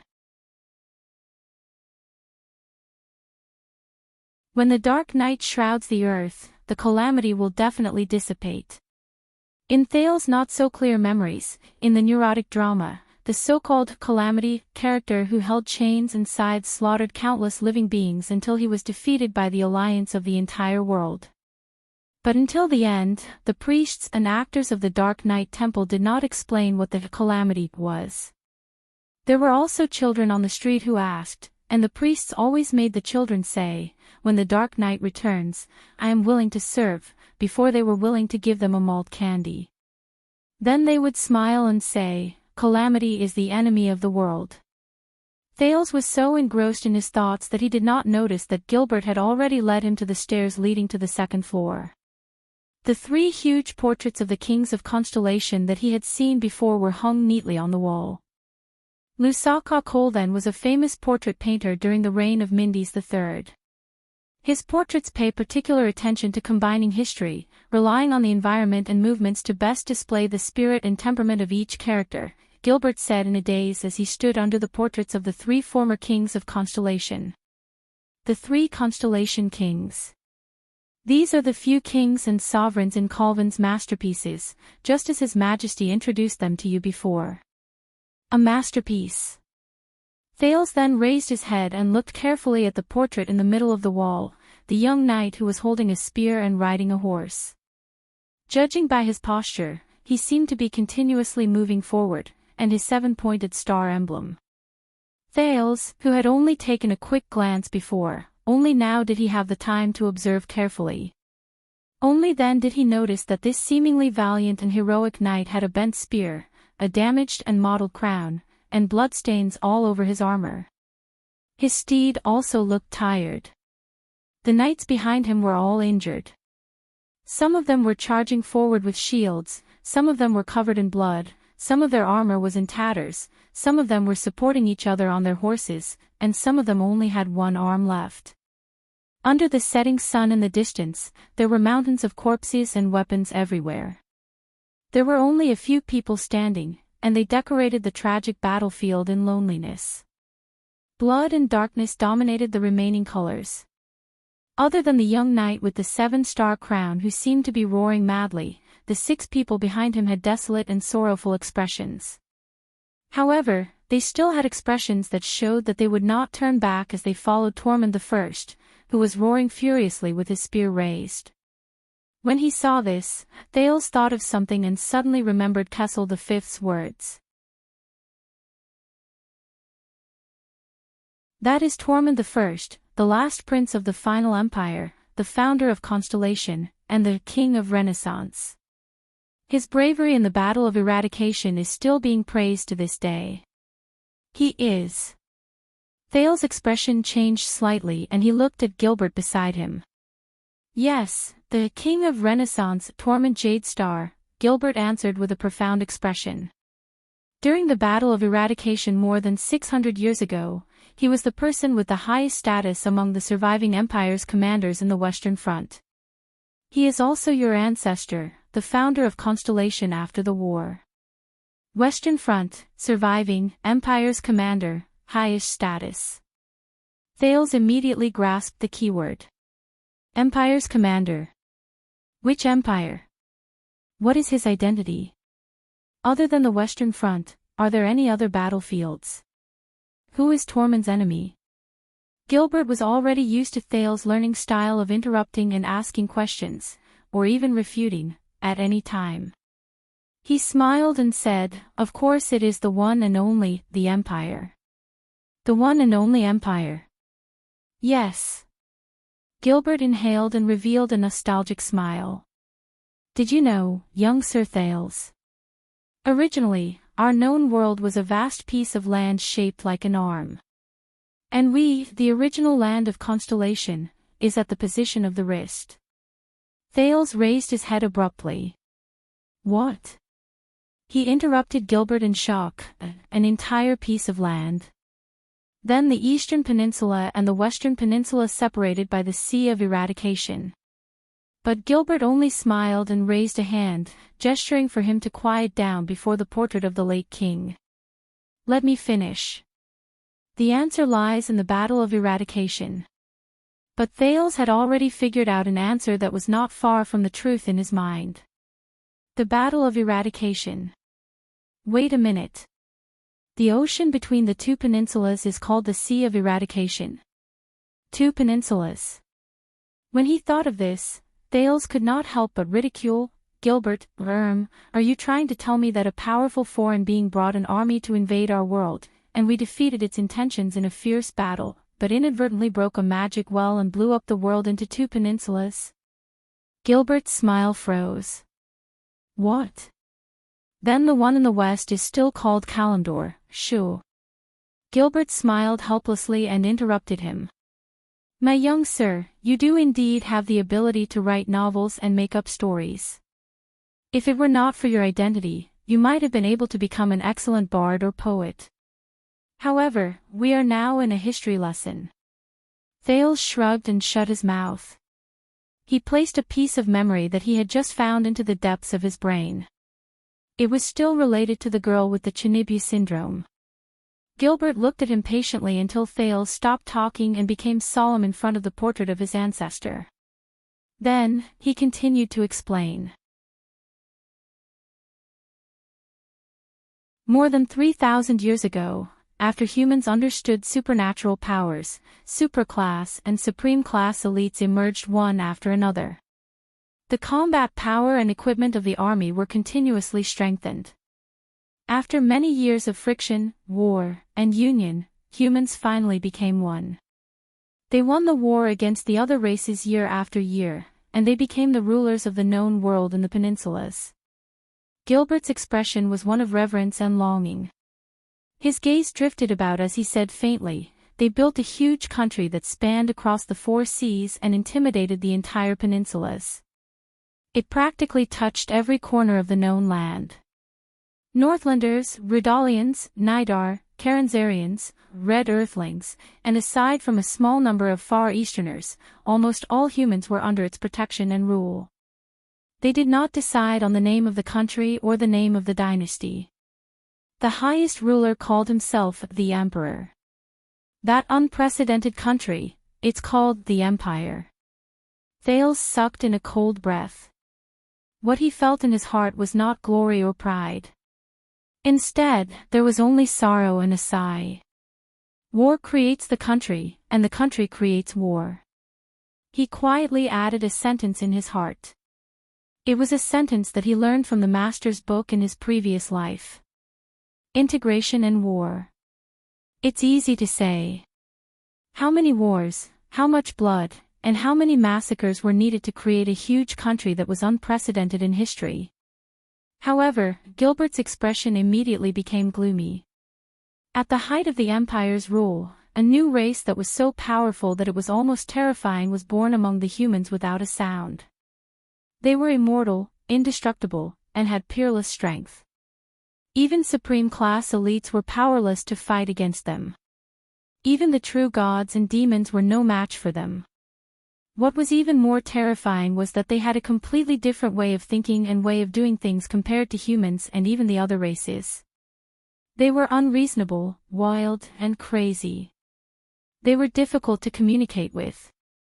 Thales froze slightly. That neurotic figure in blue robes with brown hair seemed to have appeared before him again. He opened and closed his mouth. They stood above the heavens, surpassed the gods, and looked down on all life. Thales snapped out of his daze and saw Gilbert sigh. They were like calamities. When they descended upon the world, they continuously brought chaos, disasters, blood, and massacres. The once great empire gradually declined under the heavy blows, and in the end, it was destroyed. A new race. Born among the humans. Unreasonable. Calamities. Thales thought of something. His heart began to beat irregularly. During Tormund I's era, which was the era when the Empire calendar and the calendar of eradication alternated, the Empire had already been destroyed for more than 300 years. The world of humans and other races returned to chaos and division. The final empire, where Tormund was only built by the survivors.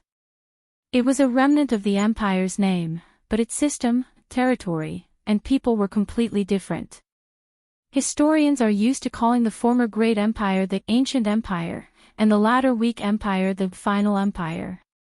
In the year 1609 of the Empire calendar, which was the year the Battle of Eradication took place, the Final Empire was just a middle-sized country in the world. The Ancient Empire's spiritual legacy and orthodox name did not bring glory and inheritance, but burdens and hatred. The former vassal lands were full of ambition. The vassal races were restless, and the numerous countries were eyeing them covetously. Although it inherited the Ancient Empire's glory, the Final Empire had enemies everywhere. There were endless wars, and its tax burden was heavy. There were years of civil strife, and the emperor was muddle-headed, and his rule declined. The empire's glory was about to end in the year 1609 of the Empire calendar. But in that year, that race, those calamities, had already bewitched many believers and followers all over the world. With unprecedented power, they officially declared war on the entire civilized world. Thales shuddered slightly. With his clear logic, he had already caught a few logical errors in this narration, but he did not immediately say anything. Instead, he endured it. What exactly are calamities? What does it mean to be born from humans? Since they had that kind of power, why did they not continue after destroying the Ancient Empire? Why did they wait until the Final Empire to officially declare war? Since they are completely unreasonable, why did they recruit followers and believers like a true god? If they have a completely different way of thinking from humans, why did they still declare war? To conquer the world. What a joke. This is a story full of loopholes. But Thales realized that Gilbert was not deliberately misleading him. There was a lot of information that the current Thales could not understand at all. It was just like the secret of the bloody year. What are those calamities? Thales gulped and asked a little nervously, what are they? Gilbert was not surprised by Thales' question, but he did not notice that compared to usual, Thales' tone was less confident and steady. He sighed. After the Battle of Eradication, all information and sources related to the calamities were sealed and forbidden. This was a secret agreement between the gods, demons, and the human world. It was also a countermeasure to prevent their numbers from increasing. As many years passed, the terror of the calamities gradually faded away. Their names and existences were also gradually forgotten by many. However, as the king's only blood descendant, you will know about these sooner or later. Gilbert took a deep breath and said with a serious expression, those calamities were once humans or members of other intelligent races. But desire, greed, and ambition drove them to become something that lost its essence, an alien. Even though they are no different from us most of the time, and even hide among us, they are truly an alien race. In the eyes of the people and most people, these calamities have a common name. Gilbert cleared his throat. His expression was solemn as he enunciated each word clearly. Mystics. At that moment, Thales used all his strength to suppress his body so that it would not tremble too much. In their eyes, mystics are just another type of psionic who appears to be on the same level as the Knights of Eradication, psionic warriors, and other powerful fighters. Gilbert's gaze was cold as he continued, but only the countries and temples who participated in the Battle of Eradication know that these so-called mystics are the terrifying calamities who have brought disaster to history for thousands of years. They have accumulated blood debts, ended 2 generations of empires, and almost destroyed the entire world. Only when they try to kill a mystic will they realize that something is wrong. Only then will they realize that something is wrong. By then, it is usually already too late. Because mystics, those calamities are immortal, indestructible, and indestructible. Young sir, Gilbert said solemnly, if you are unfortunate enough to meet a mystic in the future, protect yourself first. Once you are safe, then try to seek help. We have a set of measures that target the mystic's weaknesses and can fight against them. Thale's expression did not change as he touched the cut on his right hand, but his teeth were trembling slightly. He might have already seen those calamities. Although Thale's heart was filled with doubts, for his own safety, he could not be too hasty in asking questions in return. Who knew what he would be seen if he was anxious? But it's still not right. If mystics are such a terrifying existence, why would they fight over a small gang? Did Constellation just let their blood bottle gang grow stronger in Constellation? Another doubtful point. So many doubtful points. Gilbert paused for a moment, as if he was wondering why Thales did not speak and ask questions. However, he did not have too many doubts. Instead, he closed his eyes and thought about something. A few minutes later, he spoke softly, there is no need to doubt how terrifying they are. Those calamities are too powerful. More than 600 years ago, under the leadership of a powerful fighter, our most powerful army and their minions fought endlessly in blood and madness. After breaking through the outer perimeter, our most elite knights and warriors surrounded those calamities, but they could only die in battle in droves. Thales recalled the play in Dark Knight Temple. On the stage, the actors fell one by one on the path that the calamities walked on. Gods descended to the world one by one and fell. The demons also crawled to the ground and were destroyed. The powerful fighters of various races rushed to the battlefield and sacrificed themselves. The war lasted for many years. After paying a terrible price, we studied their weaknesses and finally defeated those calamities. Thales clenched his fists tightly. Asda's lonely words seemed to ring in his ears, we lost. Gilbert's words interrupted his memories of Asda. But the power of those cursed calamities is too strong, it's just too terrifying. In the final decisive battle between those above supreme class, those cursed calamities, those bastards who could almost destroy the world. Thales, who was carefully observing Tormund's charge, shuddered. He suddenly knew what was going to happen next. Gilbert calmly said the next sentence. They sank the weakest piece of land in the center of the continent, which was connected by 4 directions. All living beings and matter on it were destroyed. After the land sank, the aftermath of the energy spread and pushed the entire continent in 2 directions. In a short 5 years, the ocean that was formed was so deep that the bottom could not be seen. The known land was forcefully split into 2 continents and countless islands. This is the famous The Great Fission from more than 600 years ago. The battle of eradication has come to an end. Gilbert exhaled a long breath. His next words made Thales dazed for a moment. That piece of land that sank into the sea included the entire territory of the Final Empire. The Final Empire. And it ended here. Swordless scratched his head. I haven't even told much of the story. Why is it suddenly 200,000 words?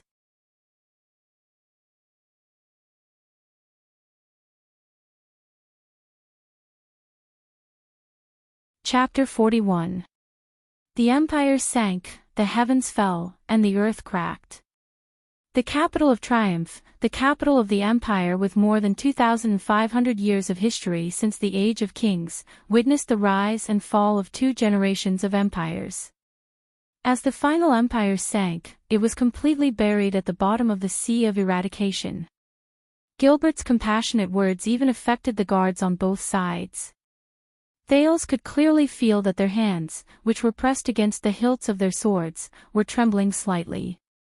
Gilbert pressed down on Thales' shoulder and looked at the young knight on the wall, who was forever roaring and charging forward, but looked as if he would never reach the end. Thales could feel the weight on Gilbert's hand. He heard the former Foreign Affairs Minister quietly recite a poem from Cahill's Yellowhammer's collection of poems. The hero raises his flag, the king raises his spear, the empire has fallen, and the world has lost its light.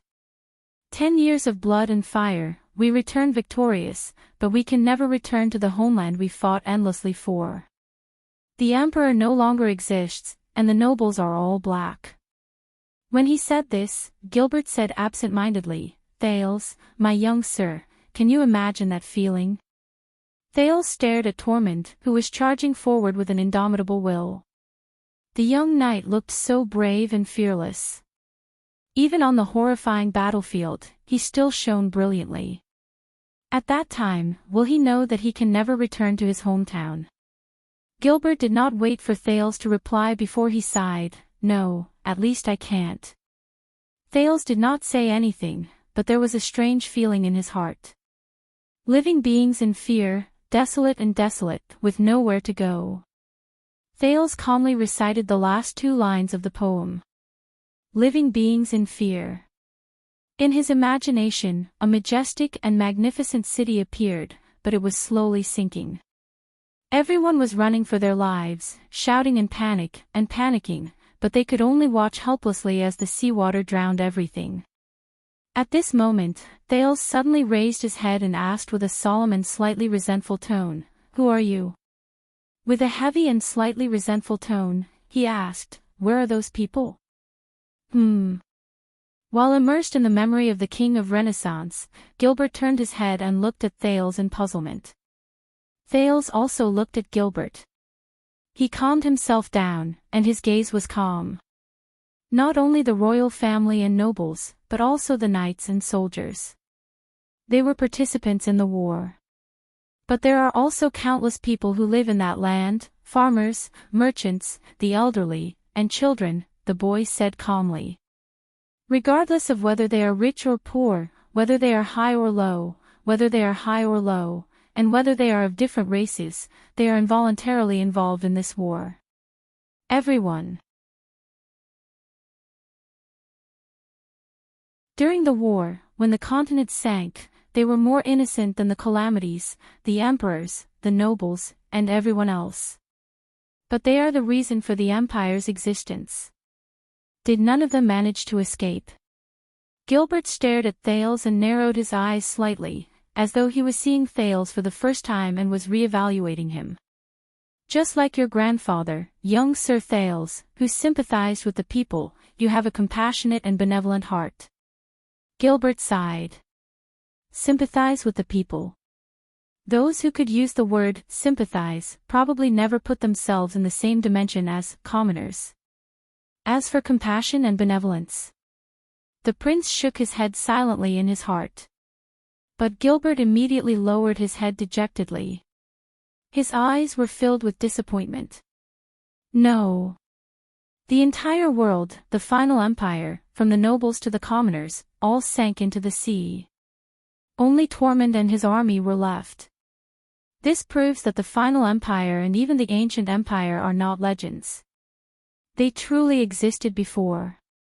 Thales lowered his head, closed his eyes, and exhaled softly. At this moment, Gilbert's hand, which was on Thales' shoulder, suddenly exerted more force. He spat out the following words, one word at a time. He enunciated each word clearly, and at that time, Prince Tormund was just the most unfavored illegitimate child in the final empire's royal family. Thales shuddered. Thales turned his head abruptly and looked at Gilbert in disbelief. He knew why Gilbert said all this. Forget about titles, territories, and assets, he did not even have the right to inherit his family name. Even the title of prince was just a form of courtesy. Gilbert looked at Thales with a firm gaze. Compared to you right now, he had nothing. The situation he faced was 100 times more dangerous than yours.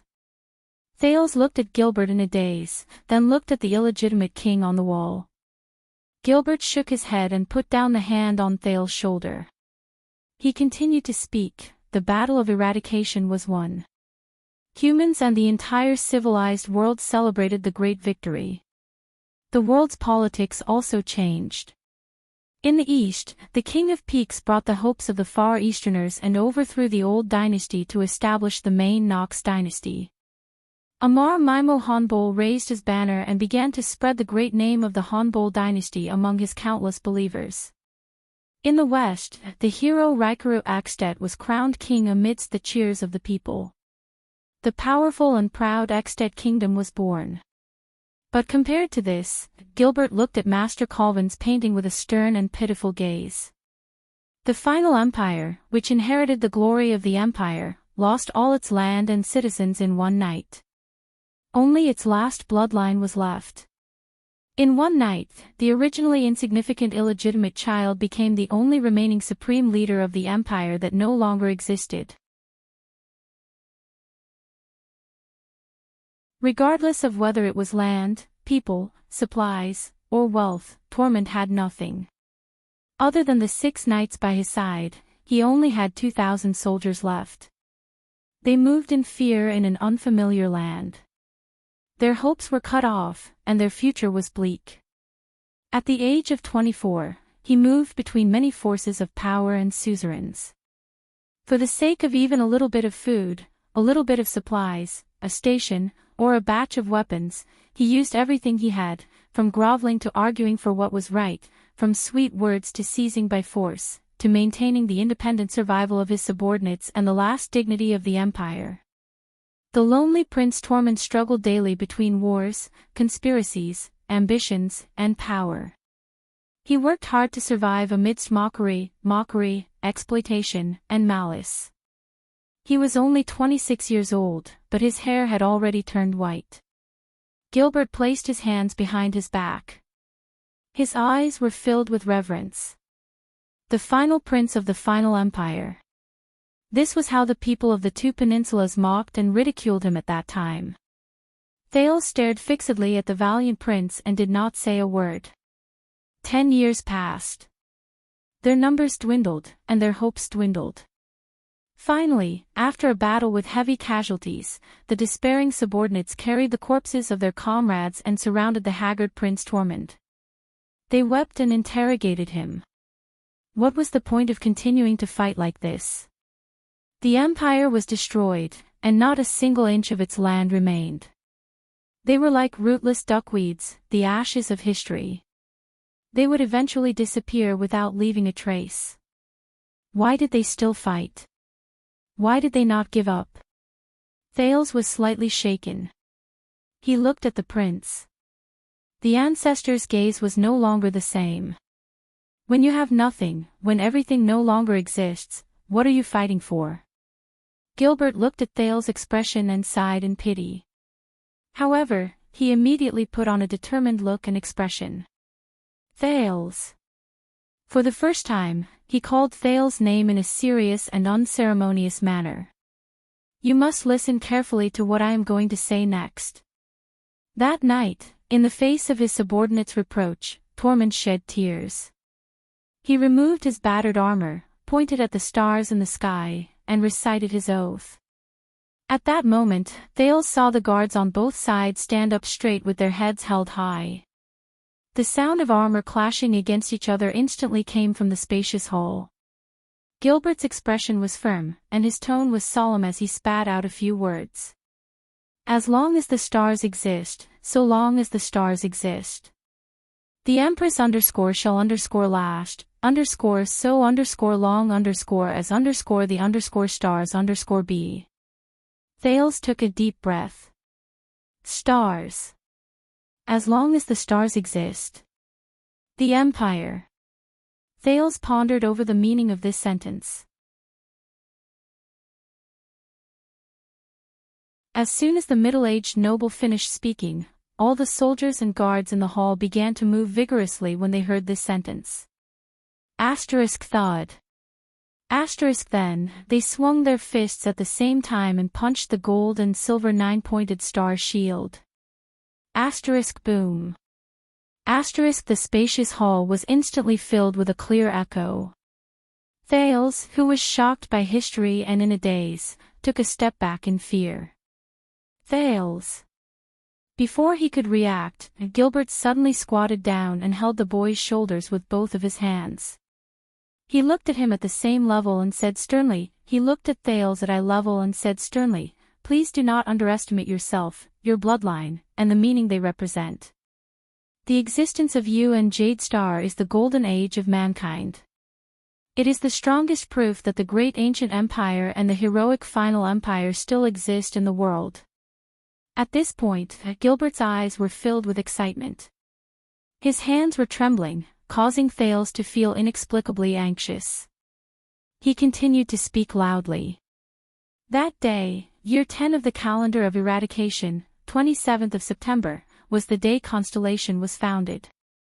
Prince Tormund, who swore while pointing at Constellation, took Jade Star as his surname, and became the founding king of Constellation, Tormund I. In the decades that followed, Constellation became the most powerful country in the Western Peninsula. Together with Escapades, they were known as the Western Peninsula's shield and blade. The empire was reborn from the ashes, and in the name of Constellation, it stood in the world again. The glory continued, and the greatness was reborn. When Tormund Jade Star was mentioned, no one remembered the former, final prince. He was only known as the King of Renaissance. Gilbert's mustache trembled, and there seemed to be flames burning in his eyes. The Jade Star family's motto was also born from this. Thales felt a little unnatural.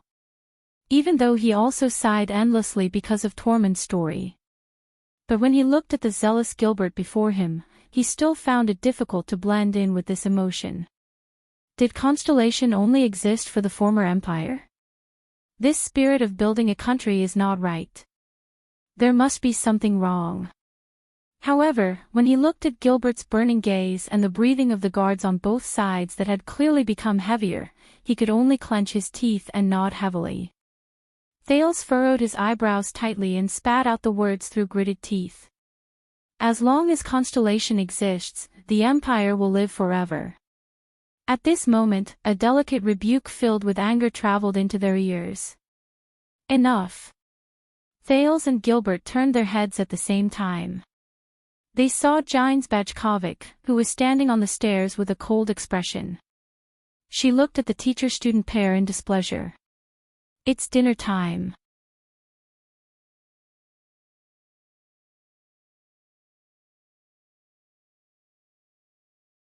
Chapter 42. That night, under Jines' piercing gaze and merciless scolding, Thales finished a dinner with a lot of rules with much difficulty. He also had a boring etiquette class that he had to attend. After all, etiquette was a code of conduct, and also one of the standards to distinguish social classes. At least he could use the table knife and fork in accordance with the rules with his trembling hands. However, Thales could feel the anger and dissatisfaction hidden in Jines' beautiful eyes. He vaguely knew that it was related to the history of Constellation that Gilbert was talking about in the afternoon. As long as Constellation exists, the empire shall exist forever. Even for someone like Thales, who was not familiar with the legend of Tormund I's founding, he could not help but feel his heart beat faster and his blood boil with passion. Gilbert and the guards in the hall, Thales only found out later that they were all descendants of the final empire's remnant army, were such representatives.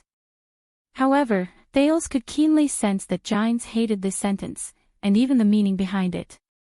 However, he did not dare to ask. He did not know what attitude this female official, who claimed to be his father's lover, had towards him. When Jines looked at him, Thales saw a flash of disgust in her eyes. He also saw her forcing herself to endure it, as well as her repeated hesitation when she approached him. However, he did not see a sincere smile on her face. So, the entire etiquette class was unusually dull. That was until Jines, with a burning gaze, broke the silence, contrary to Thales' expectations. "You don't like these rules and etiquette, do you?" As she watched Thales bend his wrists with all his might to avoid exceeding the standard arm swings during a meal, Giles suddenly said coldly, "Your expression is even uglier than a horse that has just been shaved." Thales was shocked by the sudden question. In a flurry, he tried his best to answer appropriately, Madam Giles, I know that these are necessary. I am still trying my best to get used to, however." His words were interrupted by Giles again. "Of course you must learn these etiquette," she said coldly, but her voice was filled with mockery and disdain. "But it is best not to become their captive. Walking, sitting, or lying down in a so-called noble manner does not mean that you are really noble. Similarly, bearing those glorious and proud histories does not mean that you are really." Giles did not continue. She subconsciously bit on the second half of her sentence. Thales felt a chill in his heart.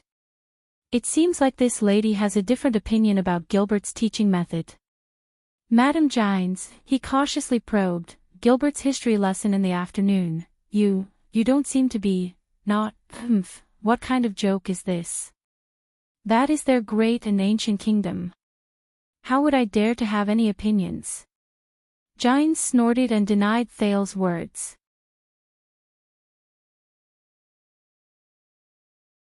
However, the latter could clearly see the mockery and sarcasm in the female official's eyes. Thales fixed his gaze on Giles, his father's lover.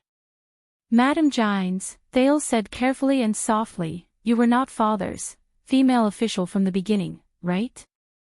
Giles raised her eyebrows, and the beauty mole beside her lips trembled slightly. "And you don't like these etiquettes and rules either? You don't even like them?" Thales hesitated for a moment, but when he looked at the knife and fork in his hand, he still asked, "You don't like this country?" His voice fell. Giles stared at Thales in a daze. This child. How sensitive. Giles turned her head and looked at the gold and silver 9-pointed star symbol above the fireplace in the study room. She did not speak for a long time. Just when Thales stuck out his tongue, thinking that he had asked the wrong question, and was about to lower his head and continue fighting with his knife and fork as if nothing had happened, Giles sighed. She stared at the knife and fork in Thales' hands in a daze. She said softly, "I was born in Bajkovic City in Sud County. It is a small city near the sea in the eastern part of the kingdom. It is not a prosperous trading port, but it is self-sufficient by fishing. It is considered a good place in Constellation. The city master is my father. He is quite famous in the eastern counties. All this while, he has strictly trained us to obey the rules, conform to etiquettes, and become ladies. He hoped that one day, our family could also become a famous family with a long legacy." Thales' gaze became solemn. He quickly exercised his already stiff wrist while Giles was not paying attention. "But I just had to be a rebellious daughter. I hated these rules and etiquette since I was young. As a result, when I was 16 years old and about to become an adult, I was a wild girl who did not even know how to dance in court. I ate crudely and talked impudently." Giles smiled bitterly under the lamp. She looked at the moon outside the window, but her tone was filled with nostalgia. "Of course, my father would not let me do whatever I wanted. In short, those memories were not very pleasant. Things became a little awkward. My family wanted to take away my identity and right of inheritance, and sent me to the temple to be a priest." Thales stuck out his tongue at a place where he could not see. He knew that the priests in the temple usually swore to remain unmarried and serve the gods for life. At this stage, it was probably not as simple as, a little awkward. Giles lowered her head slightly. Her gaze dimmed, but she immediately raised her head and flashed a happy smile. "But at this time, a prince came to our castle as a guest." "What?" When he heard this, Thales, who was exercising his wrist, stopped. "Prince? It can't be that melodramatic plot that I think it is, right?" Giles continued. "He heard my story, but he just laughed." His Highness publicly pardoned me of my crimes and promised me that I would not have to follow the rules and etiquettes that normal noble girls must follow. But the prerequisite was that, after I became an adult, I had to find a way to earn a living on my own outside of my identity as a noble girl. This is indeed melodramatic. However, Thales also had some doubts in his heart. Doesn't that prince's way of doing things and thinking, how should I put it, a little too advanced? However, Jine seemed to be talking to herself. The corners of her lips curled up slightly without her realizing it. She did not pay any attention to Thales' reaction. So, I walked out of my family's castle and followed the prince to the capital. From reading the court newspaper for His Highness every day, to being a laborious clerk in a warehouse, to being a scribe who earned 1 copper coin per page, to being a police station secretary, and finally to becoming a level 5 police officer. My life completely changed because of him. Thales was stunned for a moment. In his impression, Jine's was a standard noble.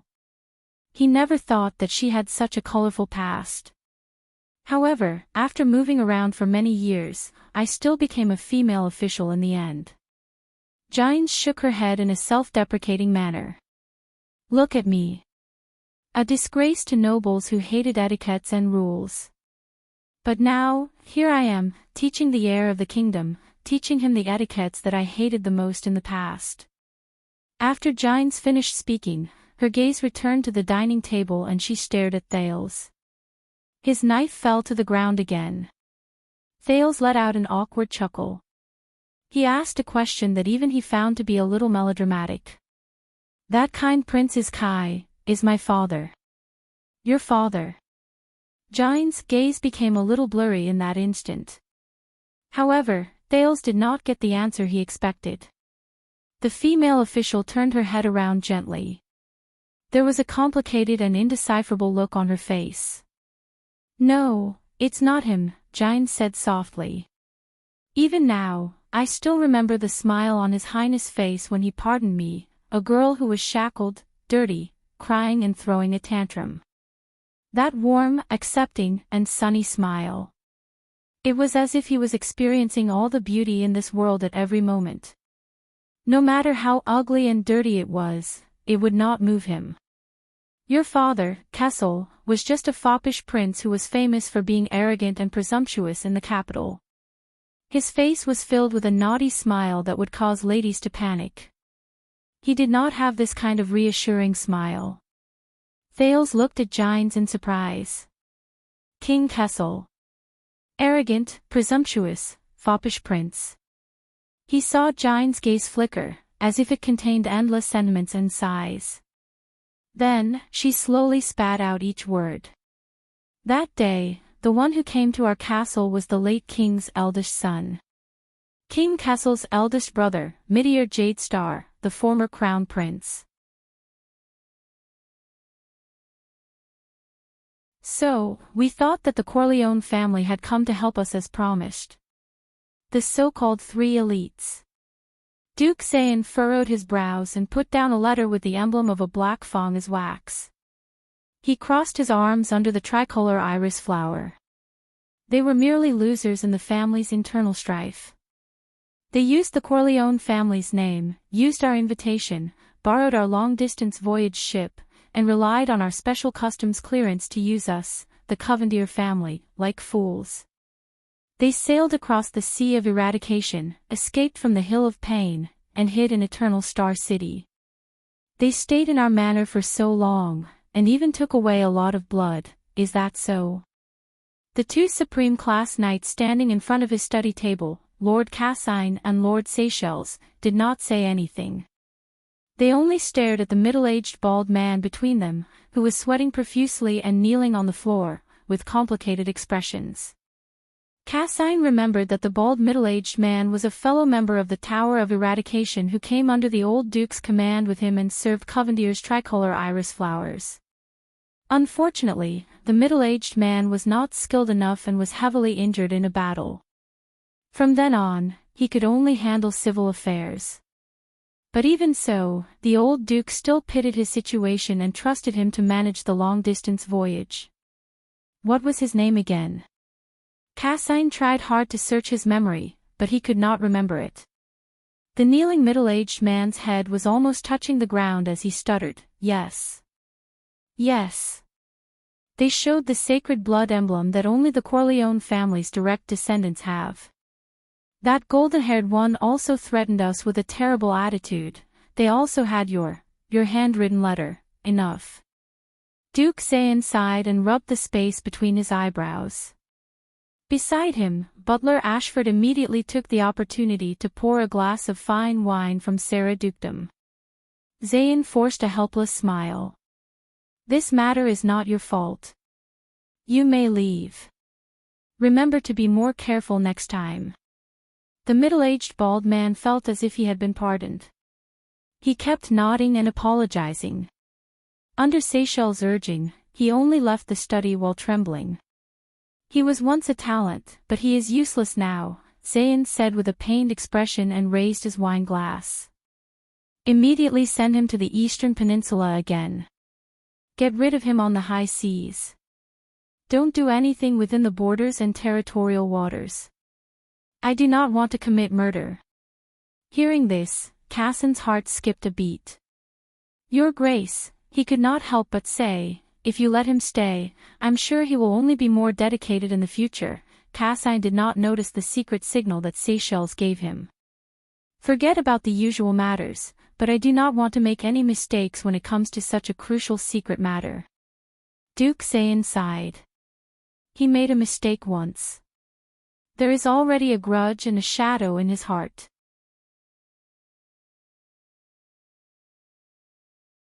Especially, his doubts about his future will only deepen with time. And he knows about our contact with the Corleone family. This is related to that plan. All of you know how important that plan is. Cassin finally noticed Seychelles' secret signal. So, he lowered his head and did not speak again. "The next time we set sail, get someone new." Duke Zayn took a sip of wine in disappointment. When father was still around, they were far less lax in their work. Ashford replied calmly, "Loyalty and caution both require time to settle." Zayn shook his head and sighed. "Unfortunately, what we lack the most is time. That matter is within a month, and our men cannot participate in it. It's best that nothing goes wrong." Seychelles nodded slightly. "Sir, please do not worry. The mercenaries we hired at such a high price will have enough chances to assassinate His Majesty." Lord Cassine trembled slightly. He did not know why his colleague was so bold and reckless. Zayn paused for a moment. After a while, he shifted his gaze to Seychelles. "Do not speak nonsense," the young duke said coldly. Seychelles lowered his head and apologized, but he was secretly sneering. "It seems like the duke is not dissatisfied. All of you should depart. The Cullen family and Nanchester family will send people over. Do not clash with them at this juncture." Zayn's gaze was cold as he cautiously said to Cassine and Seychelles, "When those mercenaries succeed, get rid of the people who did it." Cassine was shocked. He raised his head in disbelief. "Sir, get rid of those people? Didn't we hire them under another name?" Some of them are from the Tower of Eradication." Zayn suddenly looked at him. His gaze was as sharp as a sword. Cassin's throat trembled. This supreme class knight could not say the rest of his words. "Then persuade your friend to go back," Zayn said calmly. But Ashford knew that this was a sign of his dissatisfaction. "Send someone who is not your friend." Seychelles abruptly tugged at the back of Cassin's clothes, causing the latter's words to be stuck in his throat. "As you wish, sir." The astute Seychelles nodded. He pulled the ashen-faced Cassine and left after receiving the order. Zayn slowly exhaled and calmed himself down. He looked at the portrait of the old duke in the distance. "Cassine is old," he said plainly. "After this, send him back to Jadeite City or to his own territory." Ashford's expression was calm as he nodded slightly. As for the matter regarding the Corleone refugees, Ashford, you will personally handle it. Start with the investigation of the Cavaliers who suddenly broke into Vine Manor that night. Zayn spilled the red wine at the bottom of his glass. His gaze was cold. Contact the Corleone family. Write a letter directly to the Night Queen herself. Tell Katerina what happened here. Find the opportunity to increase our bargaining chips. Ashford nodded. As you wish. I remember that Mindy's Hall's probing was handed over to Blood Bottle Gang. Or did you not find Nikolai? Zayn narrowed his eyes and looked at Ashford. No, sir. Ashford bowed slightly. Blood Bottle Gang is now leaderless and in chaos. There are rumors that he went abroad to search for the Blood Mystic. Blood Mystic. Zayn shut his eyes tightly and exhaled through his nose. His upbringing compelled him, with all his might, to swallow the ungraceful words he so desperately wanted to say. Duke Zayn opened his eyes. There was no emotion in his pupils. He put down his wine glass and said, if there is no other way, then we will directly send our men to take control of Blood Bottle Gang.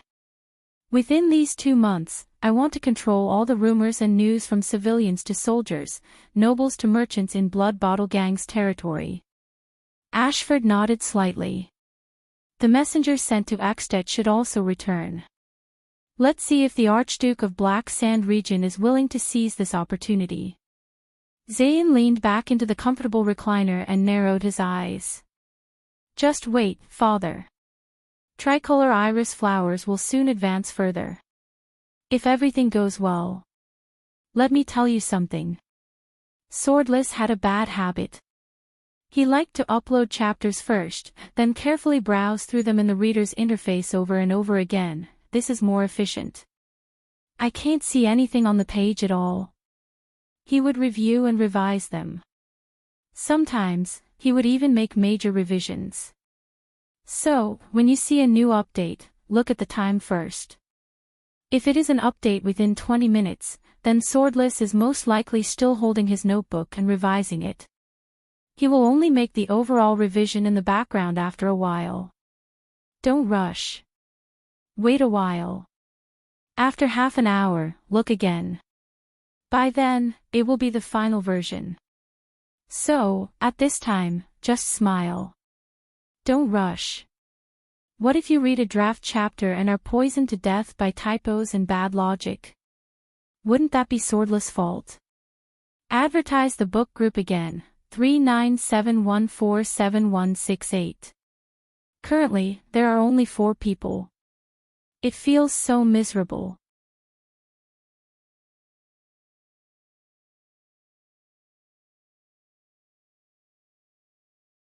Chapter 43. In the next 20 days, the weather in the capital city turned cold, and winter arrived. Under Giant's fierce training, Thales learned 3 defensive styles, 7 offensive styles, and 1 combined style of the ancient Northland military sword style at the cost of more than 2 hours in the morning and 2 hours in the evening, under the prerequisites of exhaustion and backache. Only when his arm began to get used to the shape and weight of the shield and sword did he finally change to a larger sword and shield. Listening to Giant's words, he began the process of passively getting beaten up to learning to get beaten up, which was still what Giant said. In the past, you were the one getting beaten up. Now, you need to know why you are the one getting beaten up. This was the extremely strict Giants. Isn't I still getting beaten up? Hey, madam, you haven't shouted to start yet. Hiss. This was the flustered Thales. Under Gilbert's strict supervision, Thales basically learned the advanced grammar of the common language and the basic usage of the ancient empire's language during his culture classes in the afternoon and evening. He began to come into contact with the rhetoric of constellations, nobles, and some necessary foreign languages, such as Far Eastern proverbs and Elven warnings. He also learned some basic knowledge of Errol from his tireless history classes. In Constellation, a noble who does not know how to use the ancient empire's alphabet and ancient grammar as rhetoric is not qualified. And Mr. Thales, I believe you will need some time to familiarize yourself with the complicated and ever-changing ancient empire's alphabet. In the next second, as he watched Thales casually write down the ancient empire's alphabet, Gilbert sighed gloomily and threw away his dignity as a teacher into the sea of eradication. All right. Let us enter the next chapter, the basic rhetoric of the ancient empire's language. In Thales' eyes, other than the pony that enjoyed throwing him around and the various strange noblemen's etiquettes, there seemed to be nothing else that did not go his way. Even the Corleone blood clan trio and the lowly archduchess did not bother him. So, Thales nodded slightly in his heart. It's time to explore the mystery surrounding me. On a slightly warmer afternoon, Gilbert, who was holding a book and a cane, saw Thales standing on a chair in the study room and searching for something on the thick bookshelf. He could not help but ask curiously, "What are you looking for, my young sir?" "Ah, Gilbert, wait for me for a moment. According to this alphabetical order, it should be here."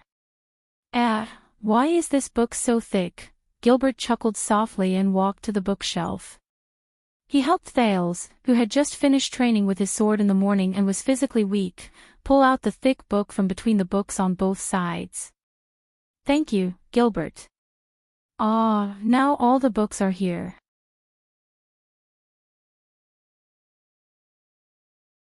Thales tiredly tossed the thick book onto the cedarwood study table and placed it together with the few books that were already on it. "This is..."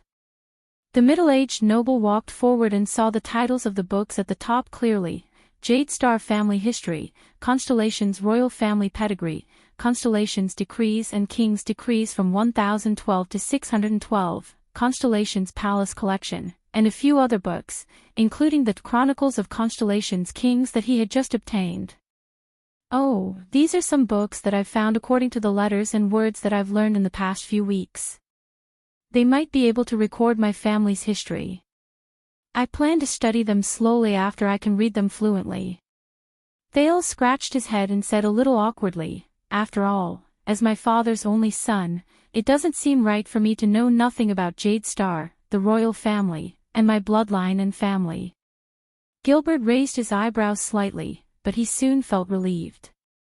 When he thought about their conversation in the secret chamber, he knew that he should not underestimate this young man's adaptability and precociousness.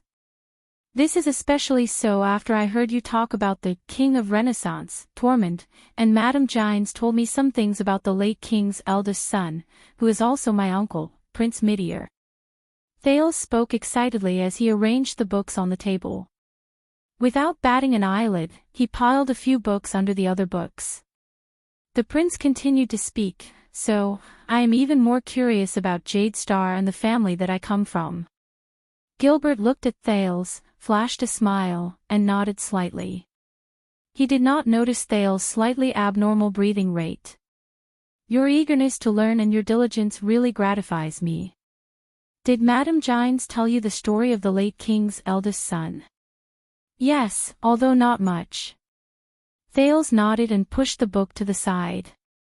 "I roughly know that Midier Jade Star is a good person with a gentle smile. He seems to be very popular among the people." Out of Thales' expectations, Gilbert's gaze darkened, as if he had recalled something. "He is more than popular," but he quickly recovered and nodded thoughtfully. "I am afraid that you will not be able to find any records about him. After all, he is not the king of Constellation, and it has not been long since he passed away." Thales rolled his eyes and naturally flipped open a book to block the back of the pile of books beside him. With a curious expression, he asked, "If that is the case, Gilbert, do you know him? In your impression, what kind of person is my eldest uncle, Prince Midier?" Gilbert froze for a moment, then sank into deep thought. He no longer paid attention to the pile of books beside Thales. Crown Prince Midier. A few seconds later, Gilbert sighed softly and said in a nostalgic tone, "When the late King Adi was 60 years old, he had already begun to assist in the country's politics. At that time, no one doubted that he would be the next virtuous king after Mindy's III. He supervised foreign affairs for a period of time, and I was once fortunate enough to work under His Highness. At that time, because I did not cooperate well with my colleagues, I messed up the mission of receiving Steel City's diplomat group. I used the crystal drop wine goblet with the emblem of the sacred tree to entertain the dwarf prince from the Hall of Kings. At that time, Prince Midia used humorous words to convince the enraged prince that the goblet of the sacred tree had appeared at the banquet to commemorate the prince's grandfather, who had once repelled the army of the sacred tree kingdom. And I could only feel ashamed. After the incident, Prince Midia naturally did not punish me. He was as benevolent as the rumors said. However, he personally passed me the crystal drop wine goblet with the emblem of the sacred tree and said to me, when he said this, Thales looked at Gilbert in astonishment as he repeated the former crown prince's words with an emotional tone, "Yes, Your Highness." Keel, the current value of this crystal drop wine goblet is equivalent to the friendship between Renaissance Palace and the Hall of Kings Chronicles. This is the debt you owe to the kingdom. When you have performed enough meritorious deeds to repay this value, return this goblet to me to clear your debt. Gilbert stared into the distance and did not speak for a long time. Thales was the only one left. Based on the story told by Gines and Gilbert, he tried his best to paint the image of his uncle in his mind. He was a prince who was skillful and had a noble character. A few minutes later, Gilbert muttered to himself before he continued, "Everyone in the world says that he is kind-hearted and treats people gently, but to us officials, His Highness' talent and wisdom are actually not inferior to his character and temperament. It is difficult to imagine how a person can be benevolent and dignified, gentle and decisive. But Prince Midia is such a person." Gilbert put down his book and placed his hands behind his back. His eyes were filled with admiration. It is a little exaggerated to say this, but until now, I still feel that the citizens of Constellation are not worthy of such a good prince. It is a little too early to say this. Gilbert seemed to have recovered from his daze. With a burning gaze, he looked at Thales and said, "But if it is possible, young Sir Thales, I hope that you can also use Prince Midia as a role model. Constellation needs an heir like this." Gilbert's stern and serious gaze made Thales tremble slightly. At this moment, Thales suddenly remembered something. "Gilbert, my uncle." Thales lowered his head and hesitated for a moment. Then, he immediately raised his head and asked, "How did he die?" "You only said that he wielded a sword alone and died together with his guards in front of the palace gate." There was silence.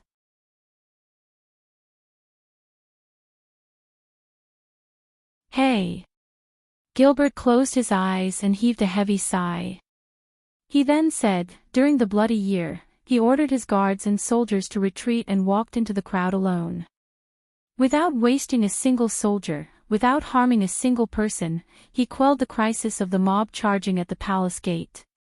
Unfortunately, even though his guards reacted in time, the assassins hidden among the mob had planned for a long time and prepared 6 hidden swords and knives smeared with poison. At that time, I was busy with my diplomatic work, which was going from bad to worse.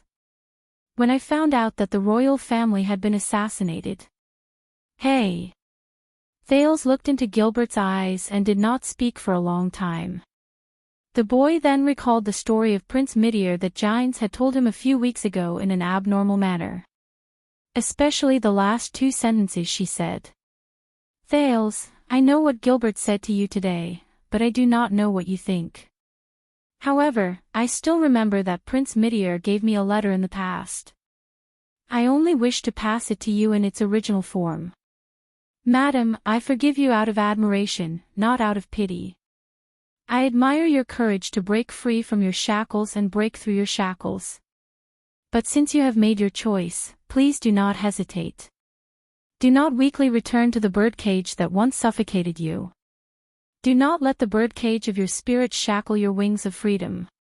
Do not sacrifice your true self for an illusory rule. I sincerely hope and bless you. I hope that your life will only belong to you from now on.